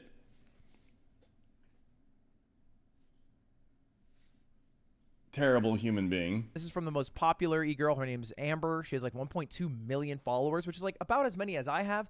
And she says, I hate when people retweet Lily Pichu. I just blocked her. She's so fucking annoying. Famous for a lolly voice. She's fucking autistic. She's famous for nothing. Okay, Jesus Christ. Now, I say this to Lily's face, but that's because we're friends, and that's different. No, don't say that, Ludwig. Jesus! But also, this was before she was famous, which brings me to the main thing I want to talk about today, which is how influencers all have a forced, contrived, buttoned up personality because you have to. You have to when you're that big and famous. Otherwise, if you posted stuff like this, it would come out and people would hate you. Yep. Which I guess you could do, but then you become Carlos and you post circle emojis all day. And Oh, so no. the influencers that you watch online, including me, their entire like moral compass and like how great of a person they may seem and how nice they are and a beacon of positivity and maybe charity work and all of that. Chatters, we're all of that fucked in the head, okay? Is forced. We're all like fucked. They have to be that person. Not to say that they cannot also be a great person. You know, maybe they started that way. Maybe they were that way behind the scenes. But Literally even if every they single weren't, one of us they is have fake to as fuck. transition that way. You know, We're you've all probably seen shitty, terrible human countless beings. Edgy content creators turned like the squeaky clean SpongeBob because that's just what happens when you grow bigger. If you want to keep growing and you want to get sponsorships, because otherwise you get a little too big. People start noticing if you've been. Listen, an man, asshole you your don't whole want life, to. You don't and want then- to fucking be my friend. You don't want to be friends with this back to front wiper, guys. I'm trying to help you out here, okay? And it all falls apart because if more people hate you or even half as many people hate you as like you, I think that's overwhelming pressure and not many people can keep up with it. Anyway, this was not as bad of a post. You might be wondering like, oh, why are they canceled for this? Well, there was also like several N-word posts. I'm not showing them. Oh, like, I saw I it don't wanna was get- really bad. Like she posted shit like fuck N-word.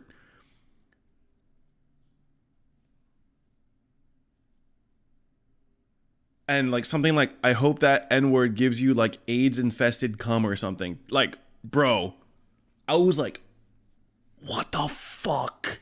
That shit is crazy. Like you actually said that online. No, you heard me right. Yeah.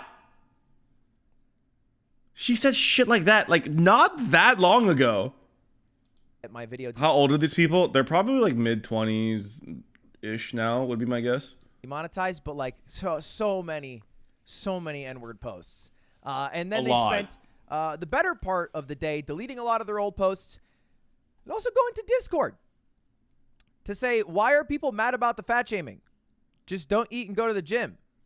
Why are they not fat shaming? That's my question. And they doubled down. They doubled down. They just doubled down. I'm not kidding. I've curated a community that fat shames people and bullies people. That's not a good thing. That's not a good thing. That's like a resume to become like a moderator for Sneeko, not exactly something that you want to like start bragging about when you're walking around town. I don't know. I don't get it. What's the update to the e-girls, you might be wondering? Deactivated. What privated? And Rest in peppers. one apology. I think there might have been like Just dude, an apology from probably some of the worst. This is the person that spammed the N-word and said that the AIDS infested cum shit. Like it was bad. It was bad. apology. This is again from Amber, the biggest one. You know, maybe some hope, 1.2 million followers, that they can come back at some point and keep making content. And the thing is, like, she's an OnlyFans creator, and from my understanding, like, I feel like her primary demographic probably doesn't really give a shit about the terrible things that she said, and she'll continue to like make money doing OnlyFans content. You know what I mean? Making money from being an e-girl. We'll see about that. What's the apology, though? I'm deeply apologetic to everyone I hurt and offended by the tweets I made in 2017. I was immature in trying to fit in with the wrong people. That's not an excuse. Those tweets are not a reflection of who I am today, although I am no means a perfect person. I have since grown up and done my best to move on. But, like, you clearly haven't because of you. Wait, but she's like, is she not in that group? From the environment that I was in, I am ashamed of how I acted in previous years, and as of recently still have a lot of reflecting to do. As for the group chat and Discord messages, I realize the behavior is harmful and the things that were said, okay, yada yada yada. It does read a bit like what you're supposed to say. And I think what I've learned about like successful apologies, there's always a thing that you're supposed to say, and I think we've had a shift. I'm sorry, Peter. I'm gonna say a swear. Screw the fucked up girls. Sorry, I have to ban you because my eyes. Holy shit, dude. Are you kidding me?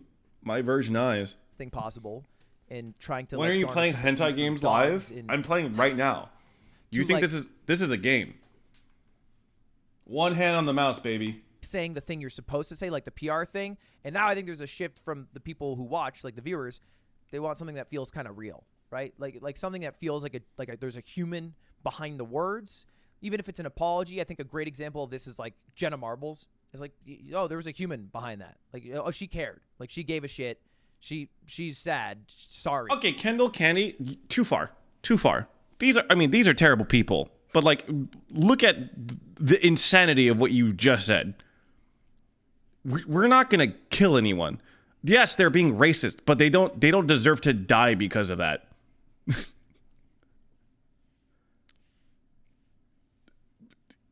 Too far. Too far. If you legitimately think that you do not have life experience, do not kill them. I mean, they don't deserve to fucking die. Chill a little bit.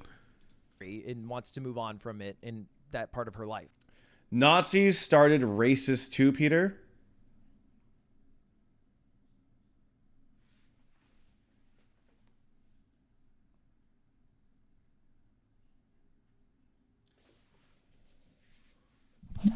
What is wrong with you people? What the fuck? This is like, hey, I'm going to do the checklist of the things I'm supposed to do so that maybe in like 6 to 12 months it all washes away. I can post my titties and get to make money. And I think people caught on to that because there was a huge viral tweet that said, no fucking way, man. And it's Chat GPT, and it says, write an apology for being a horrible, mean person and also for bad tweets written in 2017. And it's a word for word reshot of the actual apology. Obviously, this is fake. A lot of people believe this, but I believed it.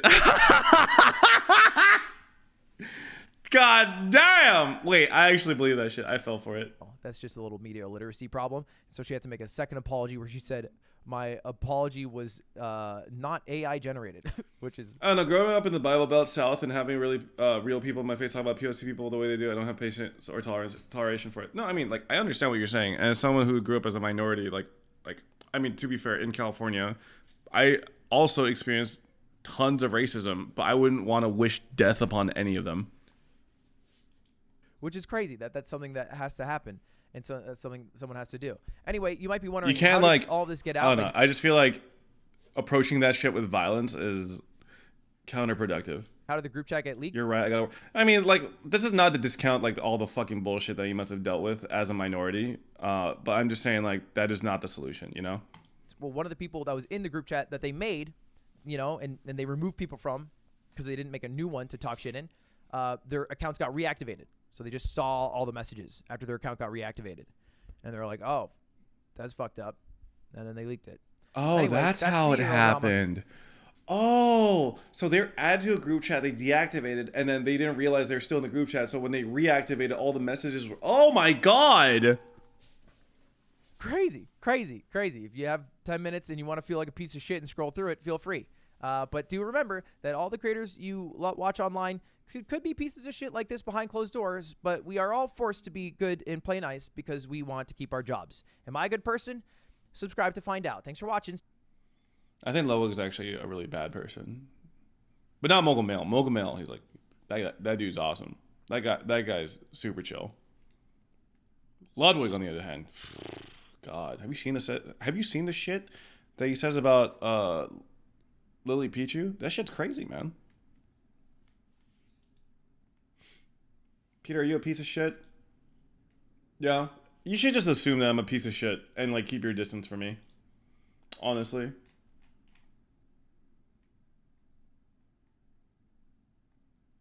Okay, I'm going to pull from my Stuff for Stream channel on my Discord, discord.gg/peterpark if you want to share some shit with me. What is this? Matt Pat. What happens when a nerdy data analyst / theater kid builds a network of YouTube channels with over 36 million Lower the volume slightly. subscribers, and then after 12 years they decide to sell it all? I'm Anthony Padilla, and I spent a day with Matt Pat to find out. Matthew Pat! Hey, sir! This episode is sponsored by BetterHelp Online Therapy. Visit betterhelp.com/Padilla because sometimes existing is exhausting. Now, where were we? You just sold your YouTube channels. Yes. How many channels was that? 4 channels. Yeah? 5-6 million subscribers. Holy The whole Theorist business is in someone else's hands. I sold it all. 100%? I still Why are people disparaging? What happened? participate in the parent company now, so I still do have ownership in the overall business, but it's just like the level up of the business. Okay. But yeah, no, at the end of the day, The all BetterHelp decisions- ad? Wait, what? Is BetterHelp bad? I've never heard of him before. that are made, I'm a consultant, I'm an advisor, I am there to help out as best I can to steward Theorist forward with all the right directions, but the decisions what are he said, ultimately I in someone see. else's hands. Are you allowed to talk about how much money you sold the company for? No, but I can say that we made sure that it was a number that we were happy with. Yeah. It was everything that we were hoping to get out of it, and we made sure that our team was taken care of in the process. Oh, so he's rich.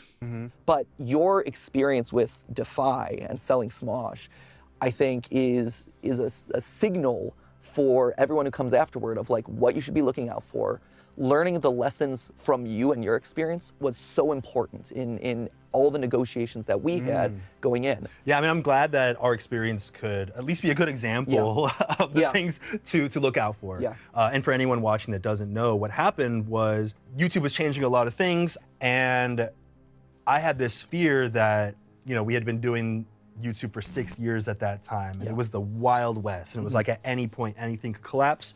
Everything that I built was going to be gone. Yeah. And then we started talking to this company who was coming in, and they were like, hey, you know, not only can we give you theoretical stock dollars, we can also help you with production. We can help you launch these channels. And at that time, I was coding the entire website, PHP, MySQL. Is it MySQL? Yeah, MySQL, yeah. I was like, I cannot focus on making videos if I'm doing all this. I don't know what Smosh is. Is that a content creator group? What is Defy? Stuff, and they had a whole team that could take care of that. It was plus a duo. so many other Okay. things, helping us launch channels. They can do all this data analysis, literally, you know, what I've you like heard of Smosh, but I've never like I found out who Anthony Padilla was like maybe 2 years ago. You did. That's me. What you did. That's where I step into the story. Yeah. You were their data analysis that could, you know, look at why things were performing well, why they weren't. You knew all the Watch ins a and video out of theirs. Everything. You're so old. Eat my ass. Don't eat my ass. Actually, I'm a front to back wiper. Smosh. Hey guys. Popular. 14 years ago. Shut up! Hi, I'm Anthony Padilla. That's Anthony Padilla! Holy fuck! Are you the kind of person that just loves meat but is always on the go? Well, I know I am. For years, I've searched for an easy way to eat steak and other meat products with my on-the-go lifestyle. But products like Quickie Steak were too inconvenient, while other products like Meatball Necklace were just plain messy. That is, until I found Beef and Go. Beef and Go is a mostly natural, 100% ground beef meal for the person on the go. Well, I can take Beef and Go anywhere. It works great as a snack when I'm running, or when I'm running late to class. It's also great for when I'm doing my daily errands, like shopping at the strip mall, or driving to the strip club. But I'm not the only one that enjoys Beef and Go. Here's Barack Obama, ready to wolf down some Beef and Go at Oh my god, was Barack Obama our president that fucking long ago? Oh my god, he was. Oh my god. presidential debate. Hillary looks pretty jealous, doesn't she? And here's Tom Cruise, introducing Beef and Go to the Church of Scientology. Our photographers snapped this photo of Britney Spears getting out of a car with Beef and Go in hand. Oh yeah, and her vagina's showing. Did I mention that Beef and Go can help improve your social life? Just listen as my friend tells you all about it. 1, 2... Oh hey, you caught me working out. My name's Ian Hecox, and I've always struggled with my social life. That is, until I found out about Beef and Go. I never thought a tube full of beef would score me so many chicks. You ladies want some Beef and Go? And the great thing about Beef and Go is, there's always enough to go around.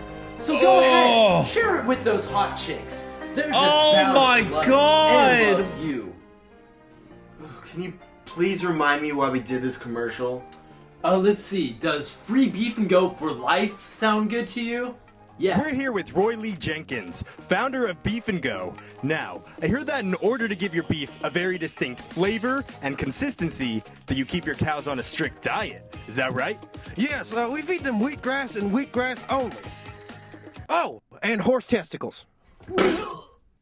Beef and Go is really neat. It's the best food that you'll ever eat. Side effects may include nausea, vomiting, diarrhea, uncontrollable bladder, or internal bleeding.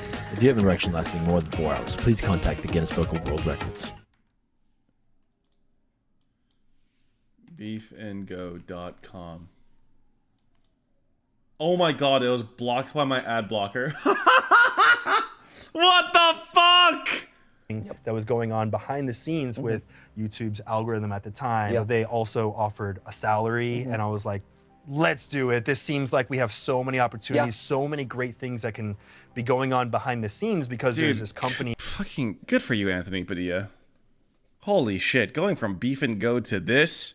What a glow up. Overseeing all of it while all I get to do at that point is write and act in my stuff. Fortunately, that kind of pulled me away from the overall view of what this actually meant. Right, exactly. And to be fair, I mean, like, I don't know how much of your story came prior to Defy. Stop asking if I know Leroy Jenkins. Are you asking me or chat? Of course I fucking know who Leroy Jenkins is, okay? Holy shit. I see Leroy Jenkins every day when I play Hearthstone Battleground. Shut the fuck up. Versus after Defy, but like Smosh 2, Smosh Games, the website, I mean, like, you guys did a lot of stuff and you did it really well. As an employee of the company that was Defy.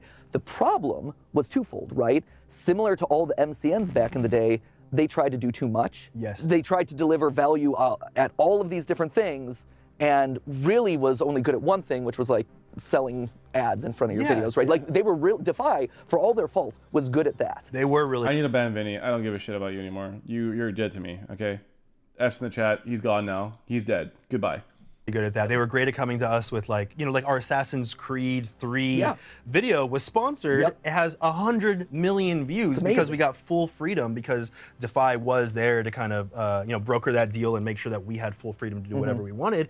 And that was amazing. And I feel like that is where they were really good at what they did. But, you know, on top of you saying, you know, they were really great at also launching a bunch of things. Yes, too many things. And we were the butt of that because we we're constantly told, hey, we have this new thing, but it's going to bring a lot of money for the company, and you know, you have stock in the company. The more money that you bring in, the more, and then we were like guilted into participating in every single thing that they brought us. So it was like games, comic book, the movie, it was a cartoons channel. Shut Up Cartoons! Shut Up Cartoons! Smosh Babies! Yes, you were working there at that time. So many damn episodes. You watched those? It was my job. Okay, I'm a fan of your content. No, it's because you loved it. Yeah, Shut Up Cartoons. There were some bangers on Shut Up Cartoons. There were some bangers There were some bangers on Shut Up Cartoons. Smosh Babies was one of the better ones for sure. But, you know, it's like... It was Rugrats on crack. Yeah, crack is... Smosh Babies. Hey, where are we going anyway? Shut up! Cartoons!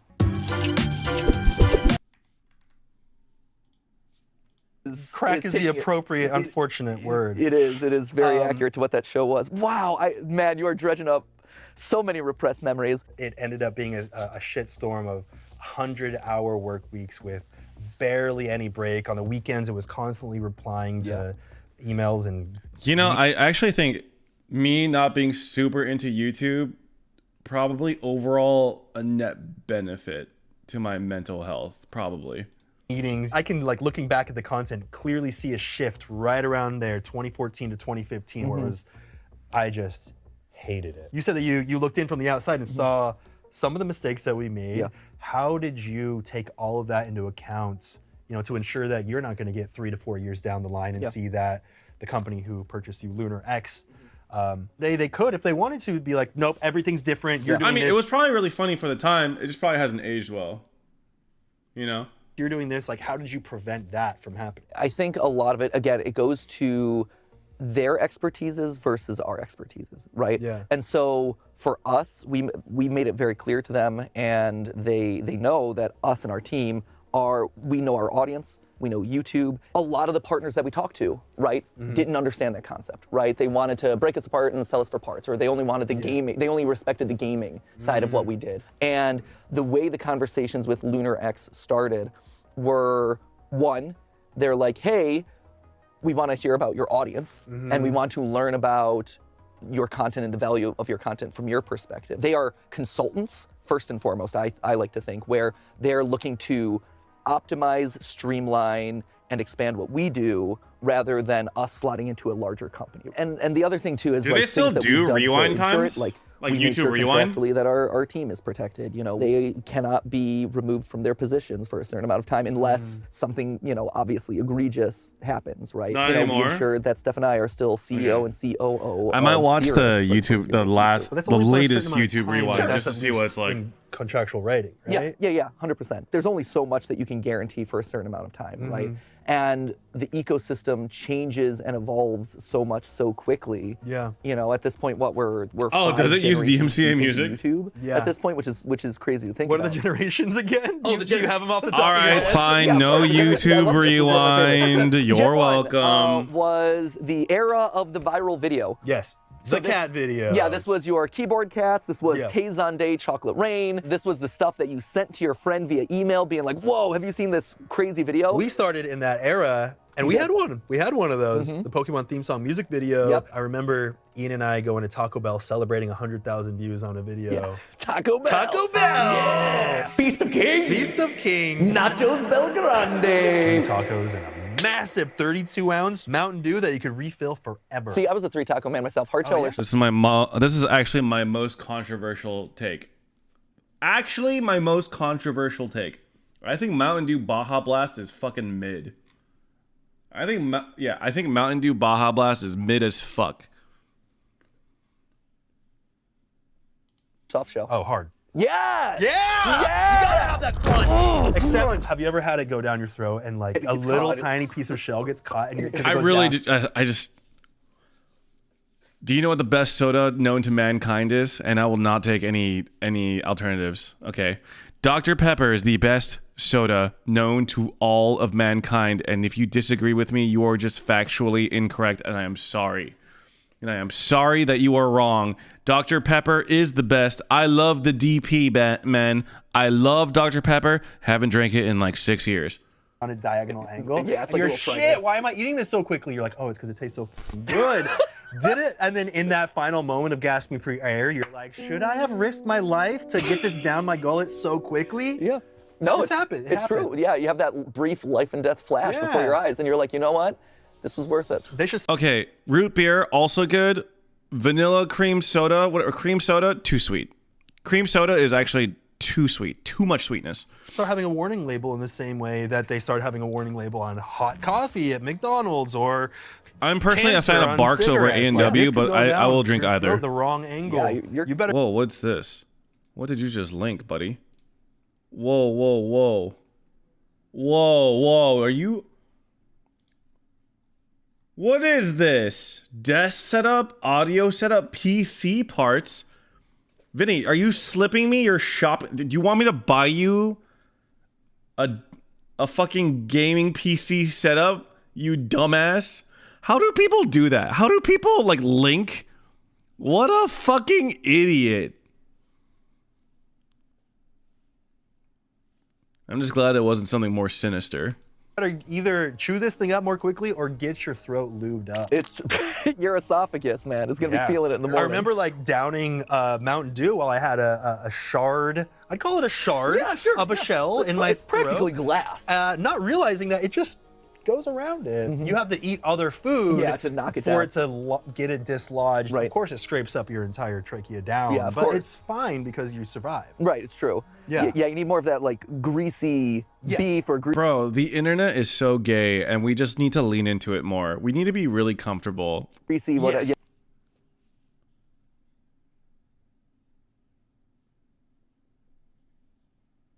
You know, blah, slide it down. Yeah, just gargle that beef and get it down. Like, tell me, like, come on, man. Ooh, Moon, Lindsay. I got a response from Anita telling her that you're not a stay. She said, "What? I'm not mad. I'm just disappointed." Pack your bags. Pack your bags. Damn. She really just hit you with that.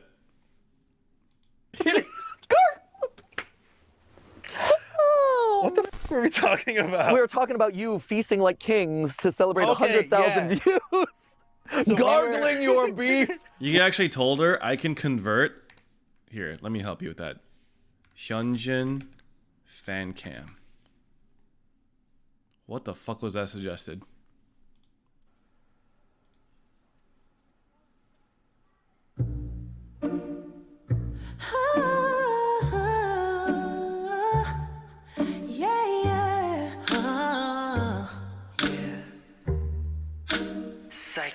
너라쩌면 좋을까 이런 맘은 다 처음이라 Up and down이 좀 심해 조절이 자꾸 잘 안 돼 하나 확실한 건 I don't play the game 우리 진짜 별나대 그냥 내가 널 좋아해 넌 그걸 너무 잘 알고 날 지락거락해 나도 마찬가지인 걸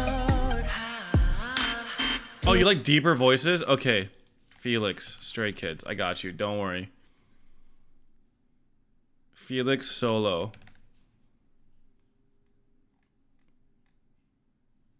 With the deep voice. Oh my god, my heart is melting. Look away from me. Cooking like a chef, I'm a 5-star Michelin. 미의 정점을 찍고 눈에 보여 illusion. 모든 그냥 집어넣어 눈치 보지 말고 더 망설이지 말고 비벼 변한다 백날 외쳐댔던 내가 왜 주변 상황 따라 수도 없이 변하고 있는 걸까 Listen to this 승전가 모든 날 사는 순간 Tell me, oh come on. You said I'm more into deep voices. If Felix can't convert you, there is no help. There is no hope for you. Okay? 승전가 all the time 이래가 또 알아 승전가가 들려난 Hey 없이 lose your mind 남들이 뭐라 해도 so what 얻고 놀자 먹고 놀자 어떤 말이 오게 된지 내게 We did it! We did it, chat!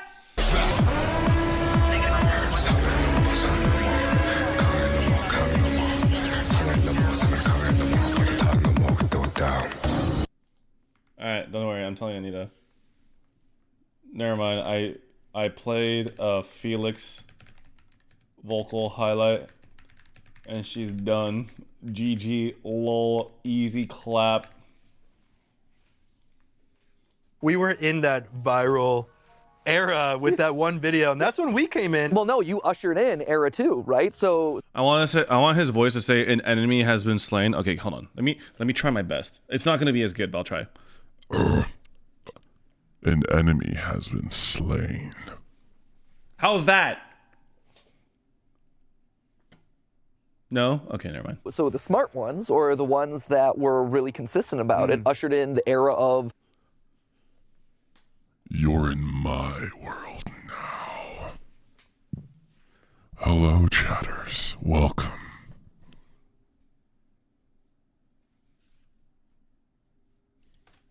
Get Vinny the fuck away from me. What is wrong with this kid?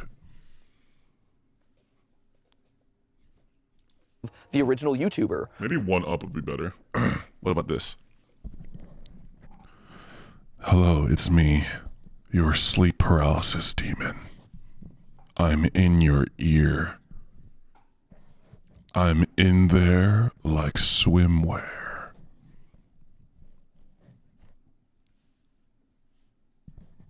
I'm in the corner of your room, huffing paint. I'm high as fuck, boy. I don't know what I'm saying. I'm sorry. Right? So this was the era of people who had those one-off viral hits that took off, but you're the ones who kept uploading, and not just uploading, but doing it with a consistent brand identity. Joke's on you, my room doesn't have corners. Joke's on you. I'm just inside you instead. Or a consistent tone. It was the Jenna Marbles, right? It was the Epic Meal Times. It was the Ray William Johnson's =3, right? Like you had a somewhat consistent format. Don't worry, I'm also cringing at myself doing that, but I guess you guys are used to it at this point, right? A look, a style, a feel. What is okay? What does one higher like, sound? Okay, I'm sorry for interrupting again. Testing. Oh! Oh, that was way higher than I was expecting. I just hearing it makes me laugh. What is this? Oh my god! I just sucked out some helium, bro. Oh god. I need to stop. Okay, I'm sorry. Continue forward, and people were like, I want to subscribe to this guy because he's funny. I want to subscribe to them because, you know, they make these giant hamburgers and they make jokes about bacon. You know what you're gonna get. Yeah, there's Fuck, dude, I miss Epic Mealtime. Epic Mealtime was like one of 2 YouTube channels I actually followed. I fucking love Epic Mealtime, man. I hope that guy's doing well. Right. I heard the like the main guy of Epic Mealtime is based as well. And so you defined what it meant to be a YouTuber and a YouTube content creator, right? Gen 3 came when there was an algorithmic switch. Yes, that was 2011, 2012-ish time. Yep, exactly. So that was when it I saw him in Creator Clash. I forgot who his opponent was though, but I remember that was it was like a very uneven match, but it was very honorable. Like he was very animation. He like tried to highlight his opponent after the match was over. This signaled the death of animation on YouTube for a while, and so instead you had the rise of gamers. You had He the challenged rise of me for the next vloggers. fight, dude. I let him eat me. We started film theory at a time when we thought that game theory was going to die. Why did you think that? Because in that era, right, a typical YouTube channel lifespan was like 2 to 4 years tops. I mean, there were certain ones like you guys that were able to sustain and find success and stay on top for a long period of time. But you look at like the rise and fall of a lot of those early channels, it was a 2 to 3, maybe 4 if you were lucky, year span of cresting. We're like, we've got to be cresting this hill. We've got to be over it at this point. Obliterator, So let's launch thank you for the 28 as a months new of thing while we're at support. the top of our game. You Here's a new are hook in the wall, greatly appreciated. and this is going to be great, and we're really excited about the content. It feels synergistic with what we're doing, and if game theory goes away, we got this, but maybe the 2 channels can help each other. And then Gen 4 was the Viner invasion. Why does that get its own? Ownable Down says, guys, I'm a inflated shoe up. I don't know what that means. Own era. Well, because the Viner invasion symbolized the first influx of creators who grew up with YouTube as a thing that could be achieved. And so you had a generation of very smart, very savvy creators who grew up watching you, who grew up watching these vloggers and these viral videos and seeing, wow, look at all the views they're getting. Wow, look at all the money they must be making. How old is he my age? That would be my guess. Is he's like around like 30-ish.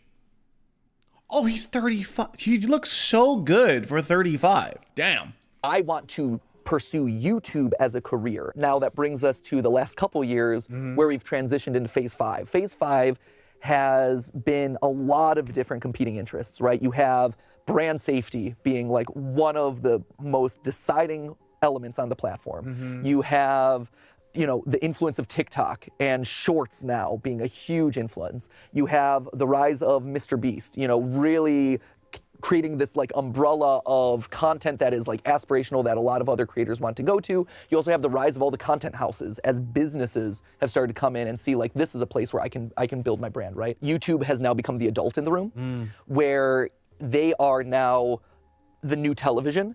And so TikTok is the new upcomer like YouTube was back in the day. Of like, look at where all the cool, fresh, fun videos are. And it is kind of like, I do see a lot of TikTokers who want to bring their content to YouTube. Right. And they don't plan on going anywhere beyond that. But back when we first got started, it was like, oh, you're a YouTuber. Oh, you must be trying to become a TV star, man. No, it is. And that's exactly it. It's cyclical, right? TikTok is now, I'm the rebel in the room, but YouTube is where the money's at, and that's what's respectable and this and that, right? And so you have this really interesting, like, changing cycle of history. So I've called it like the adulting era. It's also the era where YouTubers / content creators are expected to be multi-platform creators who are launching their own. It's not enough to just create content. You are now a business. You are an empire. You are launching your Feastables and your Mr. Beast burger and whatever. Like, and you have to kind of have content. If I were to have a Feastables bar, what flavor would it be, chatters? If you were to bite into a pee-pee bar, what flavor would you expect?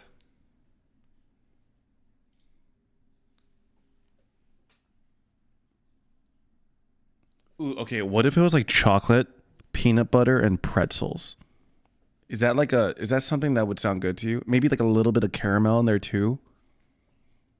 Wait, that's just a take 5. I was like, wait, that's literally take 5, I think that's exactly what that is.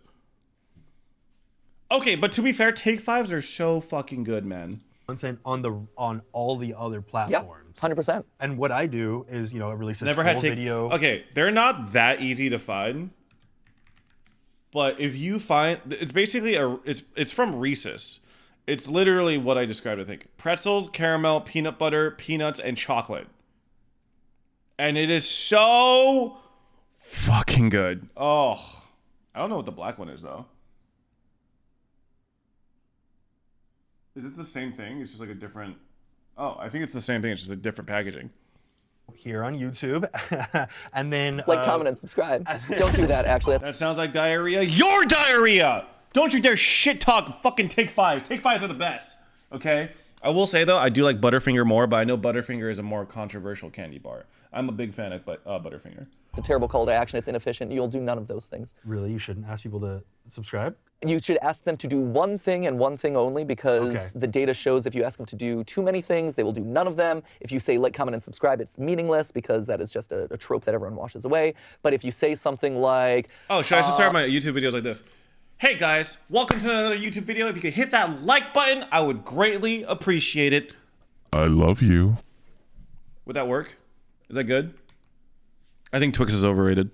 Lick that subscribe button. Or, you know, do something weird. Gargle that subscribe button Gargle so that the it beef. can be lubed up enough to go down your throat. There it is.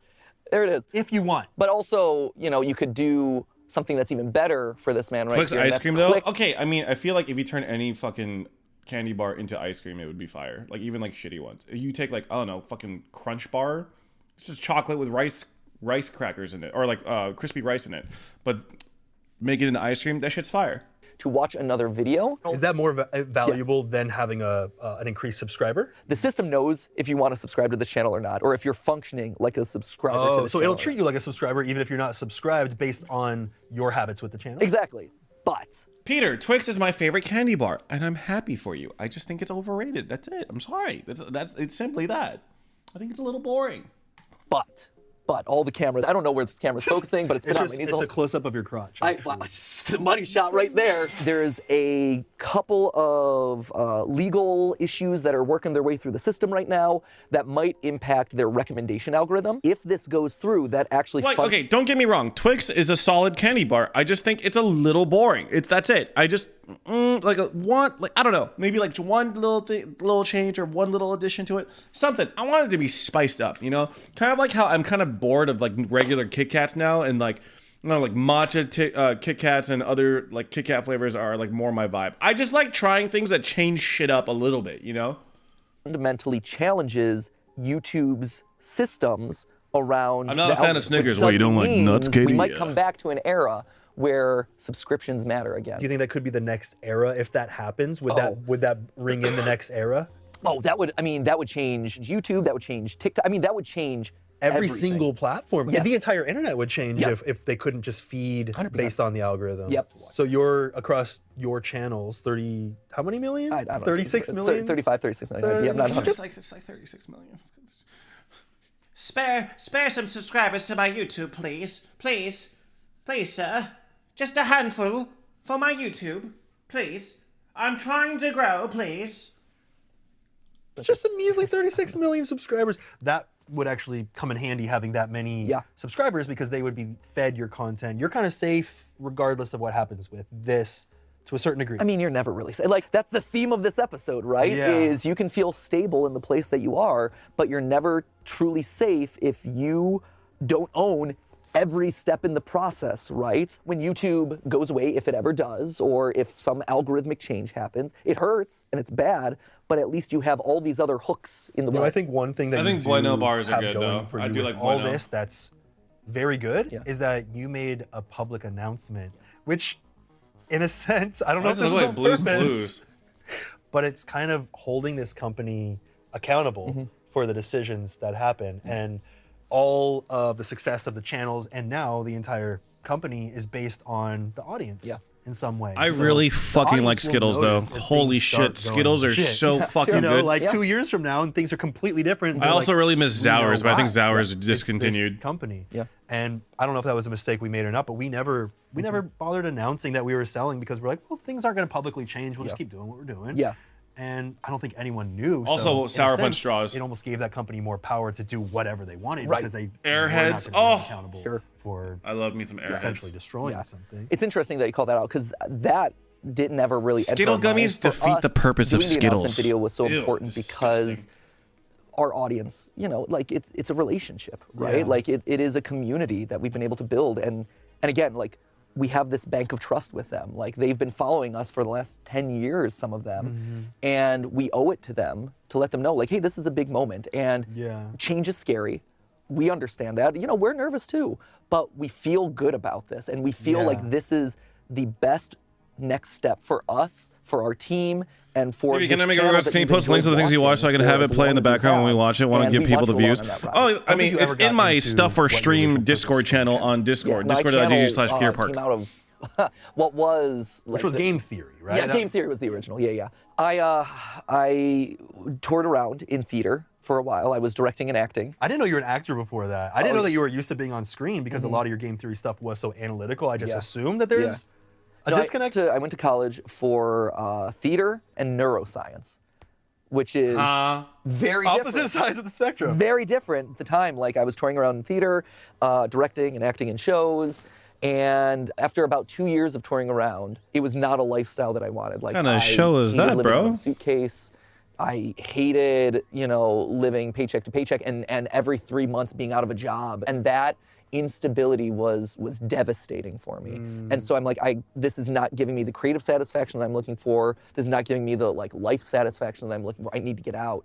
But this was also in the middle of the economic recession. And so Good thing we're out of that one, no right, wanted to boys? Give me a chance, right? And I'm like, no, I'm a smart guy. I went to college. I got straight A's. I was valedictorian in my high school. I got perfect score in my SAT. Olive Garden wouldn't hire me. Why did they say no? Honestly, I don't know. They're like, And- there's just something about you. yeah, no, clearly. I want to talk to this guy right over here. And so I started my YouTube channel as a means of something to do in between sending out resumes, in between researching for jobs, and also as a means of showcasing to people like, hey, Watching a dirty one while sitting between your parents is absolute hello. Hello. I can do stuff. I can research. I can use analytics and data to help grow this thing, you know, in the hopes that some media company out there would be like, oh, he does funny, interesting things, or oh, he understands social media. And eventually, someone, one of the early MCNs named Big Frame, they're like, we don't know what we want to do with you, but we see that you're smart and you'll figure it out. And that was the single moment that changed everything for me. At Big Frame, I consulted for some of the biggest channels on the platform, right? Like they were a smaller MCN, they were more of a talent agency. And so they had 100 clients and their like top channel had like 2 million subscribers, which at the time was like top tier. And then at one point, I was shared on how much everyone was earning, accidentally on a document. I realized that I was simultaneously the most overworked employee and also the most like I was bottom of the rung, and I asked for more and they're like no. And that's when I left. And so that's when I moved over to Break, which then became Defy, and I was their director of digital strategy there, where I was overseeing all of the channel operations. I was optimizing some channels more than others. You guys were largely untouchable because you had your thing. Well, we'd still have meetings with you like once every week or two. There'd be like this awkward boardroom kind of seating arrangement, and we'd be sitting there and you'd come in and you'd have this presentation about breaking down our analytics and why things were working, why things weren't, what we should be doing more of. Yeah, I would walk into these rooms with these 30-page decks of like graphs and analytics and this and that, and bit by bit I learned no one cared. they only cared about like the point-by-point bullets of like do this, do this, do this, do this, and then they wouldn't do it. And sometimes I would get feedback from people where I would, you know, I had spent a week analyzing their data, understanding everything that they did, and I would give this hour-long presentation, and they'd be like, on page 3, you did a bad job of photoshopping my face in that car. I mean, it was devastating, but at the end of the day, like that's all I could do. You know, a lot of people ignored the stuff that I did, and years later have come back to me and said, I pulled up that presentation that you did, and I wish I had followed some of the things that you said because my channel's fallen off, or I didn't pivot fast enough, and I see that if I had done X, Y, and Z, it would have been different. So that's been really validating for me over the years. You were right. Yeah, right. Yeah, I got him. I remember one specific piece of advice that you gave us that we blatantly disregarded. Yeah, what was that? So we were gonna do this April Fool's joke. We wanted to do Smosh hour-long special, basically our movie. And we were like, okay, so here's what's gonna happen.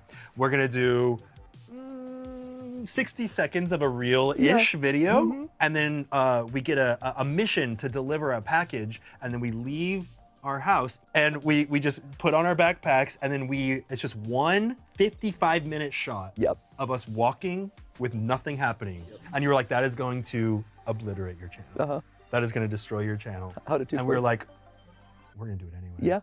It has 5.5 million views now. Wow.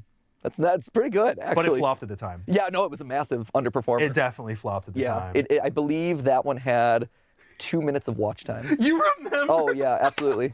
No, the retention graph is incredible. I've never seen a more ride the bottom. Literally 0 minutes of watch time. There were certain things that happened because we tried to fluff it up by saying little things that I don't think a single soul has ever seen.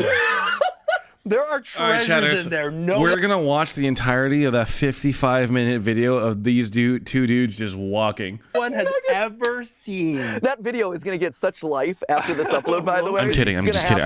I'm kidding. I'm kidding. A video to it. Maybe I should. Maybe there's a theory to be had. A flop theory. No, it's a film theory. There's like secret Easter eggs in there. Maybe I don't know what you guys said. Was there a specific moment that you remember when your channel went from something that was just kind of in the background to something that became your entire everything? Yeah, I think right about now makes the most sense to thank BetterHelp for sponsoring this episode. If you've been watching and you found a lot of sense help that can you actually click your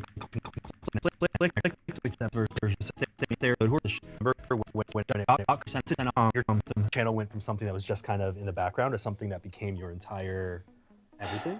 I think it became my everything almost out of necessity in a lot of ways because I saw that I had a full-time job at Defy. And I had a full-time job. I wish I could skip Peter's sponsors like that. You love my sponsors! SteamWorld Build was amazing. I love that game. Videos, and then I would wake up at 6 in the morning the next day to drive in to work to do stuff at Defy. And because the channel seems like it's I fucking stand by that game. That game is fun as shit. Make it into something bigger than what it is. Let me put my eggs in that basket and gain skills there. And if it works, great. If not, at least I have a good resume item to put out. Also, thank you to Eleanor for sponsoring me during this period of time. I appreciate you. Thank you, Eleanor. Yeah, it was a sad moment because, I mean, I loved working at Defy. I loved working with you guys and with the All Me channel. And, like, it was cool to be part of something bigger. But, yeah, it got to the point where at 3 million subscribers and doing these 2 full-time jobs, it's like I've got to hit a board. I've got to try and make this as good of a thing as possible. And so I went full-time with it, and then Stephanie a couple months later went full-time with it. She's your wife now, but you had known her for a very long time. We met in college programming video games together, actually. Damn, yeah, you told me that. Yeah. Oh my god, his wife is a gamer nerd? Lucky bastard! Uber nerd. I mean, oh yeah. So, oh, you want to do something hot tonight, baby? Yeah, let's program. Late night programming a Zelda parody. It was kind of hot though, I'm sure. Oh, certainly. No, she's wonderful, and Do programmers have like nerdy, dirty talk? Is that a thing? Like, oh my god, my function is processing. I don't even know how to fucking say it. Talk to me in Java, baby. You know, like, is that a thing? I cannot talk about her enough because she constantly inspires me. She's also the one who taught me that it was enough to just be me. She's always the one who's there. I'm going to say some of the stuff that you guys are saying in chat, but with a deeper voice. I'll fill up your array. Gotta do a penetration test. You speak Python? can reach out to these people. It's okay. Like, you don't have to be shy. Like, you don't have to put on a facade. You don't have to be MatPat all the time and like, whoa, hey, funniest guy in the room. That's like, the MatPat voice. The MatPat voice came out. Hey, it's MatPat, it's me. You know, because for a long time, I had this thing where I had to have a persona up, and I felt like I had to have something else projected out into the universe. Like with every conversation you had? Yeah, with every conversation. Just because I didn't feel like people would accept me for me. Because historically they... Okay, Arthur. Nice try. You can't come in with the fucking coding jokes 15 seconds after everyone stopped, okay? And then it being, your code is hard and long. Stop it. Get some help. They really didn't. I'm sorry. I really did bully your ass, didn't I? I'm sorry. And Stephanie was the first to really show me, like, no, you are enough. Is it difficult to be working with... It's 3 a.m. Sorry. Dude, no, don't apologize. Don't you dare apologize about your long and hard code, okay? Stop. I'm just being a bully. When all the attention is on you, you know, like when a lot of people think about the success of the channel, they might look at you being the reason for that. Yeah, no, and it hurts me a lot of times to see historically how Stephanie got overlooked. There were moments, I distinctly remember this one party we went to at VidCon with people from Defy who, you know, were talking about us and the channel and things, and Stephanie would say stuff, and then they would have no response. And then I would say the exact same thing, and they'd be like, oh, what a great idea. That's brilliant. Oh, wonderful. Dude, this is super weird and still a thing. Like, I have brought Anita to parties, and they treat her fucking, like, not great because she's not a content creator. I remember those people. I remember you. I will always forever remember the way you treated my girlfriend at the party, you fucking assholes. I'll remember this forever until I die. Wonderful, we should do that. And it was so hurtful and sad for me to see. Same thing with YouTube. You know, it took a long time for me to say no. Like, yes, I'm the face of the channel, and yes, I'm a very important part of this. But equally important, if not more so, is Steph, because she's behind the scenes doing all this. And it took years. But transactional interactions are so fun. Saying, like, yeah. Please follow for follow? Because she has so many valid ideas, so many worthwhile things to say in the space, even beyond what I have to say, because she's approaching it from a completely different angle. Listen to her. And I mean, I think at this point the space has matured enough and people are aware that it's not just one face, one channel. It's a team of people behind. It's a team of editors. It's a team of businessmen, whatever, who are helping make these things possible. So what's next for theorists? Well, what's next? There's been a little bit of news, right? I mean, like it's been pretty big. There's been a lot happening. I mean, for the longest time, we've always believed. Did you just chat GPT me? So I woke up last afternoon, but I couldn't find my chicken wings, so I had to wear my butternut squash because the Lord and our Savior SpongeBob couldn't give me breast milk.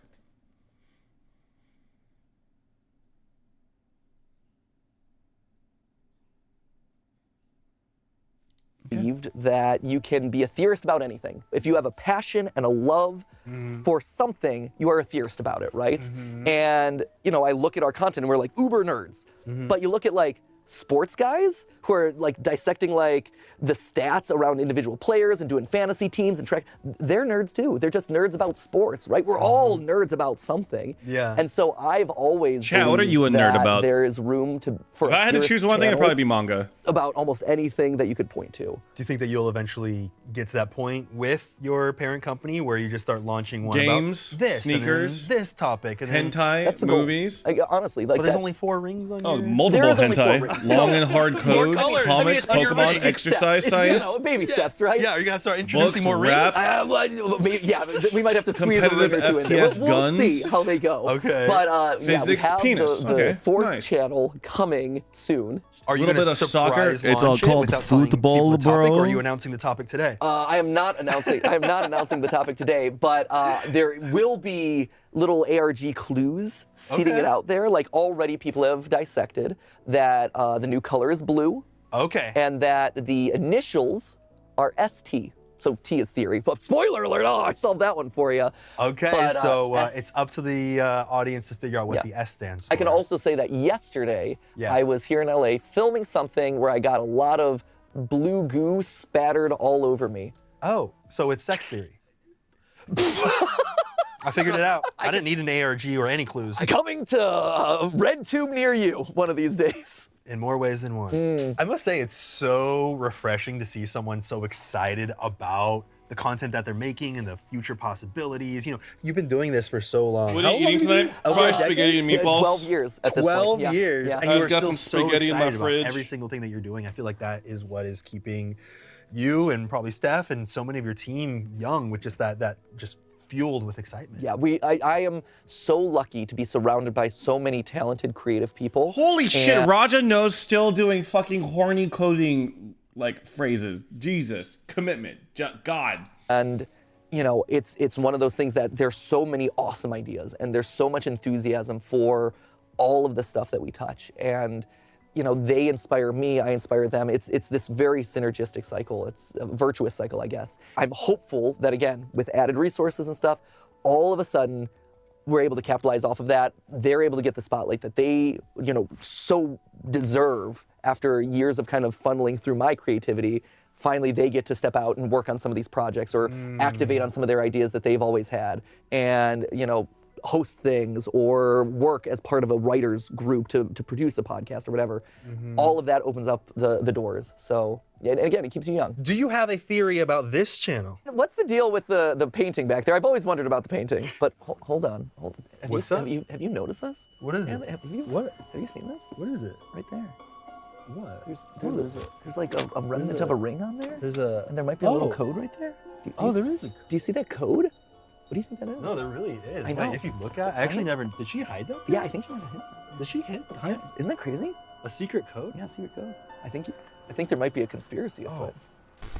Okay, I'm gonna have to look at that later because I had no idea that that was there. No, it's true. I think that this painting might unlock its own secret lore to your channel. How do you feel about that? It's been behind you the whole time. I had no idea that was there. It's been in every single shot for years. And no one stumbled across There it. might be a theory Oh! cooking up. But hey, that's just a theory of Anthony Padilla. That doesn't roll off the tongue. That does not roll off the tongue. I spent a day. What is happening? Painting theory. I don't know what I would just watch. Portrait theory. Anthony theory. Padilla theory. Maybe that could work. Yeah. That's not just a theory. It's a Padilla theory. But hey, that's just a theory. A Padilla theory. Thanks for watching. Wait, did they always talk like that in their original content? Like that was their voice? Can I interview you now? Like this is great. Sure. You know what? Sure. So, you know what? I'm very confused as well. Anyway, guys, I have a headache. I'm a little tired. I think I'm gonna call it for today. I might go live again later, but no promises. I'm gonna grab some dinner, and I appreciate y'all. I love you. Okay, I probably won't go live today, but there is a small chance that I play some Valorant with friends and I go live again. But no promises, okay? I appreciate you all. Thank you for watching the stream today. I hope you enjoyed it. I am on my journey to becoming a more consistent streamer. And yeah, I will catch you guys next time. I'm streaming again tomorrow. I don't know when. I would probably estimate probably around 11 to 1 p.m. would be like my start time, depending on whether Abe has a morning Valorant lobby for me. We shall see, okay?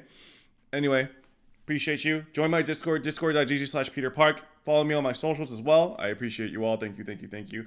I don't know how many times I can say I appreciate you, but I do. Love you. Kisses.